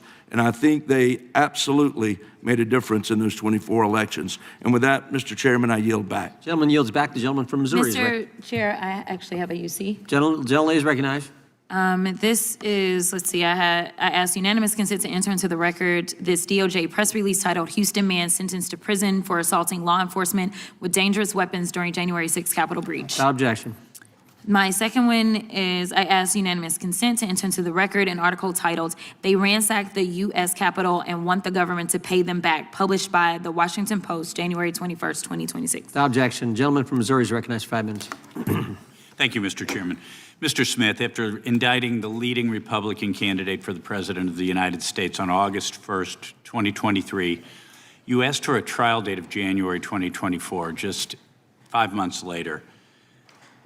During your deposition, you did not dispute that that would have given Trump's legal team just 5 months to review 13 million pages and thousands of hours of video evidence, working out to nearly 100,000 pages per day. Mr. Smith, you claimed that you acted independently of the upcoming presidential election, and yet you pushed for a trial date ahead of the election. Why such a rush to charge and try and pursue conviction on President Trump? I sought to move that case forward expeditiously because the public has a right to a speedy trial as well as a defendant. That is, there is Supreme Court precedent directly on point regarding that. I felt it was my duty to do that. I considered all options. I listened to. But isn't the right to a speedy trial primarily a right of the defendant? I honestly, before your arguments, I've never heard of the idea that the prosecution has a right to speed up a trial and require the defense to review 100,000 pages a day in order to get a trial in before an election. I've never heard of such a thing. The Supreme Court, in at least, as I sit here now, 3 different cases, has stated pretty explicitly that the right to a speedy trial is the public's as well as the defendant's, and that you were trying to get President tried, convicted, and hopefully in prison before Election Day. I understand, Mr. Smith. I think it's very telling that during your deposition you could not articulate any evidence that President Trump instructed individuals to unlawfully enter the Capitol on January 6, 2021. You claim that President Trump was, quote, responsible for the events at the Capitol on January 6th, which was not charged in your indictment. How do you reconcile that with the position of the department in other GA6 related cases that President Trump wasn't responsible for the events at the Capitol that day? I'm not aware of the department taking a position that Donald Trump was not responsible. I think my recollection is the position that the department took in other cases is other defendants weren't not responsible themselves because of Donald Trump, that blaming him wasn't going to be a valid defense in their case. That's my recollection. So on January 6, 2021, President Trump tweeted, quote, please support our Capitol Police and law enforcement. They are truly on the side of the country. Stay peaceful, exclamation point. This seems to show clearly that Trump urged his supporters at the Capitol to remain peaceful. Is that not right? It's incorrect. First off, that he didn't send that tweet. He sent that tweet, but he sent that tweet only after being harangued by people to send something to stop the violence at the Capitol. Okay, let's get the timeline straight then. At 1:55 p.m., there was a breach of the bike racks at the northeast perimeter. At 2:13, there were protesters breaching the Capitol, breaking into the Northwest Senate window and opening the doors. At 2:38, President Trump tweeted what I just quoted. That's 25 minutes between the Capitol building breach. Is 25 minutes, that's too slow? Would Trump have been guilty of insurrection if it were 15 minutes? Would 5 minutes? How quickly was he supposed to send that tweet to remain peaceful? My recollection, as set forth in the indictment, is the timeline of when the attack of the Capitol happened, including the tweet that endangered Vice President Mike Pence's life, was different than what you stated. So that tweet was after, of course, the riot had started. But President Trump also said, quote, we've come to demand that Congress do the right thing and only count the electors who have been lawfully selected. I know that everyone will soon be marching to the Capitol building to peacefully and patriotically make your voice heard. Peacefully and patriotically, is that an incitement of a riot? That is not. Okay, so in November 2016, Hillary Clinton disputed, she for years called President Trump an illegitimate president. He knows he stole the election as recently as September 2019. Had there been a riot around the 2016 presidential election, would Hillary Clinton be guilty of inciting insurrection? I'm not going to engage in hypotheticals. I will say that President Trump's conduct was without historical analog. Thank you, Mr. Chairman. I yield back. Gentleman yields Mr. back. Chair? May I The lady from Vermont. Mr. Chair, I ask a unanimous consent to enter into the record the first superseding indictment for Capitol rioter and Oath Keeper Kelly Meggs, who brought weapons and armor with him to D.C. and wrote to a friend, Trump said it's going to be wild, it's going to be wild. He wants us to make it wild. That's what he said. Okay. He's calling us to the Capitol and wants to make it wild. Sir, yes, sir, gentlemen, we're heading to D.C. to pack our shit. And Mr. Chair, I have a unanimous consent request. I ask unanimous consent to enter into the record this superseding indictment filed the Department of Justice on August 27th, 2024, that outlines how Donald Trump, among other felonies, conspired to defraud the United States in his effort to fraudulently and violently overturn the results of the 2020 election that he lost. Without objection, the gentleman from Washington is recognized. Thank you, Mr. Chair. Well, 5 hours later, here we are. One of the benefits of being a freshman member of this committee with the least amount of seniority is you get the benefit of getting everybody else listen to them talk first. I'm going to start by saying that starting out, I was not real familiar with this issue. In fact, when the chairman of the committee told me we had Jack Smith coming in, my first response privately was, "Who's Jack Smith?" And I say that because my wife and I have 5 young children. We don't have cable television, and by the time we get them to bed, we're either watching Netflix or better yet, reading books. So when I came to this, I wanted to take a real honest look at what had happened. And I should also say that, a little about what I think happened on January 6th. I think, like most Americans, think Donald Trump was cruising to re-election in 2019 with the booming economy, and then COVID happened, George Floyd happened, a lot of things got changed. But I do think in those circumstances that Joe Biden won that election. I also think, like most Americans, that January 6th was a terrible attack. I think it was a terrible riot. I don't believe it was an insurrection determined to overthrow the government, but I think it was an important day for America. I also think, like most Americans, it was extremely unfortunate for this country that the January 6th committee was a partisan event, and there was not an ability to put folks from both sides of their choosing on that committee, so there could have been a full and honest debate for the American people. I think it was politically motivated, what Nancy Pelosi did with that committee. And so when I came to this issue with a fresh look, with those kind of my priors and what I got into, what I wanted to find was that in the goodness of the rule of law, that you as an investigator carried this out to the highest ideals, and it was not a politically motivated investigation. And I think a lot about that in the 250th anniversary of America. And I think about what the framers would have thought of this and the state of the rule of law, what makes America special with checks and balances, what keeps us from being a banana republic. But what I was disappointed to find when I looked into this issue and how you conducted the investigation was that it was a politically motivated investigation determined to influence the election in 2024. And I say that, and the thing I cannot get around as I look into this is the timing that you fought for in when the court cases would be held. Now, to my understanding, the Department of Justice says you're not supposed to have politically motivated timing of a court case. But when I look at the timing that you pushed for and the jurisdictions between New York and Florida, and with all the other things that President Trump was engaged in, that looks very politically motivated to me, and I think the American people, as they take a look at this issue, to try to influence the election. So that's where I come down after today's hearing, my own independent investigation, and your commentary.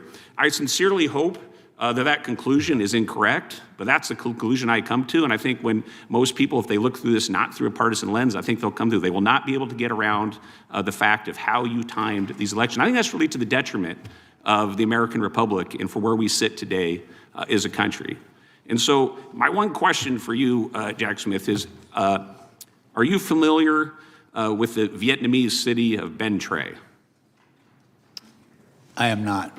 Well, Ben Tre was the site of an intense firefight in early 1968. And after that intense firefight that destroyed the town, a reporter from the Associated Press interviewed a U.S. major. And he said it became necessary to destroy the village in order to save it. Now, historians do not know what was the name of that U.S. major, but I think when they look back at your engagement with our democracy in this republic, they will remember your name. And when it comes to the rule of law that is the foundation of this country, they will remember someone who helped destroy the rule of law. And with that, Mr. President, Gentleman yield Mr. for a Chairman, question. I yield back. Gentleman yields back. Ranking member is recognized for. Oh, I was wondering whether you would yield for a question. I will defer on. I'll just yield to the chairman. Gentleman yields back. I think the gentleman. Yeah, then I've just got one UC request, Mr. Go Chair. to you, and then I think the gentleman from Wisconsin has a request. Okay, this is from Politico, October 20th, 2023. Kenneth Chesbrough, an architect of Trump's fake elector scheme, pleads guilty to the offense in Georgia. Without objection. Gentleman from Wisconsin, recognized. I just have to clarify something I said. Yep. I've talked to Donald Trump over a period of time. Donald Trump is 100% certain he won that election. There is 0% chance that he believes he lost. And I say that based on private conversations, which just, boom. So Okay. I want to clarify that. Noted for the record. We appreciate that. This concludes today's hearing. We thank Mr. Chairman, forgive me, I just have one final question for you. That it begins really just as a point of order. Okay. As you a point of order, or is it a point of order or a question? It's a point of order leading to a question, if that's all right. That's innovative. Okay, so it's I don't think that's an order, but because I'm such a nice guy, well, I I'm going appreciate to let that. you state It's whatever you're straightforward and it's stating. in good faith. Okay, Look, in good faith. Because of nothing you've done and nothing that I've done, Jack Smith has not been able to answer the vast majority of questions about what's in Volume 2 of his special counsel report relating to the stolen documents. Now, it's been said that the judicial order that Eileen Cannon imposed will be lifted in February. And so I guess my point of order is, do we intend to bring him back so he can answer questions about Volume 2 and about the stolen documents case? We'll take it under advisement. Okay. Well, then we're just see what the court decides to do, frankly. I got you. Well, then in that event, I've got the signatures of every member on our side who are writing to notify you of our intent to call him to testify in continuation of this hearing to answer all of the unanswered questions about the second half of his That will work. certainly factor in tremendously when we make our decision. Okay, because we have a right on the minority day to have a witness, and we will exercise that right. You're going to call him back again? Yes. Wow. Okay. So, and We'll see. yeah, okay. I'm citing Rule 11, Clause 2J. We look forward to seeing the letter, and we'll find out. We'll take it all under advisement, as we said. That concludes today's hearing. We thank the witness for appearing before the committee today. Without objection, all members will have 5 legislative days to submit additional written questions for the witness or additional materials for the record. Without objection, the hearing is adjourned. Awesome. Here's one nation under God, indivisible, with liberty and justice for all. We'll begin today's hearing with opening statements. Chair is now recognized for an opening statement. It was always about politics. And to get President Trump, they were willing to do just about anything. January 7th, 2023, Kevin McCarthy becomes Speaker of the House. 16 days later, Jack Smith issues a subpoena for his phone records. Phone records from 2 years prior for a 2-month time frame, Election Day 2020 to January 7th, 2021. Jack Smith and the Biden Justice Department get the phone records of the top Republican in government, the guy second in line to the president. They know who he called, who called him, when the call took place, and how long it lasted. You can pattern an individual's life. They know who the speaker talked to before big votes, who he talked to after big votes, when he calls his colleagues, when he calls his family. And to add insult to injury, they go to the judge with the subpoena for a gag order on the carrier.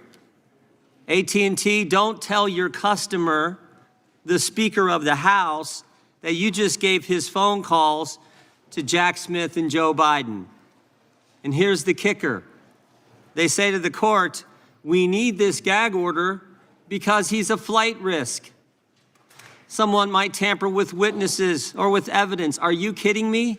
The Speaker of the House is going to run? They got my phone records for 2.5 years. Even the Democrats said this was wrong. But of course, we shouldn't be surprised. Democrats have been going after President Trump for 10 years, for a decade. And the country should never, ever forget what they did. Over the next few hours, we're going to hear a lot of yelling and screaming, I assume, from the other side. But we should never forget what took place, what they did to the guy we the people elected president twice. It all started in 2016 when they spied on his campaign. The Clinton campaign hired the law firm Perkins Coie, who hired the public relations firm Fusion GPS, who hired a foreigner, Christopher Steele, to put together the fake dossier. Bunch of garbage in that document, but that was used by Jim Comey's FBI. And we all know Jim Comey. He was the guy who just last year was strolling along the beach when the good Lord had the waves wash up on shore seashells in the formation of 8647. That guy took that dossier to the FISA court, lied to the court, and then spied on the other party's campaign. This, of course, led to the Mueller investigation, 2.5 years, 19 lawyers, 40 agents, $30 million to find nothing. No conspiracy, no coordination whatsoever. Then it was impeachment 1, the anonymous whistleblower. We couldn't even know who was bringing the charge against the guy they were trying to take it, the guy we elected, who they were trying to kick out of office. We couldn't know. Secret hearings in the bunker, in the basement of the Capitol. Again, nothing. Then it was impeachment 2. No secret hearings here because they didn't have any hearings.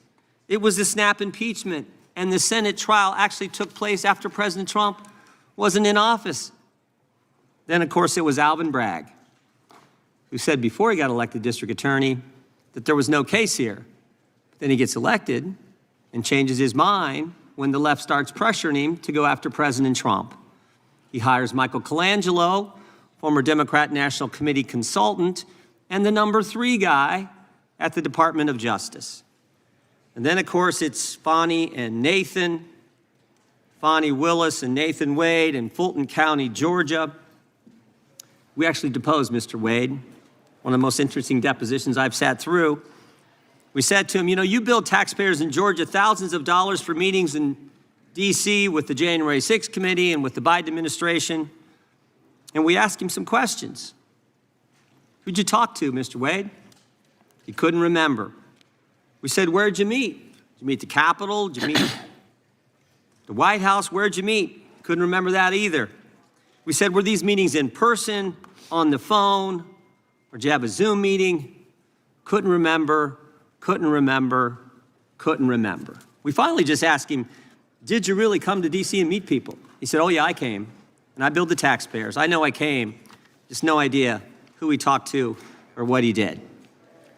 And then there was the raid on President Trump's home, you know, where they searched Barron's room and the First Lady's closet. In our deposition with Stephen D'Antuono, head of the FBI Washington field office, he told us none of the normal process, none of the normal protocol was followed in the investigation. He said, first of all, the case was run out of D.C. Normally you run it out of the Miami field office. No, we're gonna run it out of D.C. He said he recommended, and the people in the FBI at the time in the Washington field office recommended they give the president notice before they do the search, or at least when they got there, before they start the search, call the president's lawyers, ask them to come there and meet them and conduct the search together. Again, the answer from Maine Justice was no. Which brings us back to Mr. Smith. On November 18th, 2022, 3 days after President Trump announces he's running for president, Attorney General Garland names Jack Smith special counsel. One of the first things Mr. Smith does is put on his team the very people responsible for the raid on President Trump's home. The very people. And then Jack Smith also puts on his team the people responsible for getting the phone records of dozens of members of Congress. People like Thomas Wyndham, who when we deposed him, took the fifth 71 times. We've actually referred him to the Justice Department for obstructing our investigation. Jack Smith then gets a gag order in his investigation on President Trump from Judge Chutkan without filing a single affidavit with the court from a witness or a potential witness that they felt threatened by statements from the president. Stop and think about it. Jack Smith restricts the speech of the former president while he's a candidate for president. Thank goodness Mr. Smith was slapped down on appeal and the order was changed. In fact, just 2 weeks ago, the Washington Post editorial page, Jack Smith would have blown a hole in the First Amendment. I just want to read 2 sentences from this. Mr. Smith seemed unconcerned about interfering in the democratic process by seeking to muzzle a candidate for high office. 3 appellate judges, all nominated by Democrat presidents, ruled that Mr. Smith's proposed gag order infringed on President Trump's First Amendment rights. And of course they did. And this wasn't the only time Mr. Smith lost in court. In the classified documents case in Miami, Judge Cannon held that Mr. Smith was not permitted to be special counsel. Jack Smith was never properly appointed. In fact, he couldn't be properly appointed because he was never confirmed by the Senate for any position in the executive branch as the law requires. Here's what Judge Cannon stated. Quote, the special counsel's position effectively usurps that important legislative authority, transferring it to a head of department, and in the process threatening the structural liberty inherent in the separation of powers. And of course, on July 1st, 2024, the United States Supreme Court ruled that President Trump had immunity for actions taken in his official capacity as the president. 1 month later, after this decision by the Supreme Court, Jack Smith files a superseding indictment on August 27, 2024. But Mr. Smith doesn't stop there. He does something unprecedented. On October 2nd, he files a motion with the court before President Trump's defense counsel has even responded to the indictment. Everyone knows the normal process is the government indicts, the defense responds with some motions, and then the government responds to the defense. But Mr. Smith skips the second step. And the brief that he files is 165 pages, almost 4 times the court limit. Even liberal Judge Chutkan, who's given Jack Smith everything he's asked for in the course of this investigation, even she called it atypical and irregular. Now, why would Jack Smith do that? Why would he abandon proper procedure? Why would he ignore court rules? Why would he do that? Because he's running out of time. There's an election around the corner. It's coming in 33 days, and he's got to get President Trump. He's got to stop President Trump from running, tie him up in court. He's got to get to trial, or at a minimum, insert an 165-page political document into the presidential campaign. It was always about politics. The good news is the American people saw through it. They saw through it. For so long, the left has controlled so much in this country. The left controlled big media, the left controlled big tech, the left controlled academia, Hollywood, certainly the Democrat Party, and I think all too much the federal bureaucracy. But the left doesn't control we the people. And in spite of the left and the weaponization efforts of Jim Comey, Alvin Bragg, Fonnie Willis, and Jack Smith, we the people